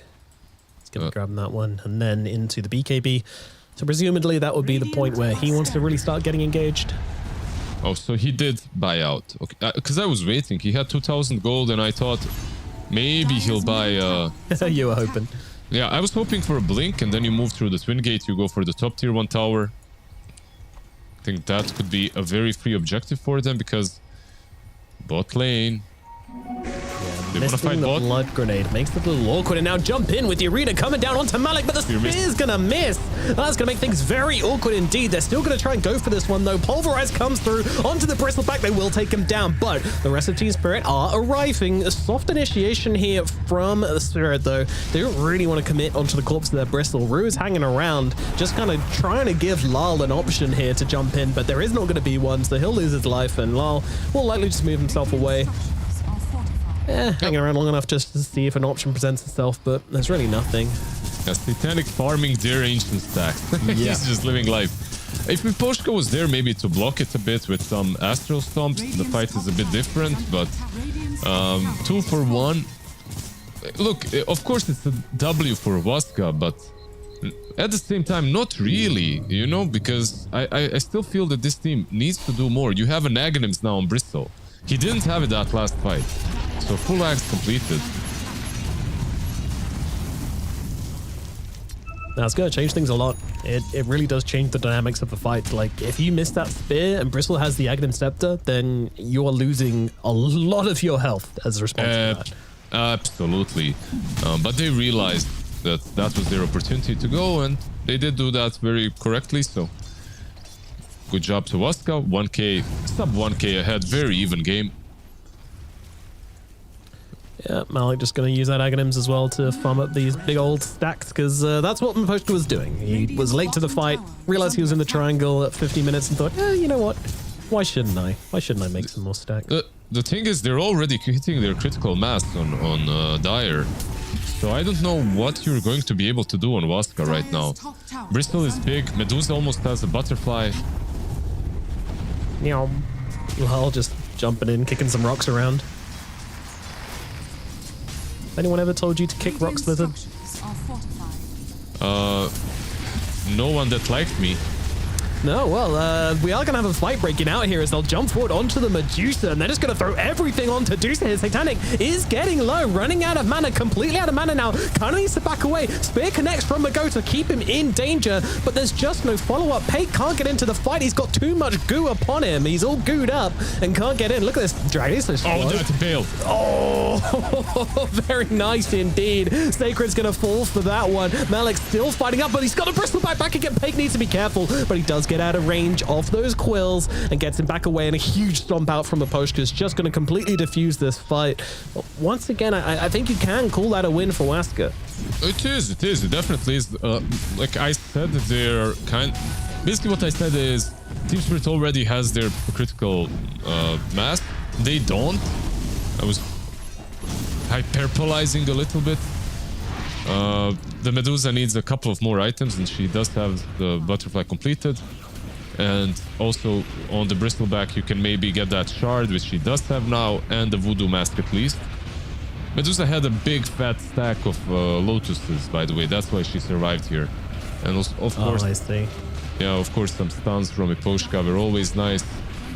Buying her enough time. Such a good job on keeping the Medusa in danger, but again, there was just no follow-up. Pike was so slow for this fight.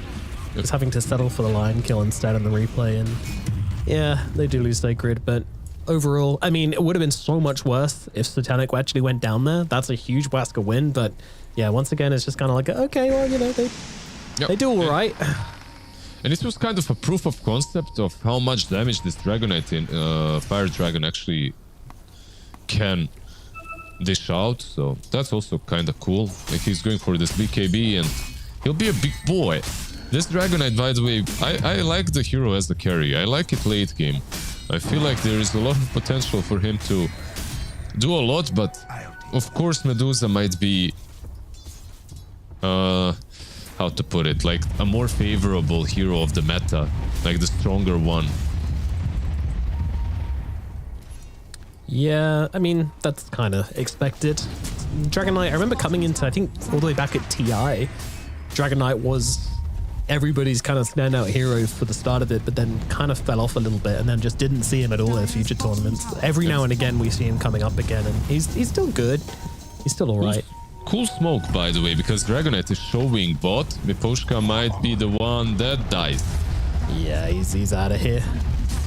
No chance of escaping this one. Not going to be too sad about this death. I don't imagine. He was in pretty deep. Yadomi does stick around for the deny, which is nice for Waska. Yeah, when you click on Miposhka, you also see phases Windlace. That means that this man will be going for an Aghanim eventually. That's the giveaway. If your Elder Titan goes phases, and he has like a decent game, he's gonna queue that Aghanims up. Yeah, report him.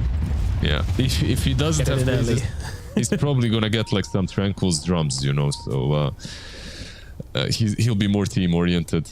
If he buys phases, report him, exactly. It's the early warning signs. See it, say it. Yeah, the early warning signs of a Dota sadist. Yeah. Selfish 5. All right, Waska once again, kind of just hanging around. I mean, it does feel like Mago has not like left this middle area of the map the entire game. Very seldom does he move around far from the middle lane. His soul is bound to the middle of the map. They're gonna get the shard. Miposhka will be getting it. Not really the best shard for me. I mean, like in my opinion, it's like a good shard if you're core ET that gets Aghanims fast. I mean, there are use cases. Let's put it that way. Like there are definitely use cases. You can even escape with it. You can use it through the twin gate and stuff. Like your spirit goes through the twin gate. You use your stun. You get to on another place in the map. Like you can have some mind games, but you'd rather have it online for sure from that first Tormentor. Pyke. He has the BKB. Yeah, no Blink Dagger still. I'm not going for one either, which isn't super surprising on these carry DKs. Don't tend to like spending that much gold on something like that. Oh, Dark Magoo. Yeah, here we go. Arena comes down, does land the spear this time around. The stun is out from Rue from the sidelines, but it's not going to be enough to save Malik. Malik is gone, which means no quills, no goo, none of that funny business coming out, and should just mean that Waska can claim this area of the map. Team Spirit should not be wanting to fight this. He needs the BKB. That's basically it. Like this, Bristleback is dying to a spear, and they will find ways of dealing with him. They're buying the Shivas next on Primal as well. This is a scary lineup right now. They're completely online. Yeah, no, they'll hit their timings, that's for sure. The BKB will be purchased by Mars soon. Roshan, Poshka probably can delay this at least.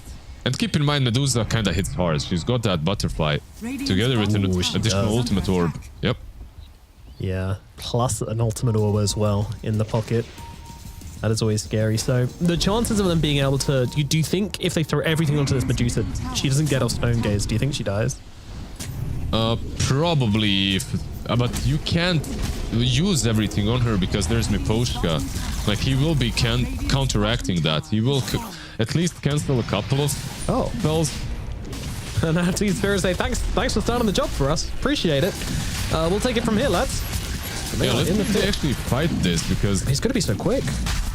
I mean, they can still fight after it's taken. It is scary, though. Yeah.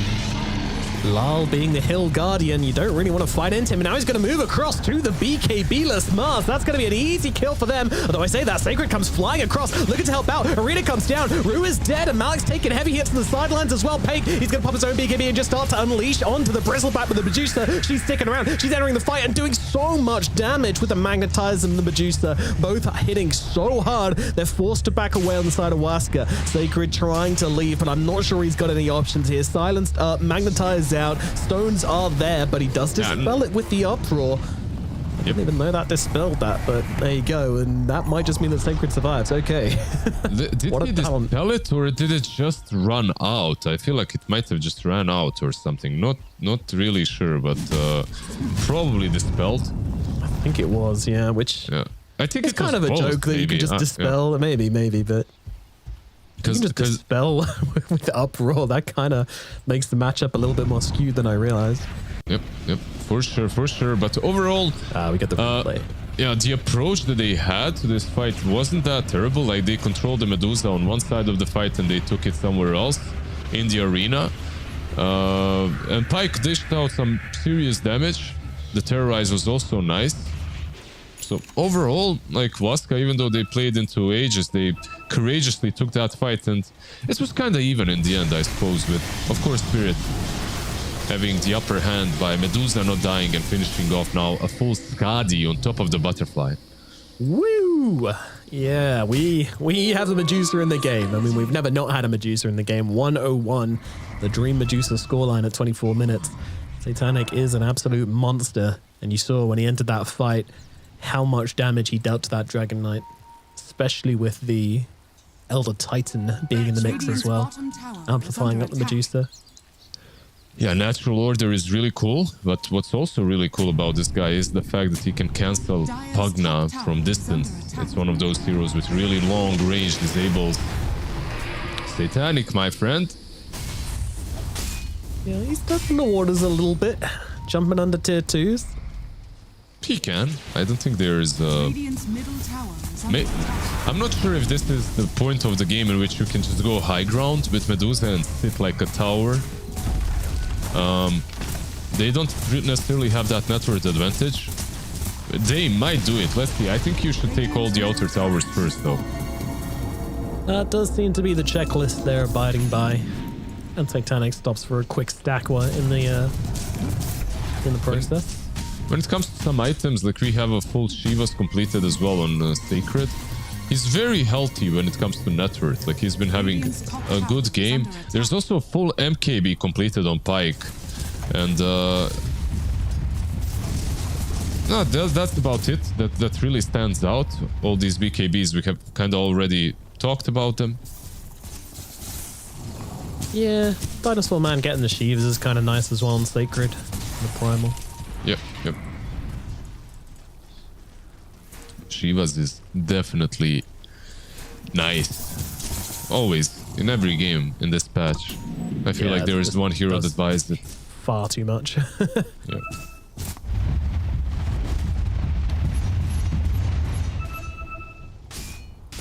A lot of pings coming out. We're reaching the ping part of the game. Where both teams having a lot of conversations about what's the next move, how to approach, what the terms of engagement are. Terms of engagement. Radiant's bottom tower is under Do you like that one? I like it. I'm just thinking about two teams meeting before a game starts and signing a contract on how the game has to be played. The actual meaning of the phrase. I don't worry about that kind of thing usually. Oh, like our terms are no bounty runes. We can't accept that. We need the bounties. You will not our terms are no game. The full 15 minutes. That's what was made this game for sure. You shan't take our tier 1 tower until the fortnight passes. Very well. In return, we would like the first Roche uncontested. Sometimes I feel like they make these deals. I see some games where there's just inexplicable stuff happening, so I'm too stupid to understand what there's actually the deeper strategic meaning is. But yeah, well, there was a Intel maybe. They're going for this right now. Sacred is a tempting target. They're just going to try and take him down here, but the crab spike comes in. Lions get on the BKB, turn around, pulverize out onto Large, just trying to hold him back. Only Rue has died so far though, as Pyke and Dartmouth go. Just sticking to his high ground. Yeah, they've taken down the Medusa. Well, they haven't taken it down. The Age has just run out, and now she's going to have to pop the BKB and turn this one around, but she's got no mana. This is such an awkward situation. Keeping out. She does make it. My God. Oh, that was very close to being awkward for Team Spirit, but they make the right call. They back themselves away. Will they get anybody else on the retreat? And so far, the answer seems to be no. Maposhka tucks into the tree line, TP's out. The creeps don't give it up, and he will escape. So nobody dies, basically. Yeah, it's hard for them. Like, you have these 3 massive cores on Radiant when it comes to their just pure HP and armor, and then you have Matthew Pugna behind them. That's something that we talked about at the beginning of the game, and you can't really hit, you can't kill anyone because of the Crapify and Life Drain. Like Dire, they need a nullifier on someone, I suppose, already. I'm not sure. They just don't have a hero that wants to buy it. But if you don't buy it, most of these fights are going to look exactly like they just did. Team Spirit, they just need to find a way to isolate the supports first, basically. This Dragonite is becoming massive, dude. Like, he's got a crit from KB. The Mask of Madness build pay. Oh, Rue tries to go for it again. The same play not going to work onto Pyke as it did almost work onto Sacred. It's getting a little closer to comfort. As both teams still feeling like they can play onto each other. And again, it's all about Medusa. Can Satanic get off that damage he's farmed all game for? Not yet. He is doing a kind of an interesting build. Like, he's going for Silver Edge next. I think like Silver Edge is an interesting one. It gives you, people when they look at Shadowblade and Silver Edge, they think about just break and they think about some extra escape mechanism. But like when you apply it on some hero like a Medusa, you can just initiate on a support and kill them off quickly with Medusa. Like, players like to have, especially these prodigy kids, that are coming into the scene. They want to be able to win the game somehow on their own and to do what's necessary. And I feel like maybe the Shadowblade will be the way to kill the supports off first. It's an interesting take, and we talked about Team Spirit needing to get Satanic. Oh, Jerry going on Satanic right now. They've caught her. No BKBs coming out in time. In comes a Pulverize as well. Every single thing being thrown onto Satanic, and she will go down. The queen is dead. Long live the knight.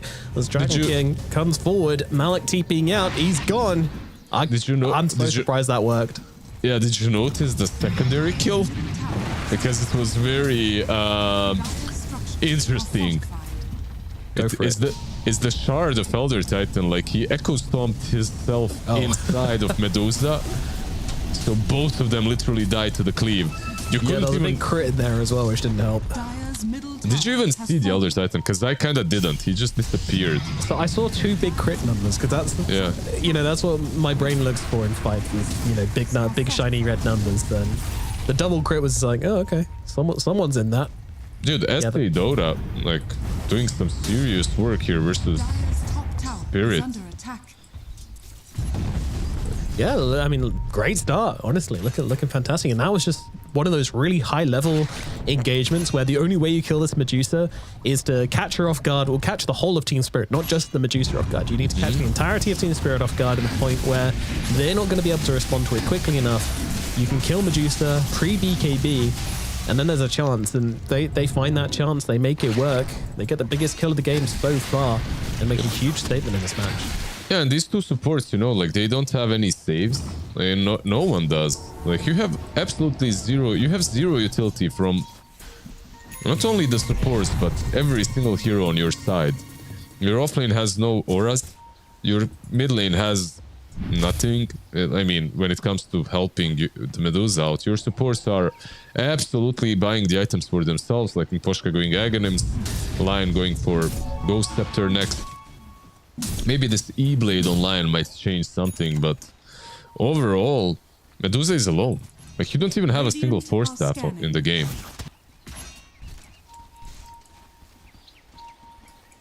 She was finished up by La at the very least, so... There's a refresher on Mars, by the way. That's pretty hype. Yeah, it's all about securing this fight versus Satanic. You can have 2 arenas. Shivas is nice that you mentioned on Larl though, but I'm not sure it's enough. No, I don't think so either. The issue isn't that they're not outputting enough damage. The issue is that Satanic is just not living. Full Daedalus on DK. Yeah, dude, Daedalus, Monkey King Bar, Armlet, Mask of Madness. I mean, Pate should in theory die pretty easily if he's the one caught out, but he is still a Dragon Knight at the end of the day.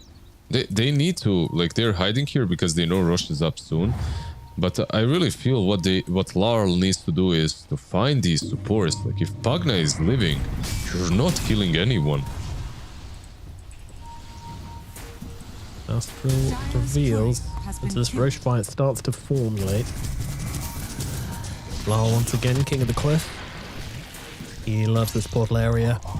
Sacred though, he's got to challenge him. He's like, I am now the king of the cliff. Knocks him down, and the pulverize comes through as well. Pyke looking for his target. Sees a bristle, and now turns onto Larl, but Larl's going to back away. Now he's turned to stone. They're having to back themselves away on the side of Team Spirit. Pyke, he's going to have to use a BKB here, turn around and start doing a bit of damage towards Malik, but the stone gaze is gone, and Mago, he's got another arena available, but he's silenced up for the time being. BKB's there. Refresher comes down, and there's the second arena coming on down. That's going to allow him to kill off Larl, to turn around, to look at Malik, but Pyke's in trouble. He needs to stay away from this Medusa, as Malik just trying to sit here and just quill all day, all night. But once again, there's another Decrepify coming out from Matthew. Is it enough to allow Malik to win this fight? Pyke using the cleave to get the kill, but I think his days are numbered. Satanic is in and brings him down. The carry v carry fight is won by Satanic as they're looking for more. Matthew sneaking off to the sideline, as is Yadomi. Look at the this one going. Sacred's back into this one. What are they going for this? I mean, Medusa doesn't have mana in all fairness, but I'm not sure they've got the spell damage to bring her down. Let's see. Yadomi, Sacred, between them, they do have enough. Oh my god.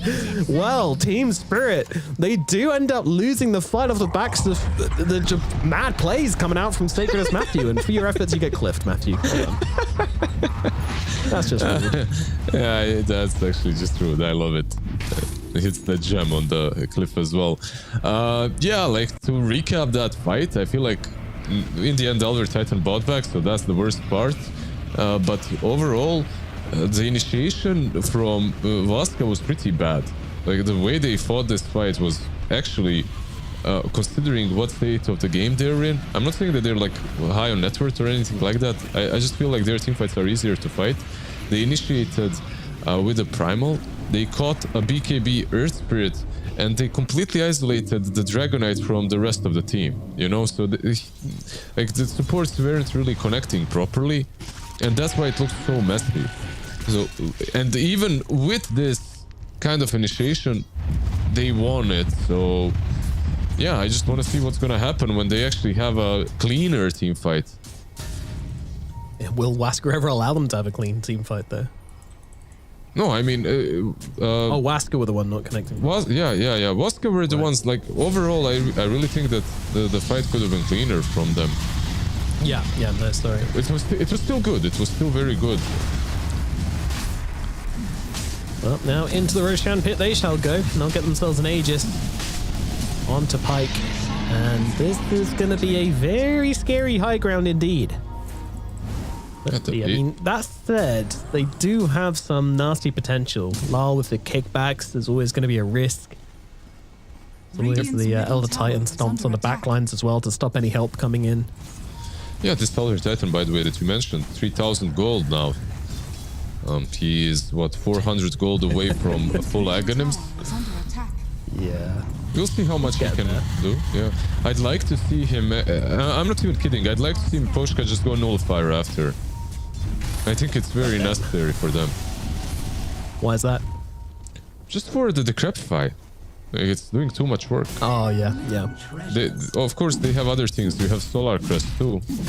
You have Glimmer, but yeah, just get the Nullifier on someone. They need it. No, it's kind of happening exactly how you said it would with the Pugna. Matthew is just, I mean, he's a Pugna master and he's playing it wonderfully with the Decrepifiers coming out in the fight. You just need that extra little bit to finish off his DK, and he lives through it, and he's able to bring somebody else down. He's able to actually just stand his ground against the Medusa. Sure, he dies in that fight, but he manages to get the Medusa low enough for the team to finish her off. And that was a comparison I wanted to make as well, as Lal's just piecing out of here. Yeah. He's buying the Nullifier, by the way. Oh, okay. Yeah, that makes a lot of sense. He's the one. They just realized they need it. And what else can he buy that's going to be as impactful? Maybe some Aghanims? Maybe a Refresher would be solid. Octarine, maybe. But I think, like, number 1 Nullifier when it comes to impact, maybe number 2 Refresher.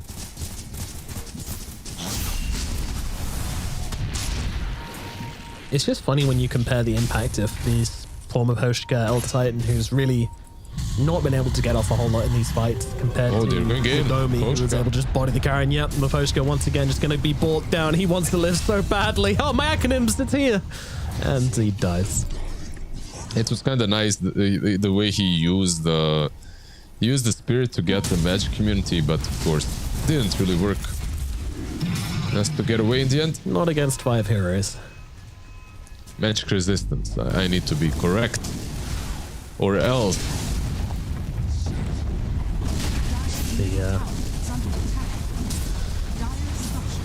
The Dota police will come for you. Yeah, Merlini. Always on the case. Ready to arrest anybody making small inaccuracies. Middle tier 4 has fallen. Tier 3, sorry. As they'll look toward the barracks now as well. Melee barracks is gone. Range barracks following shortly afterwards. This Aegis DK, you cannot fight it, especially not without your Elder Titan. Yep. I truly didn't think that they would watch the mid game this hard on Steam Spirit, but I also don't think that they did a lot of things, how to say, wrong. You know, I just think that overall the Vaska's draft was, I didn't foresee this happening. You weren't familiar with their game, is the phrase you're looking for. Yeah, exactly. Like they're definitely some next level gamers. Satani's just trying to cut waves with his creeps, and Matthew's just making his life a misery. Get the life drain off. Couldn't do it. Doesn't matter. Dead now anyway. Yeah, he does one to decrepify the other. He does this all the time with the Medusa. Just gets Manta, and the moment he gets Manta, his farm skyrockets. You just saw a preview of why it usually... Well, it's not a preview, it's a post view, I guess. Post-mortem. Yeah. DD in the river, by the way. If Dragonite could get this, maybe sets up a really big fight for them. Oh, interesting that Satanic did get the Ancient Guardian neutral item, so that kind of gives you an idea if Satanic's expecting this one to go. So yeah, I'm going to be defending that high ground. I am a tower this game. I mean, it's not that bad, right? Like, even without it, 50 damage is pretty good on Medusa. Then another 50. Ooh, and it's Satanic who gets the DD. Usually going for Silver Edge. Someone could just straight up die here. Yeah, if he finds some support. Yeah, but he's also, if he overextends without his team being completely ready for this, it could be messy. Ooh, is he gonna go for Seize Pie? Gonna go for it right now. Then comes with the break, just trying to scare it. Little, you know, it's close to Halloween. Boo. Yeah, what's your costume, by the way? I'm not sure yet. There's talk of Scooby-Doo, not the dog, but one of them guys from Scooby-Doo. I don't know. Ah, okay. I'm gonna cosplay as Wilma. Oh, cute. I'm looking forward to seeing that. Yeah. Or B-Cop, I'm not sure. Also looking forward to seeing that. What would your B-Cop costume be? A red beanie. Yep, a flannel shirt, you know? Yep, buttoned up, of course. Of course, buttoned up. And yeah. You need the glasses, I think. Glasses. I got the glasses right already. I can pull that off. And maybe a baseball glove, you know. He loves his baseball. Yeah, and just have like pre-write yourself a bunch of strange references, which oh yeah, about some obscure TV shows and movies that only he watched. Yeah. He actually, I'm just uncultured. He has a lot of good movies. Pike. He does indeed, yeah. The fight's going to take place here as the arena comes down. Once again, they're looking into this Bristol Bat. Malik somehow gets his BKB off during all of that, which means he can lift it out, get off the Bloodstone and start to try and heal up, but he's just not really healing a whole lot. The Stone Gaze coming through as well as both arenas used to no avail, really. They only back to take it down. Oh no, now speed up without BKB available on Satanic, but nobody has BKB anymore. Dragon Knight's just trying to take shots. They're both stunned. The Hook's actually going to take the other down. It looks like Medusa running out of mana, running out of health. The Snake does return, gives her a little bit of health, but I don't think it's going to be enough. Sacred pulverizes back, and that'll give him the damage to bring down Satanic. Moving in for more. Lal falls as well. Maposhka trying to smart foot his way out of this one, and it's not going to work. Oh my goodness, all 5 dead. Wait, no one dropping on the side of Swaska? No one's dropped. Really? Yeah, no one, I guess. And keep in mind, they don't have... and I'm not seeing any. Well, I don't see any on Team Spirit as well. And by the way, I hate to say I told you so, but I told you so. Like, it was literally this Pugna keeping everyone alive. How the hell are they not focusing Matthew? Like, literally not a single hero went on him. Dragonite would have been dead like twice if Medusa wasn't fighting Dragonite and Life Drain. It's like... It's crazy. It's so crazy how much value Matthew has had this game. Basically, all the damage that Medusa was dishing into Pike, all of it was negated by Matthew. And these are Megas now. I mean, maybe even Throne, 40 seconds without Medusa. They should definitely go for this. Yeah, Pike wants to force it. Dragon form used. They don't have the creep waves right now. Sacred trying to bring something into the base. Backdoor should be up anytime soon. They have BKBs as well. Like, they can just throw this. They might just go for this. Yeah, there's your backdoor coming through. Creeps coming down the middle lane, but they're not going to be here for a little while still, making this just a little bit awkward. Pike still trying to finish this one off, and with the backdoor coming down, but a roll in from Lal. He's going in deep here, trying to catch the backlines, but the BKBs are back. They're just going to take him down instantly. What was that? They'll lose Lal. Medusa will be able to respawn. I don't know if the call was maybe going for the creep wave or just going to die to help Medusa. It was one of the two. Yeah.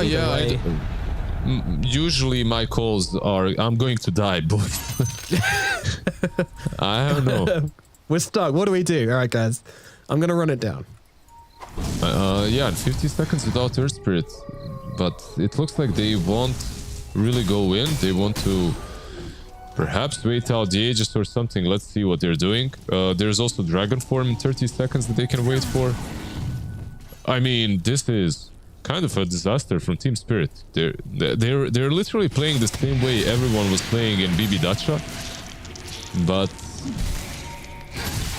Waska, they're bringing some new tech and some old tech with the Pugna. I mean, not everything's old tech these days. It's all been done before. We're just recycling the same crap over and over. Well, no, not really. There's too many patches for that, but... I mean, recently new tech, you know, like this Pugna has been played in the last month or so. Snaking spammed it. Falcons have done this, and I think maybe even during Wallachia it was a thing. I'm not sure, but in any case, refresher Hex on Mars plus 4,000 gold. There's just Heart of Terrask on Primal with overwhelming blink next. Pike has everything. I don't even want to look anymore. Yeah, he's pretty good. He's all right when it comes to money. He's got no boots. You can say that. They have the nullifier, sure, on the Earth Spirit, but and the nullifier by Malik being purchased too. Wow. Okay. Yep. They are recognizing the Pugna problem. They're deciding we cannot find Pugna, so we will just try and deal with the Pugna's abilities. Oh, Divine Rapier purchased as well from the Medusa, by the way. Yeah, they needed this. You know what the craziest part was? Like Matthew was in range and in vision that last fight. The one where they got wiped. They could have definitely went on him. They just decided to go on these other targets. He's got that glimmer cape, man. I mean, that's some scary shit right there. Yep. Unkillable. Unkillable. Invisibility, invincibility. By the way, Medusa, one item that I really wanted to see from Titanic this game, if the game went better for him, maybe he would have bought it, is this Aghanims that he's queued up. It's really nice. Like Aghanim Mystic Snake plus Cold Blooded. Pretty good versus these heroes that have a lot of point target spells. Sounds cool and good. Won't be seeing it. Well, might be seeing it if Waska somehow mess up this high ground attempt, but it's feeling all but inevitable now. Interesting that Team Spirit pushing this far out. You would expect them to be having a ward up on this high ground area here for them to play up this far.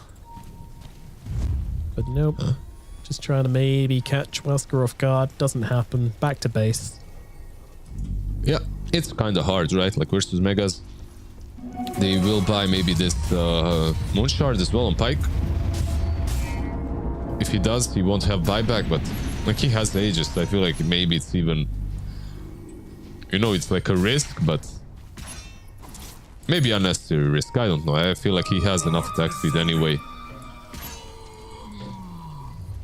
Yeah, I think you give that the MKB plus the AC, but here we go. We've started the fight onto Malik here. Malik being beaten down very quickly indeed. He is going to get a chance to get up his BKB, but not going to do so, as he will bite back into this one. Had the buyback available, so didn't want to use a BKB on that first life, knowing that he is pretty much toast there. But still, really good pickoff here from Waska. That's going to allow them to keep on playing, to keep on pushing. They don't lose anybody and don't really use any huge resources of their own. Yeah, the Crapify was used there to prevent any aggression on Dragonite as well. And it's crazy that they can even take down the Bristol, because he's got a Sket cap, right? Like he's got that as well. Pike catching two, hitting the rest of the tier 4. Good damage, Pike, good Pike. damage, good damage. They're taken down. First life gone. He's going to respawn here. Yeah, what are they going to do with this though? I don't think they particularly want to just run at the guy. Yeah, probably not. Like they can maybe move back now, wait for the dragon form, and then re-engage when you get like refresher on your Mars again.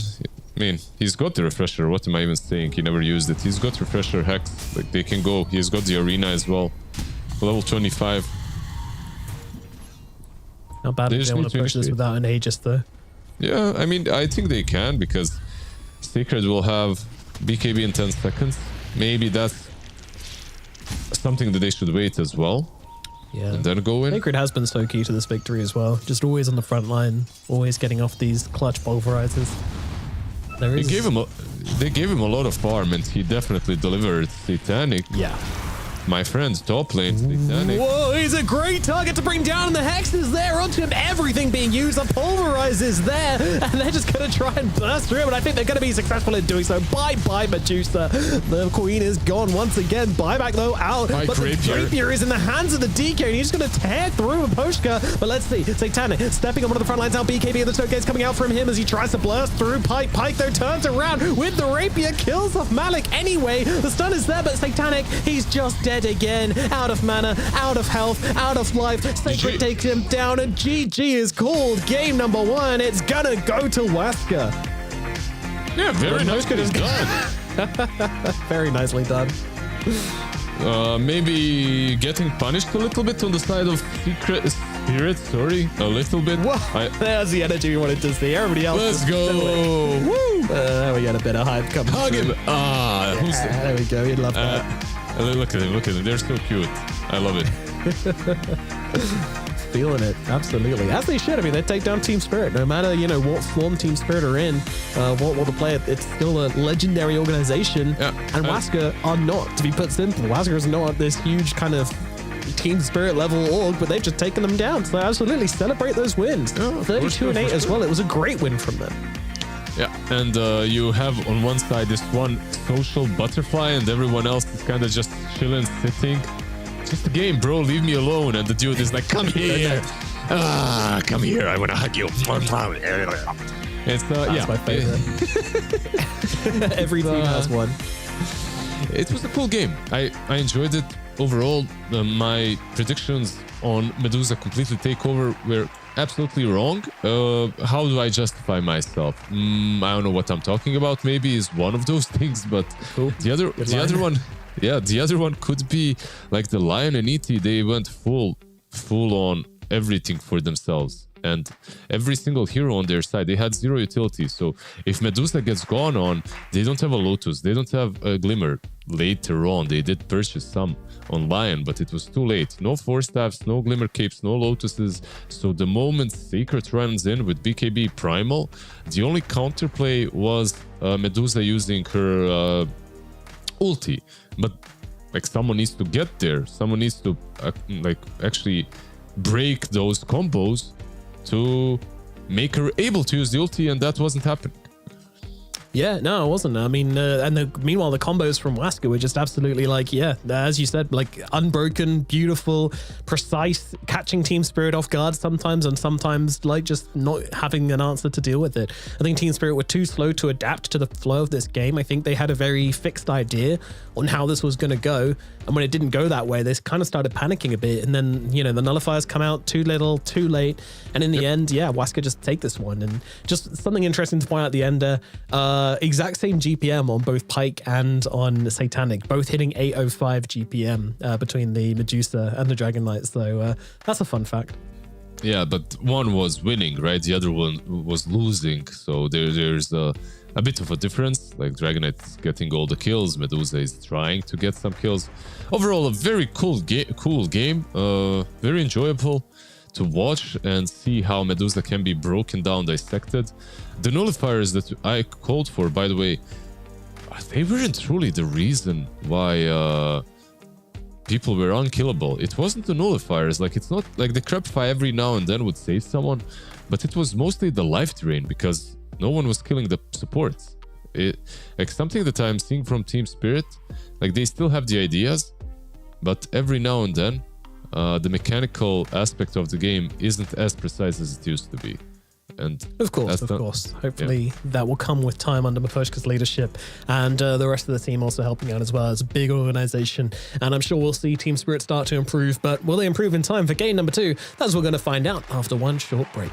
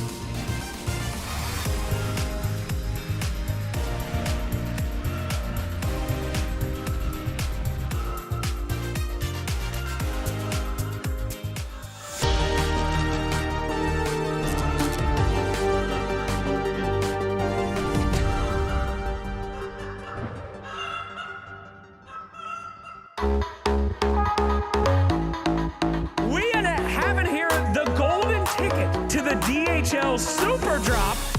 I'm gonna get the box over here.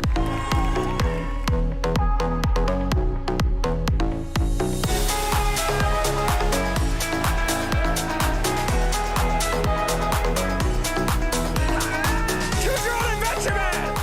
Are you ready? I'm shaking. Good. That's absolutely correct.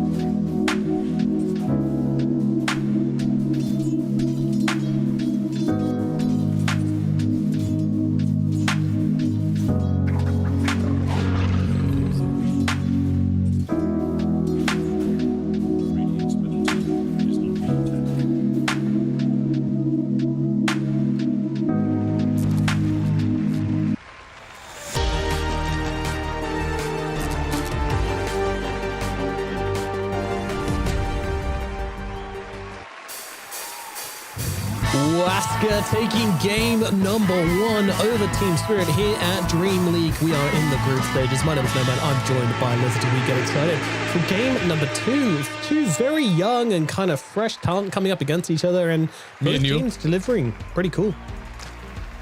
It's the two of us, right? That's what we're talking about. Two young, fresh talent. we can pretend. We can pretend. Yeah, let me go shave real quick and yeah, like put some moisturizer on. Like you said, cool. A very interesting matchup. Much more interesting for me after game number 1, because going into game number 1, I thought like it's gonna be bam bam Satanic and the boys. They clean them up real quickly, but yeah, it didn't happen. The Medusa kind of a idea that they had on Team Spirit didn't work out, even though it looked like a good Medusa game. Waska, these guys were way too tanky, and like you have these 3 cores that are really difficult to burst down, and then you have a Pugna behind. If these 3 cores were something like some edgy cores, maybe some edgy cores like some SF or maybe even a Gyro, you know, these kind of heroes that you can actually kill in 1 Hex Impale quickly, then that Pugna perhaps doesn't have as much impact.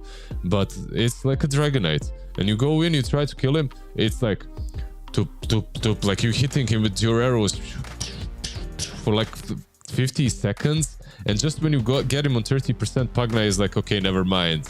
You know, like a boss in what's the name, Elden Ring, you know, you get him down to 30% and then he's like, yep, second phase now. Yeah, I'm back to full. Yeah, that was an issue. That was a huge problem they had. And I think just in general, the supports was so poor as well in that game, mostly because Team Spirit weren't killing stuff, you know? Lal didn't really have the teammates to do it. You had a Bristleback and a Medusa in the other 2 sides. You fall behind, you're not killing anybody at any point. And that's exactly what's why. I'm not sure they even hit double digits on kills last games, which meant that Maposhko and his Elder died, and he went for a greedy build, and he was super poor. He didn't even break 10k net worth at the end of like a 40-minute game, you know? Frankly, it doesn't work. Like, that just doesn't work. So Team Spirit kind of falling apart in that first game, especially on their supports, who just struggled to have any real impact, whilst the Waska supports were absolutely kicking off. Matthew was doing flips this game, having an absolutely great time. So we'll see how they refresh things up. I'm expecting a new look for Team Spirit in the second game. Yeah, let's see what they can switch up this time around.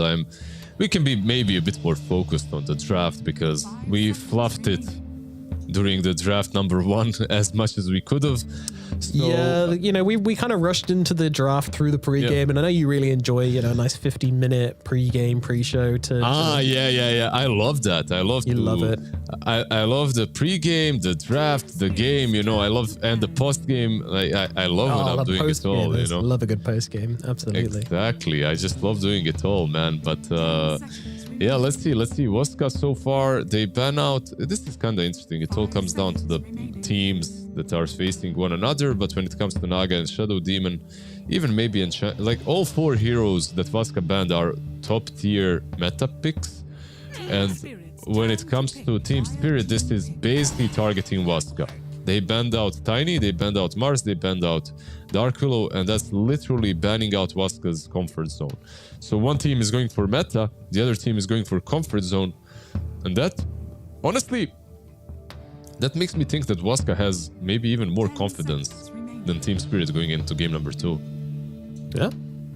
I mean, they kind of should, right? Like they took the first game, they look pretty sick doing it. You know, they're all hyped up. Yeah, take that momentum, run with it. Yeah, absolutely, because they did, what was I saying? They were so happy after they won, so you can see that this victory for them probably means more than it would have meant for Team Spirit. You know, like, after all, you are winning against Team Spirit, like a double TI winning team, not necessarily with a full roster, but still 2 out of 5. Team Spirit will have a clockwork. This guy has to be kind of utility oriented, so there's already an improvement, I would say. Probably going to be played by Miposhka. It opens up a lot of glass cannon cores, like you can have your Medusas, Drows, Morphlings, SFs, Lunas, you know, whatever you want to, you can combo up with him. But it's all about the team on team action, but I feel like this Muerta was maybe, it grew in popularity and it became the most contested hero in the last couple of days of BB Dacha in Belgrade. Like just yesterday, she was contested all the time. And Yeah, well, that time ago. You know why though? But there's the difference. Like when I look at Team Spirit and Waska, Team Spirit, they're playing these spirits, Waska isn't. So Waska tend to... I understand that they want to play Muerta more than maybe Team Spirit because they can have these tanky boys on the mid. And Muerta plus the tanky boy can usually take down a spirit because of the calling, the silence, you know, like you get a lot of disables from her. The build is ATOS into the calling most of the time. It's kind of nice. I don't play Muerta, by the way. Like it's one of those heroes that I have a very low amount of games on, but I need to start. I play loads of it. Yeah, Probably my most played hero of the year. Really? Yeah. Yeah, Okay. yeah. As a support or core? Core. Core, okay. I like to carry in mid. It's very fun.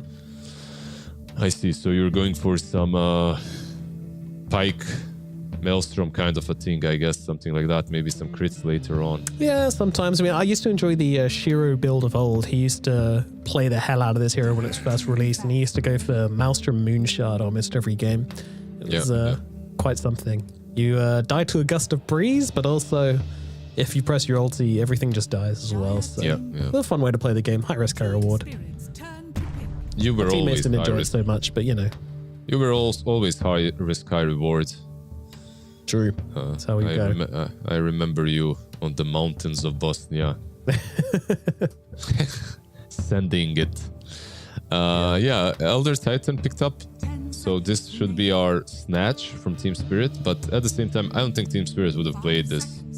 You know, like they probably wouldn't. Just when you look at the bands, Tusk Band, Omni Band, so all of these bullies from position 5 are kind of out. The only one that sort of remains is Ogre that I'm seeing. Maybe I'm missing someone, but I think it's only Ogre and Elder Titan, so they pick up the Elder Titan. And now a lot of carries, by the way, last game at this point have been banned out, so we might see a bit more of a meta carry-to-carry matchup. Oh, Centaur, okay. A cool one. Let's see what they combo it with. This is probably a position 4 pick here for Team Spirit. And then they can keep that last pick of the second phase hidden a little bit, probably for their carry. Or maybe even mid, we'll see. Probably the carry. It depends, like you can actually go for Earth Spirit again as the last pick of the second phase. Yeah, just get the good old Hoodwink first. It's like a hero that Elder Titan hates playing into. Like you can play into her in the lane, but Elder Titan usually likes to bully. Like that's where there are some lanes that you just completely crush as ET, but Scent and Hoodwink are going to destroy you if you approach them, so probably not gonna happen. Right now Team Spirit are setting themselves up for some really good lanes. Yeah, they certainly are. They're looking to come out of this one much, much stronger. And one thing I'm noticing as well is they want to have kill potential, and this will happen. You play a game with no kill potential, with, you know, very low initiation, and they're just going to move the needle immediately afterwards. And Clockwork, Hoodwink, Centaur, 3 heroes with catch, 3 heroes with the ability to set up plays. Whatever Lal is on, he kind of just has a free time when it comes to playing the map now, which is going to be really, really nice, especially compared to last game. Yeah, last game they were all about farming. You completely hit the nail on the head there. They are just passive farming, not joining any fights, just making sure that they get to their timings and then trying to like just snowball. This time around, they're not about that. They're about outplaying Vaska, even in the laning stage, maybe a little bit later with the rotations. I have to say though, I love what Vaska has drafted for themselves. This Beastmaster, I feel like, is amazing. They also get the Gyro that's... I mean, into Centaur, Clockwork, nothing likes playing into these heroes that is currently in the meta, but Gyro probably is the best one out of all. And now on Team Spirit, actually Morphling is in the pool. So this Gyro might have not been... so there's the reason why Morphling is still in the pool. That's because of the Elder Titan. Like, he's a really good hero because of natural order versus Morphling. But Morphling into Gyro, I feel like Morphling, SF, Luna all of them are good, but Morphling is probably the best because it also has the best matchup versus Beast. And right now, if you don't pick it, it's getting banned. Most likely. So, let's see. There's something like Terrorblade as well, but not as good into Gyro. There's also a good old Medusa if you want to go back to her. I still don't think she's bad. But looking at Satanic, let's see. I feel like we are showing him and he's talking. He just said, I could literally read the lips. He said Morphling. My goodness, the next level reads coming out here. Let's see. Could have just been being talked about. We don't know if it was, what do you want to play, Morphling, and then sitting on it for the next 20 seconds. Maybe they asked him, what's the bad hero? And he says Morphling. Yeah, what's the worst hero we could pick you right now? Yeah, a very common question to ask during a draft. Exactly. Because you have so much time, you have to cast all the worst options. You start from the bottom and make your way up. Yeah. I think SF is just also very solid. Like, with Clockwork, it's probably the best combo in the lane. Like SF Clock, SF Omni. Maybe not as strong into Beast, but much better into Elder Titan. At least early on. You scale faster, like you get online a bit faster than Morphling. You get that Dragonlance Mask of Madness, you can already be active. You have the Centaur Stampede to bail you out of problems, bail you out of troubles. So, yeah, overall, let's see what the mid lane bans are, because both of these sides, they need the mid now. Right, we're going to get rid of the Puck, then we're going to get rid of the Ember Spirit. No, there's a lot. There's a lot of good heroes on the mid lane. There's Invoker, there's Storm, there's Earth Spirit. All of these three are very highly rated. We get rid of Earth Spirit on one side. I think from Team Spirit, maybe because you have the pick next. The problem is, like, you don't see the last pick, and it can be Huskar on Vaska. It can be Viper on Vaska, you know, and that's an issue. Like, they didn't get rid of these cheese picks. If you are getting rid of the good picks, you can ban out Invoker and pick Storm. But that's if you're looking at a fair game of Dota. But why would Vaska play this fair? Like, they could just last pick Huskar. No new. Who cares about fairness? They ban out the Ember. The hero that kind of gained in popularity the last couple of days. Like, Invoker started getting kind of ignored, honestly, and Ember Spirit took over. Emo brought it, like he was the one that kind of started the trend, and everyone else followed suit. 5 seconds remaining. Let's see what they go for. They don't have they're picking blind, right? So Larl, I hate when Team Spirit are playing with Larl in a bad matchup, but they still play. Last game. I mean, honestly, if you're Vaska, just go Huskar. There he is. Yeah, you want to see the Huskar? I mean, Thick man. They have break. They have some ways of dealing with him, but they get the Invoker. Okay, so this man's locked in. Yeah, I was calling something different. I was expecting an Invoker ban into a Storm pick, because Invoker is a really bad matchup for Storm because of EMP and stuff, but it's still playable for Storm Spirit. It's, like I say, very bad. It's kind of bad. It's not terrible.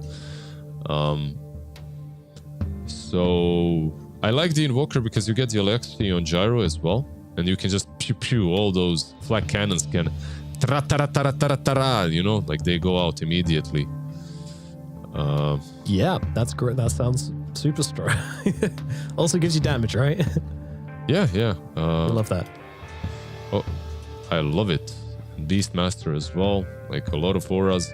I like both of these drafts. I think that this time around we're in a different game though, strategically, and the way it's going to be played. Right. I'm so smart. It's not the same game like game number 1. This is game number 2, in fact. Yeah, this is actually game number 2. What I meant is, it's not going to be like some farm fest from Team Spirit, or at least on paper it shouldn't be. They should be fighting a bit more. Oh yeah, 100%. Like I said at the start, like these guys, they're not going to play the same game twice, that's for sure. They draft themselves a ton of catch, a ton of kill potential, and they'll be looking to fight into game number 2. And against the Muerta, that's always scary as well. Like, I'm not looking at this and feeling like it's a fantastic Muerta game. I too am surprised they didn't go for the Gyrocopter as the carry. So yeah, we'll see how that one ends up working out for them, of course. You know, the same things you said about Gyro can be applied to Muerta. She does have a very small window wherein you need to get off most of your damage and be able to end the fight basically inside that Pierce the Veil. So yeah, it's a cool adaptation. This is something that SA teams sometimes do. That's a very cool courier as well. Very quickly throw up the observer tag. Throw up the observer. Oh, that's tag. that's the two of us. No. That's the observer weapons right there. Love this guy. Yeah, of course. Also, when the smoke is over, Wepas, I'd like you to go into first-person view of Dark Mago, please. Very important you wait for the smoke to be over, though. Although we might have a fight taking place. Hold. Okay, there we go. Perfect. Let's have a look. And this is the Lizard set for Invoker. You can get this one for yourself and support up the boy himself. You can see why. Set. I see the abs. Indeed, the chiseled abs. That doesn't look like a very practical suit of armor. You know, just yeah. Please. What do we need to protect? Yeah. Poke my abs right there. They're not protecting anything. He's a magician. He has some magical shield. True, you just need to protect the brain. Yes, sir. Nice observer D-Ward, I guess, from Team Spirit to start this one off. I'll be able to take that. And bounty runes. I don't think we're going to see much shenanigans taking place here. There's a Shadow Fiend. The battle begins. Looking at Sacred and Matthew, but he won't be able to do anything about this. Yeah. I don't know, like, Gyro is a peculiar one as a support. Like, dishes out a ton of damage, can maybe run down the SF. Like, there's some huge volatility on this bot lane. Like, SF and Clock can kill the Gyro if he steps out of position, but on the other side, all the damage that Beast and Gyro are bringing is massive, so they can definitely kill anyone, especially from level 3, right, on both sides. Yeah. It's all about Chop Shop as well, getting yourself unlimited drums.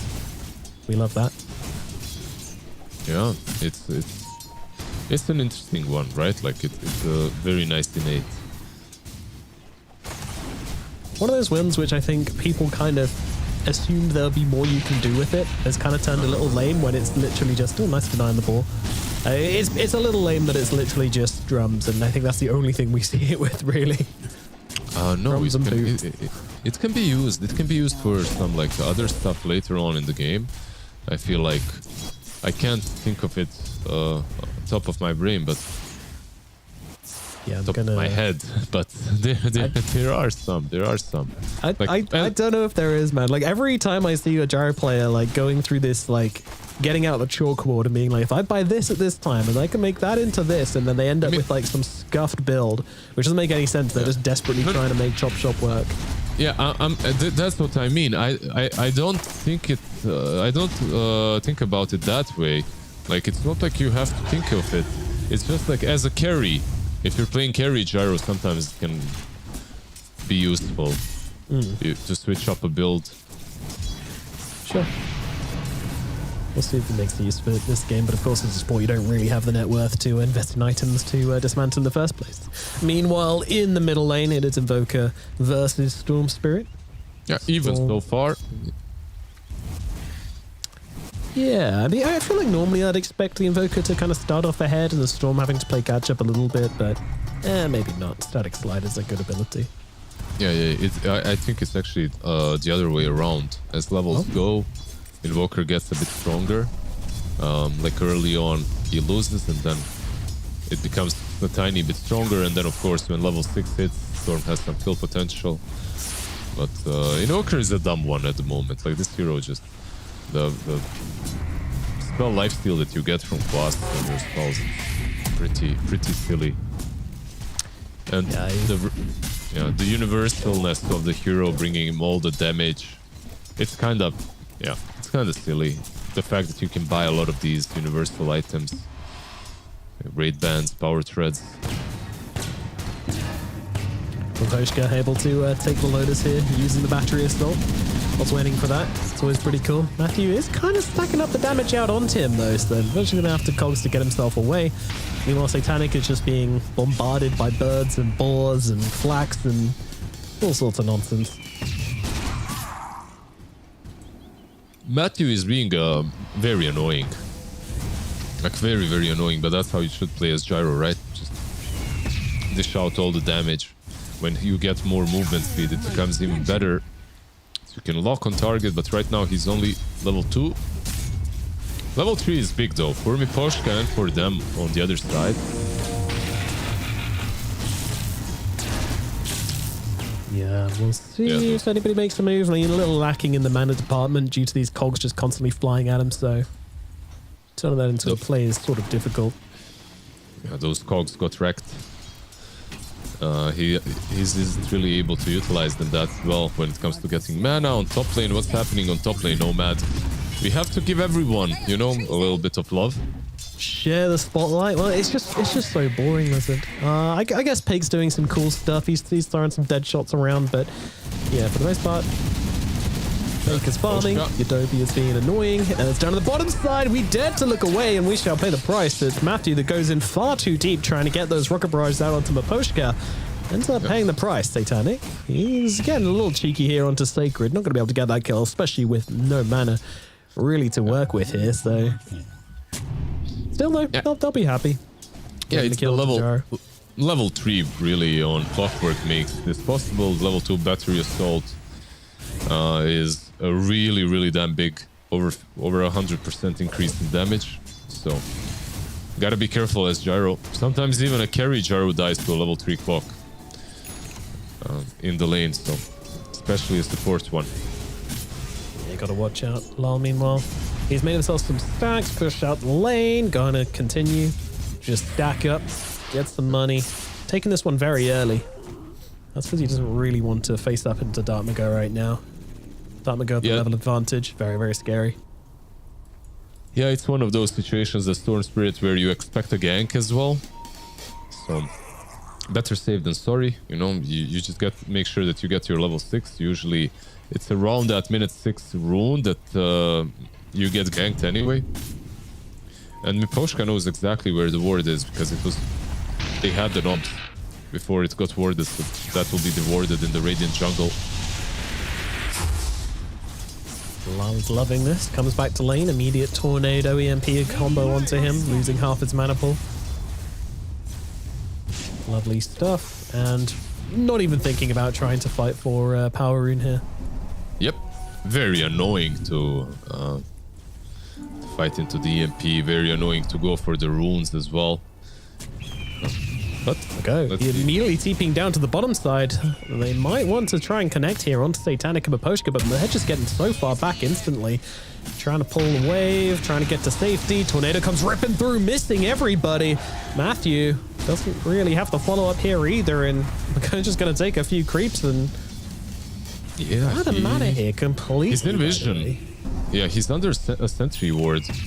Oh yeah, they know exactly what's up right now, but he's going to walk out of the sentry ward range, so they tried to spook him to force him to retreat back towards his team, but missed him a go. He's too smart for that. It's kind of funny why this gank failed, because it isn't really like a bad move from Invoker, but he couldn't get there in time to use his spells because he had no boot. They were flying out to him. He was really slow. Well, he's not left, and the Seraphine stepped up once again without making sure the coast is clear beforehand. Now Tornado is going to come down. A little bit more damage will be required, won't be coming in. Satanic lives, and now Salal jumping back in. They've got everything to help out with this one, as Sacred might just be eating the dirt right now. Rue brings him down. Now they move on to Mago. Mago's also in trouble. The raises are stacking up here. Mago's going to go down as well. Rue gets both of these kills. Okay, maybe wanting to get these on the Storm, but that's absolutely fine. Keep it going. There comes the... oh, wait, Pake! What are you doing here? What a strange engagement to turn up to. Waska just turning up to feed one by one. Yeah, everyone came. Literally everyone from Waska arrived to bot lane, and they were all just feeding one after another. The Pyke's rotation was okay, but it failed because of Stampede. Yadami? Larl? He might be dead here, actually. Yeah, they will get one return kill at the very least. Maybe Rue as well. Okay, A 2 lot of return kills damage. at the very least. Oh, just kidding. Maybe not. No, Yeah. not today. It was a Kill ruse. dog. Yeah, a good kill on the Storm Spirit, and he gets rewarded by a region rune. Yeah. Maybe unnecessary here, you see. Like they get the kill. They get the kill on Invoker, and then I'm Pike just watching shows up. Pike coming from the coming from beneath. At what point does he watch all this and goes, "Yeah, this is my fight without ulti"? No, I think it was okay, maybe the rotation, but the Stampede absolutely ruined it, and they just don't have the control. Roar was not there, Beastmaster was already kinda out of it, so without that, they just... I think they got carried away because of all the good emotions from the last game, you know, a little bit, and it carries on in the next one. But they need to calm down and farm a bit on Waska. They're not that strong right now. Rue? Yeah, this time he won't be getting away with it. That pesky squirrel gets taken out. So good with his positioning earlier on. He really made these plays happen in the bottom lane just by turning up early. Oh, they actually have a Dominator now on Yeah. Beastmaster, so they're gonna use that. Pressure the tier 1 tower. You I get like a this frost as well. armor, you get a frost armor. Yeah, this frost armor used to be absolutely broken, but it got nerfed a bit. It's still strong. They have It just level doesn't last 3 forever these days, which is kind of important. I'm gonna go for him though. Sacred kind of getting a little bit too cocky. Tries to get off the roar. Not gonna work. A good night sweep Prince. Sacred They're will be coming, going though. down. Yeah, they're thinking about it, but I don't know if they should be. Sleep out on Satanic Anton onto Makoposhka, but a lack of mana on your Domain, a lack of willingness from Mago and Matthews going to force them back. Rue is back from the grave as well and ready to ruffle their truffles, so... Yeah, ruffle their truffles? He will. How do you, like, ruffling the truffle? Is it like digging it up? Because truffles are usually Yeah, I under imagine the that's ground. what the pig does, right? Yeah, I see. No, I'm informed they use dogs these days. Yeah. Are you like a truffle enjoyer? They're kind of Big time. expensive. Yeah, I only like the good stuff though. Like, you can get some really cheap, nasty tasting truffles, but... They're very tasty, but kind of an acquired taste, I guess. Yeah, I only really like them in like, you know, sauces, pastas usually. When people try to put them on like pizza or like in chocolate or something weird like that, I'm just like, nah, chill out. People try and do weird stuff with everything these days. Yep. I'm sure there's some connection to Dota that we can use. People try weird stuff. Find that segue. Yeah, people try weird stuff with position 4 gyros as well. They try to fit them in everywhere, but Hey, you know what? That was good. I respect that. But this time around, I feel like he's in a good spot. This is like a trophy in a pasta, basically, this gyro. Oh, and McCall back as well. He's flexing on us now. Yeah, the lane might have not gone fantastically, mostly due to some weird rotations from Wesker and some very proactive play from Team Spirit. They just wanted to play this game. I feel like, you know, it's late, you probably played all your pubs. Last game, they just had to sit around and watch as maybe their Medusa carries them, maybe she doesn't. And this game, they just wanted to brawl, they just wanted to play. And it seems to be working out for them. 2k gold advantage, 6-2. The Shadow Fiend is very, very rich. Lala is having a lot of fun running around the map. Yep. This Storm Spirit, basically what we are to expect is Kayan to shard. That's what he's doing, and that's a huge power spike on him. We'll see if they wait for it or if they use the wisdom, sorry, not the wisdom, the Invis rune to make a play. No. Everyone's doing this shard these days, but you know, there may be some folk which only turn up for the ESL events, you know, the DreamLeague events. So for them, why are people going shard? It's a lot of damage, basically. Anyway. Yeah.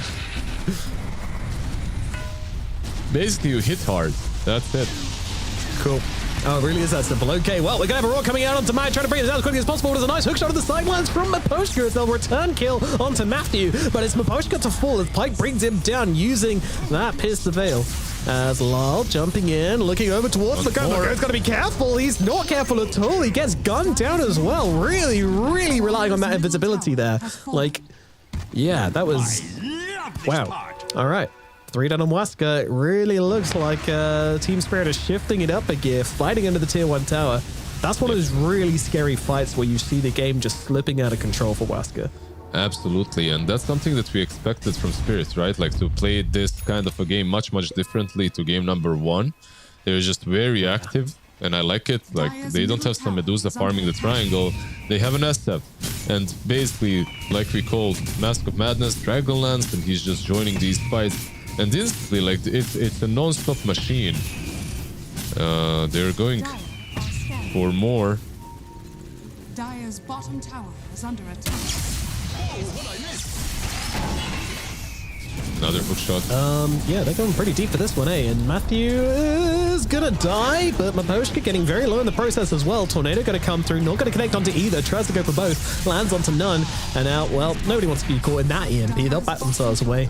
And all the while, Satanic was just able to keep on smacking away at that tower, utilizing the 2 present stacks he had. Oh, he's gonna rake him here, maybe. Nope, just kidding. Now, maybe. Yep, there we go. Requiem comes out is enough to save Lol. It is not. Dark Mago connects. They will be able to bring him down. A bit of a misplay. Clockwork might die as well. He doesn't have hookshot. He's 100% dead.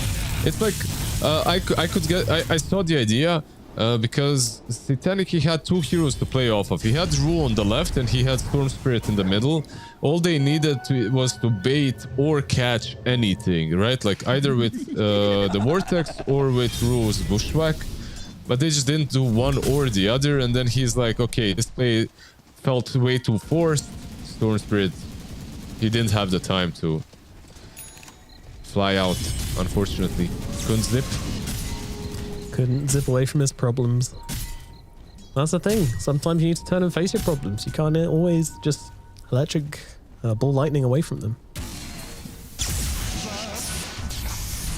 Of course, facing his problems there would have meant he died even quicker, so maybe not applicable in this circumstance. I just run away from my problems. I go to the gym, you know, and then they follow me there as well, unfortunately. Can you give me an example of a problem that's followed you from my life into the gym? Okay. I didn't expect that to get real quite so quickly, but moving on. Yeah, Shard, almost there off the Storm. That's nice. Is that the next timing they're going to fight around? Yeah, like it's an option. Like they are also buying for this BKB on Satanic. It's something that they could wait for. Like get the shard, get the BKBs. I don't think that they're in a perfect spot to fight anymore on Spirit. Like even though they took some nice fights and they're 4k ahead. 5k ahead. 4k ahead. 5k, yeah, 4k, 5k, whatever. They do have a pipe on Malik, by the way, which is a big game changer, but you could also wait for the blink on him. Like if you wait for this item timing of blink on Centaur, BKBs on your cores, you're so set. You can even force some rush fight. This early? Not really surprised. The Shadow Fiend is the beast. Yeah, I mean, they're not there yet. He does have a BKB flying out though. Goodness. Yeah, 10k, 11k net worth on the SF this early on. 70 minutes in the game. He's owning. Well, chasing down onto Matthew. The sharpshooter's coming through as well. Lars got to be careful though. There's a lot of damage, and with the secondary strike coming through, it's going to be enough to bring him down. Not sure how Pike finished him off there. That was very nicely done indeed. I think the dead shot just about catching out Lal. Yeah, it was that shot. It's crazy just how much damage they have into the Storm, and even the Gyro doesn't die, and now they smoke up. They have Helm of Overlord as well. I think they can kill the Centaur in a single roar, so he needs to be careful here. Even with the Blade Mail. That was actually an incredible dead shot. I kind of... Can we spin and replay on that? Did we already have a replay on it? I don't know. Wasn't watching the feed. My bad. Yeah, it was a good death shot, but I feel like it's more about the cold snap and the disruptions that they had. Like Storm was trying to zip like 5 times and he couldn't get away. Look at this now here. Like What the? Okay. Yeah, that was ridiculous. That was incredible. I'm not even sure that was meant for him at this point, but it definitely was. Definitely was. Like, but the fact that he zipped exactly there, I guess you can't. He ran into the back of the bullet. Yeah. Did you watch the movie Revolver? Revolver? No, I didn't. I think it's called Revolver. I think it's the one where they're spinning the bullets. Like if. Oh, that's Wanted, isn't it? Radiant are Wanted? Isn't so. Wanted? Maybe you're right. Yeah. Wanted with Angelina Jolie, right? Yeah. She's in it. And yeah, you're right. And the guy that is in Split. What's I was just trying to think of his name, but Radiant's middle tower. he's also James in, McAvoy. Yeah. He's also in X-Men, right? Professor X, I think. Yeah, like overall. Anyways, where was someone I run going into with the back of a bullet in that? I don't. Is under attack. No, but Pike could be in that movie with this Yeah. with this Muerta. He's Angelina Jolie. Dire's structures The are resemblance is fortified. uncanny, to be fair. Dire's top tower is under attack. So, Wesker pushing out into the enemy jungle a little bit. They are feeling the confidence. They've been able to punish Lal twice now for his over-engagement. They can keep this coming. I feel pretty good for them. And Lal has honestly put his team back pretty heavily in this game. He's been trying to make stuff happen. He's been pushing that accelerator a little too hard. And it's come back to bite them. It's the Laurel Storm Spirit experience, my friend. Like sometimes he owns, sometimes he feeds. It is what it is. But you can expect a fun game no matter what. And minute 20, we're going to see maybe a rune picked up under a ward though. So if they take this, they're not taking it. Oh, they're taking it. Okay. They're getting it. They know. Uh-oh. Maybe they were just watching the Tormentor. Who knows? Which does go to Dartmouth Go, by the way. He's the one who picks up that Aghanim's shard. So EMP can have a bit of pulling action now, a bit of burning action. I actually love this shard. I don't know how you feel about it, Beastmaster. He's dead. He's just very, very dead. Sacred does go down, and that's one way to start this off. Matthews also He killed himself. He killed himself. Too much damage coming out onto that blade mail. Who knew? It's such a good blade mail game, not only versus Gyro. Like Gyro can't really control his damage after he uses it. Please click on the death recap for Gyrocopter. Yeah. Is it gonna work? Ah, not today. Oh, hey, wait. Oh. Yep, there we go. All blade mail, baby. Nothing else. Radiant's middle tower is One under item. attack. 5 blade mail today. Yeah, good versus Muerta as well, by the way. Yeah, incredible. Buy it now while it's still on the normal pricing, because I heard a lot of places are now getting that dynamic pricing, you know, like Oasis. Surge costs, yes. Yeah, I heard a lot of winter resorts are doing the same thing now. True. We need the same in Dota. Like an item becomes pricier if it's purchased all the time. Smoke by the end of the game, per game 1,000 basis, gold. or just like in the entire all games being played at the moment? I mean, sure. In the old games ever. Sign me up. Time to go, getting beaten down at the moment, but they're keeping him alive pretty nicely here. But in comes that shackle shot, dragging them both together. Pike's here with the BKB with the ultimate, but he can't get off his damage in time. He needs to kill off Malik before the BKB ends, and he will be able to do that. Now trying to get himself away. Satanic cocks up and ult, doesn't let it go though.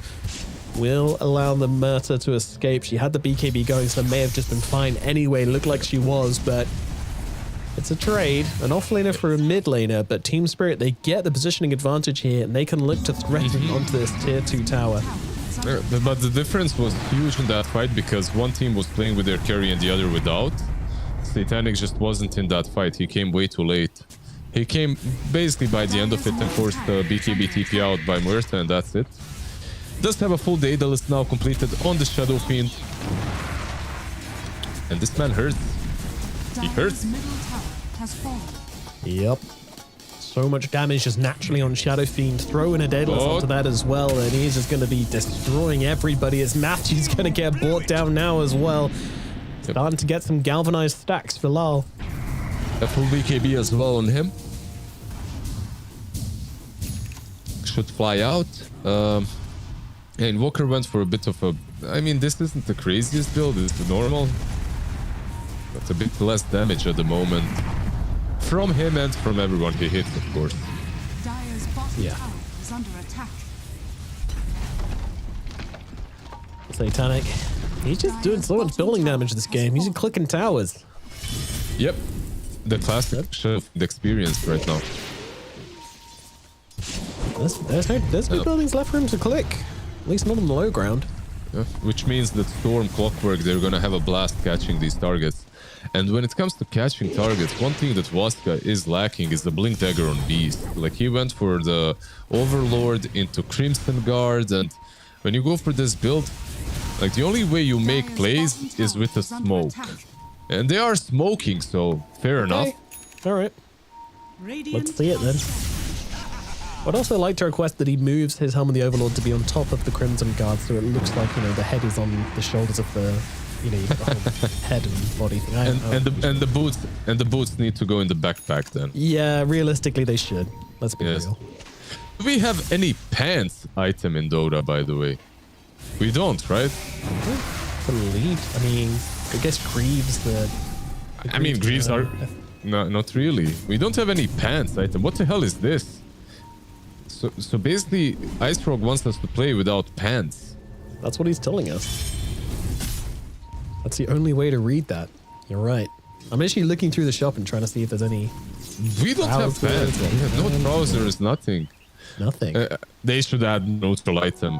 Maybe Ice Frog just never worn them. He doesn't know what they are. Jeans from the underworld. That could be. You found it. Dude, we need some. I guess we need some. robe? Nah. Well, I mean, robes are technically could be the full body thing, I guess, but not really. I'm stretching. I mean, yeah, it can cover everything up, but it's not really it. Not where I'm going.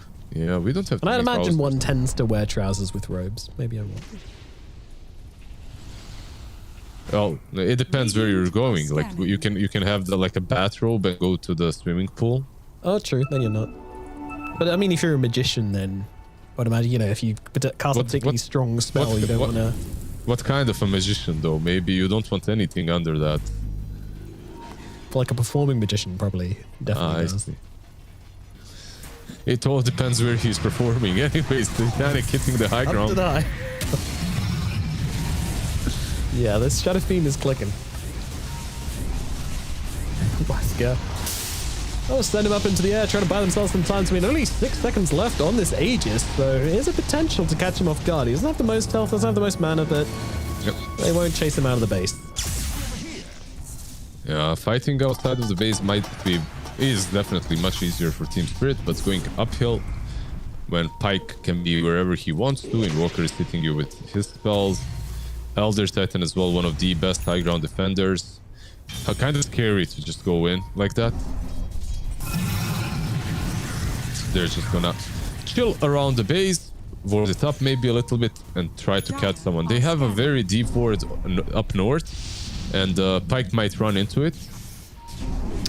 We'll see. Yeah, which could be bad. This is one of those games as well where, I mean, if Pyke gets up an ulti and a BKB, he's always going to get out of every situation, pretty much. There's no BKB penetrating stun. Look at Malik. Look at Malik. Sacred. I'm looking. He's about to stun. He does stun. And Lal to follow up as well. BKB pop from Lal just to make sure they get this Beastmaster down before he gets up a roar. And that's exactly going to be the case. Now Waska, they need to skedaddle out of here. There's a hook shot, by the way. With Poshka. He might get someone. Oh, the stun. It lands. We go. Dust. They found him. The dust, it connects. Oh my goodness, Malik, you got me. SF is on. It's Titanic. More? Poshka reveals him with the rocket flare and then hook shots to follow up. 2 kills, which absolutely should not have gotten there, but Team Spirit just swagging their way Yeah, from downtown. And now that they did fight outside of their base, they can maybe go for high ground. By the way, the whole engagement happened, and Waska, they felt fine because they had this deep ward on the left side, right up above the tower. They saw the SF TPing, and when they saw him TPing, they attempted to go for some sort of a play. But even with the SF not being there, Team Spirits right now are ready to fight. They're 14k ahead. There's no Storm. They're pushing without him, basically. He's going for that DD down bottom, maybe. I mean, if you push high ground with Lyle Storm Spirit, you know what's going to happen. He's going to be up there. You're going to be forced into a fight when you just want him to sit here and take buildings. Yeah, you can sit this one. Yeah, exactly. Sit this one out, friend. Like, Stay in you the can car. do it. Yeah, basically. You know, my friend is a little bit wild. It's better if he, waits outside. Yeah, it's just a full map takeover now, it feels like. Pake can click if he gets into a fight, but can't click enough, honestly.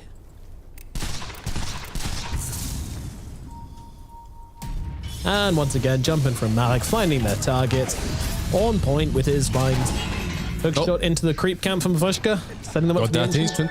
Yeah, got those ancients. He has a personal beef with that one little ancient Thunderhide.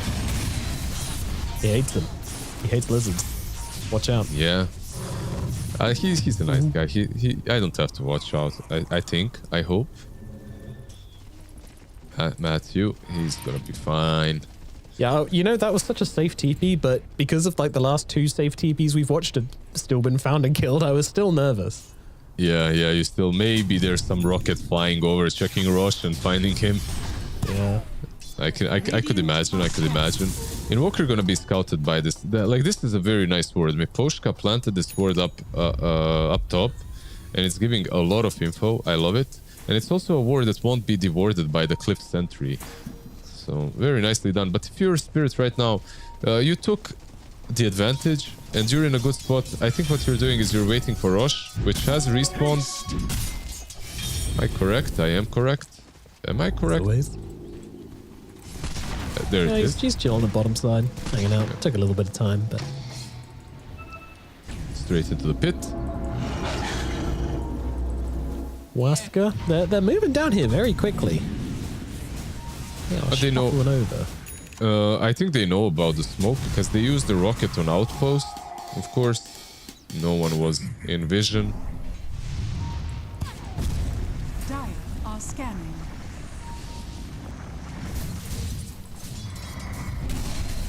Send in Mr. Rockman to clear out those waves, and his friend the boar. At least they have some cheap way of scouting, right? Like the boars, the summons, the Sunstrike if you want to, the Astro Spirit as well. Yeah, they got loads actually, don't they? Yeah. They got so much scout. Every hero has something. Guess even that shots, right? Like, yeah, that's just pretty great for it. Gives a little bit of vision when the bullet flies, though. okay, there's a smoke by Spirit. They're leaving their place and they're going into well, somewhere where they don't really have vision or control. So on paper, this is a good place for Waska. Yeah, this is the one place I can see them losing a fight. Malik just jumping straight up to the high ground. Rue immediately trying to go for the D-ward here. And instead, they'll just move straight onto Pake. Pake D-wards and then goes to actually fight heroes. But Erudi's PK burned it up, so he's just not doing any damage at the moment. Realizing that his time is up. TPing out, but a hookshot across from Miposhka cancels it out and gets him the kill. The carry is dead. 70 seconds out of the game. Murgo is going to be the next target here, and the SF just tears him apart. Now they move on to Matthew as well. Matthew's not getting out. It's another kill for Team Spirit. I don't think they care about Roche Lizard. Yeah, straight into Tormentor. I don't think so too. There are 2 buybacks at least from Waska, but they will have to be expanded because this will be You can't get here in time. Even if you buy back, those racks are gone. But no. I'm not talking. More. Yeah, I'm not talking about these racks. Maybe Throne even. You know, like they have a glyph now again. They'll glyph. Let's see. Let's see what they can do. They don't have to buy back at least. But they will be mega'd. Yeah, like mega creeps are. It just does crazy building damage on this SF. Yep. Swiftling top. Hit some more Raxes. Yeah, this might be game. I don't see how they defend this. Well, Megas are out at 32 minutes. Waska. Well, Roar's going to come down onto Satanic. Satanic does have a BKB. He just needs to get through the raw duration, and that he will. Lincoln's even being thrown onto him as well from his teammate. Who's that coming from? The Storm? Yes, indeedy. So he's absolutely fine. Yeah, they just have a lot of mobility as well. Like the Force Staff on Hoodwink, the Solar Crest from Clockwork saving him. A lot of utility in general in comparison to that last game. Like you have a Solar and Vlad's on the clock. So he's healing up heavily with the Mask of Madness as well. Yep. Let's just see if they want to force high ground and end or go rush first. It looks like Satanic wants to end. Go rush while Larl wants to end. That's how it looks like. That's what I expect as well. And he's in whilst his teammate's going for the Roshan. Classic Larl behavior, and he's getting kills for it as well. Even more classic Larl behavior. Yeah. A very illegal play, but absolutely getting away with it here. Because the rest of the team just don't have the information. Merlini police coming after Larl. Illegal playstyle. If they go for one now, then it's fully against the law. It's 20 years in prison. Yeah. Well, Aegis and Banner. It's so quick with SSF. Absolutely ridiculous. He's got the full Lincolns completed as well, flying out to him. This game will very shortly come to its conclusion, I believe. I believe you're right.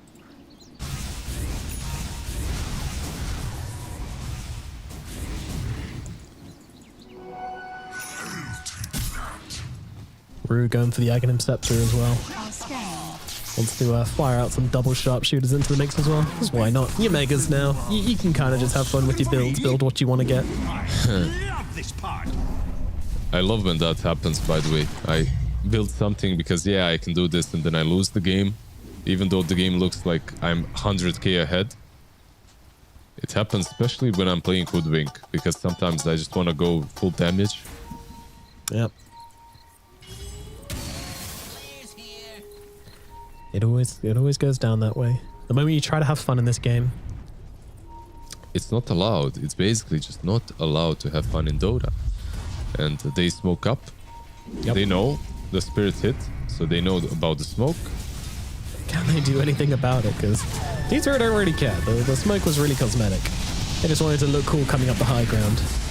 Satanic, well, at least try and take his mana. Won't even be able to do that as Larl jumps in. Finds some words, Merta needs help, but she's not going to get it. No buyback available as well. Just dead for 70 seconds. Not the exciting, flashy end to the game maybe we were looking for here, but it's the one we're going to get. As Sacred's going to get brought down as well. Larl finishes the job. Matthew just trying to get the Polska here on the sidelines. Not going to happen. And your GG gets called. Game number 2.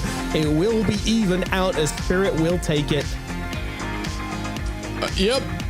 A clean victory by Team Spirit, bringing them a 1-1. The difference was this time around they actually had proper support and were doing some support stuff. We were trying to carry the game, and I'm not blaming anyone, by the way. They had some utility from the 4 and 5 this time around, as you can see on the items. But most importantly, they could play the game. I feel like game number 1, they just didn't have heroes that are very active.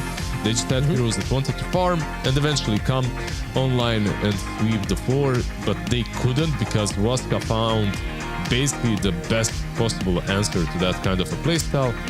Some Pugna was involved, and overall, yeah, I like it. I liked it. I like that Waska managed to take game number 1 off of Team Spirit, keeping their hopes and dreams in this Dream League season 1,024 alive. Yeah, it's a timeless series, this one indeed. And yeah, a nice 1-1 to start off. I mean, obviously, I don't think any team wants to start in 1-1. I think Waska will probably be happier than Spirit about this 1-1. Spirit, I think, are probably, going to be looking back at this one as, all right, this game 1, what went wrong? And Waska as well with game number 2. But hopefully both these teams can sort out their issues and start to get more consistent, because Waska looks thick in game 1 and Spirit looks thick in game 2. Like, I almost wish that we'd seen game 1 Waska play against game 2 Spirit, if you know what I mean, which is a weird thing to say. Yeah. I think we also just found out the playstyles that definitely suit these two things. And it's crazy because Satanic and the boys, they're no strangers to going for these Medusa kind of lineups, you know, just going for a Medusa. And I think that's maybe also something that played a part into Vaska's victory, because I have a feeling they dissected what Team Spirit were doing in the last LAN, the first LAN that they played, and they let them have that Medusa. They banned out every other carry. The Medusa was possibly the only best option remaining, and then they countered it in some cool ways, you know, like the Pagna and all the heroes that just don't die fast enough to her with the DK. Sometimes I feel like the right answers also fall into your lap, you know, like maybe you'd pick something else if that isn't as good as that DK. If it was available, you'd pick the hero that's kind of more in the meta. Dragonite is still kind of in the meta, but not as much as, let's say, an SF. And I wonder if they picked SF, would it be better or worse for them? I don't know. The drafts are weird. Sometimes everything just connects, even sometimes just out of pure luck, sometimes out of pure geniusness, let's put it. Geniusness. Yeah, it comes, I mean, you know, geniusness isn't just from great planning as well, it's from great improvisation, which comes from great experience as well, which I think both of these teams have. You know, we talk about them being young and fresh, and they do have those young, fresh players, but they've also got a lot of old, experienced players in the mix as well, which is what makes these kind of series so interesting and so fun to watch as well. MVPs when it comes to this series, I think it's really hard to say. Obviously, it's a best of 2, no team won overall, so it's very difficult to hand that one out. I will say, I really liked how Rue played this second game. I think his Hoodwink was pretty phenomenal. I think he had some great movements across the map, especially in the early game, which kind of swung those early movements in their favor, as we're seeing on the screen. Tell me honestly, is that the first hero that you saw on the screen and you're like, yeah, sure, let's give it to Rue? No, it's just the only player I remember being like wowed at in like the kind of early game, and that's from the early game onwards. It was sort of pretty simple for Team Spirit, so both the supports did well. I feel like one guy that did well as well was Malik on the Centaur. Like he bought it's not really anything out there. You kind of always go for this build, blade mill into pipe, and then you just play the game with the blink afterwards. I think he had some sick combos, he had some good stuns. Satanic once again just finding the right amount of farm in game number 2. In game number 1, I would probably give it to Matthew. More about the hero than the playstyle, and maybe Sacred as well. Like his Primal Beast was really sick. So yeah, maybe we can give multiple MV most valuable players. MVPs. Yeah, just make it plural. Just add an S there and that's it. There you go. Don't need to complicate it. I think so as well. You know, very hard to kind of single anybody out in this game as well, especially as both games were kind of reasonably convincing. Even though the first game did go for 50 minutes, I think both games were pretty convincing in the way they kind of played out and everything. We had our doubts about this Medusa, about how much it would have been able to get done. In the end, it wasn't enough, but overall a pretty fun series across the board, really, which leads us to kind of the interview phase of this, which is going to be fun. And I believe we've got Mr. Malik on the phone. So ring ring. Hello, Malik. Can you hear us? How's it going? Hello, I'm hearing you. Hello. Good stuff. Well, Malik, I mean, obviously, you're a guy that's been around for a while. You've played in a lot of different teams. So what's it like playing in this new iteration of Team Spirit? I mean, I was playing in international team before in Quest. It was in English and it was a bit tough for me. New experience. Right now, like coming back to CI, it's like more, how to say, natural, more easier to communicate some stuff. I see. So has it been easier to kind of share your ideas and kind of connect with your new teammates then? Yeah, it's all about communication, and I mean talking outside the game, in game, it's like better and faster. Absolutely, but obviously you did a lot of learning and focusing on Quest. So what's the biggest lesson from Quest which you've brought over to Team Spirit? not sure, to be honest. Right now, I cannot think about it. But probably laning phase better, and how I'm moving, like in map, maybe get better from the list. Yeah, definitely had some sick moves in this game. Lizard, you got any questions from Mr. Malik? Yeah, congrats on the second game victory at least. What happened in game number 1? Like, you guys had some good draft, but nothing really connected. I think we had very passive draft, like Medusa, Bristleback, they just want to hit, and I mean they had so much stomp heroes for Bristleback, and I should play just for my BKB. My BKB is too long because we cannot make moves, because we have like Lion need Blink, Elder Titan needs some position, our Spirit needs like proper stun, but it's not proper stun, so it was kind of hard game to catch some, and it was like just rush game. And rush game, I didn't have BKB, and they just was playing. Yeah, thank you. It kind of looked that way to us as well. Like, you joining Team Spirit was kind of hard, right? Like, replacing Collapse. Did that play? Like, did that mess with your confidence at all, or were you like, it doesn't matter? Because you're looking amazing. Like, you did really well in BB Dacha as well.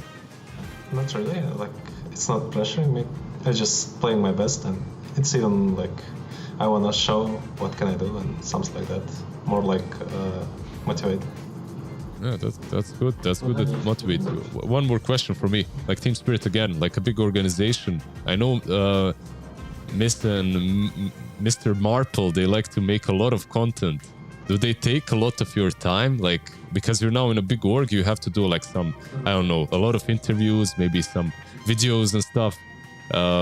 Do you enjoy it, or would you rather just play Dota every day, all day? I mean, we did only one meet today with Marple. It was very good, and it's like interesting videos that I wanna be part of it, and it's fun. If it's fun, it's like don't even like how to say. I don't know. I forgot to start. I just enjoying. I don't know. It's like not wasted time. It's like good time. Yeah, they're making some AAA content. So I can. Yeah, juicy content. Juicy content. That's what we like to hear. All right. Last one from me then. A bit of a shot in the dark, but I did want to ask. Any of the old, the members from Team Spirit, which taken a break or retired, we're not really sure, but have they had any communication with you guys, with you, the new players, or with the org in general, or are they just completely like, doing their own thing at the moment? Only one time, like, Yotaro Radan was helping in scrims because Satanic couldn't play this day, and Yotaro was playing like something for one day. All right, just for scrims as well. So. Okay, cool. That's chill. Well, that's a nice way to get things, coming together, and nice to have those guys on the phone in case you ever need them. It's like the Avengers watching over you in case you're ever in danger. But Malik, we'll let you go and celebrate your, victory, of course, 1-1, but still a pretty good performance in that second game. So hope to see you guys go far in this tournament, and best of luck. Thank you. Thank you. Bye-bye. Good night, Mr. Malik. And with that, we're going to do it for this stream. And I believe I imagine we're the last stream going on right now. And looking up and down the list, we are indeed. But a pretty long day here due to that first thing. It's taken some time. For me, it's a really damn long day. 2 days. Yesterday, I cast for like 13 hours. Some tournament. Then I went to the airport. I flew back and I got home.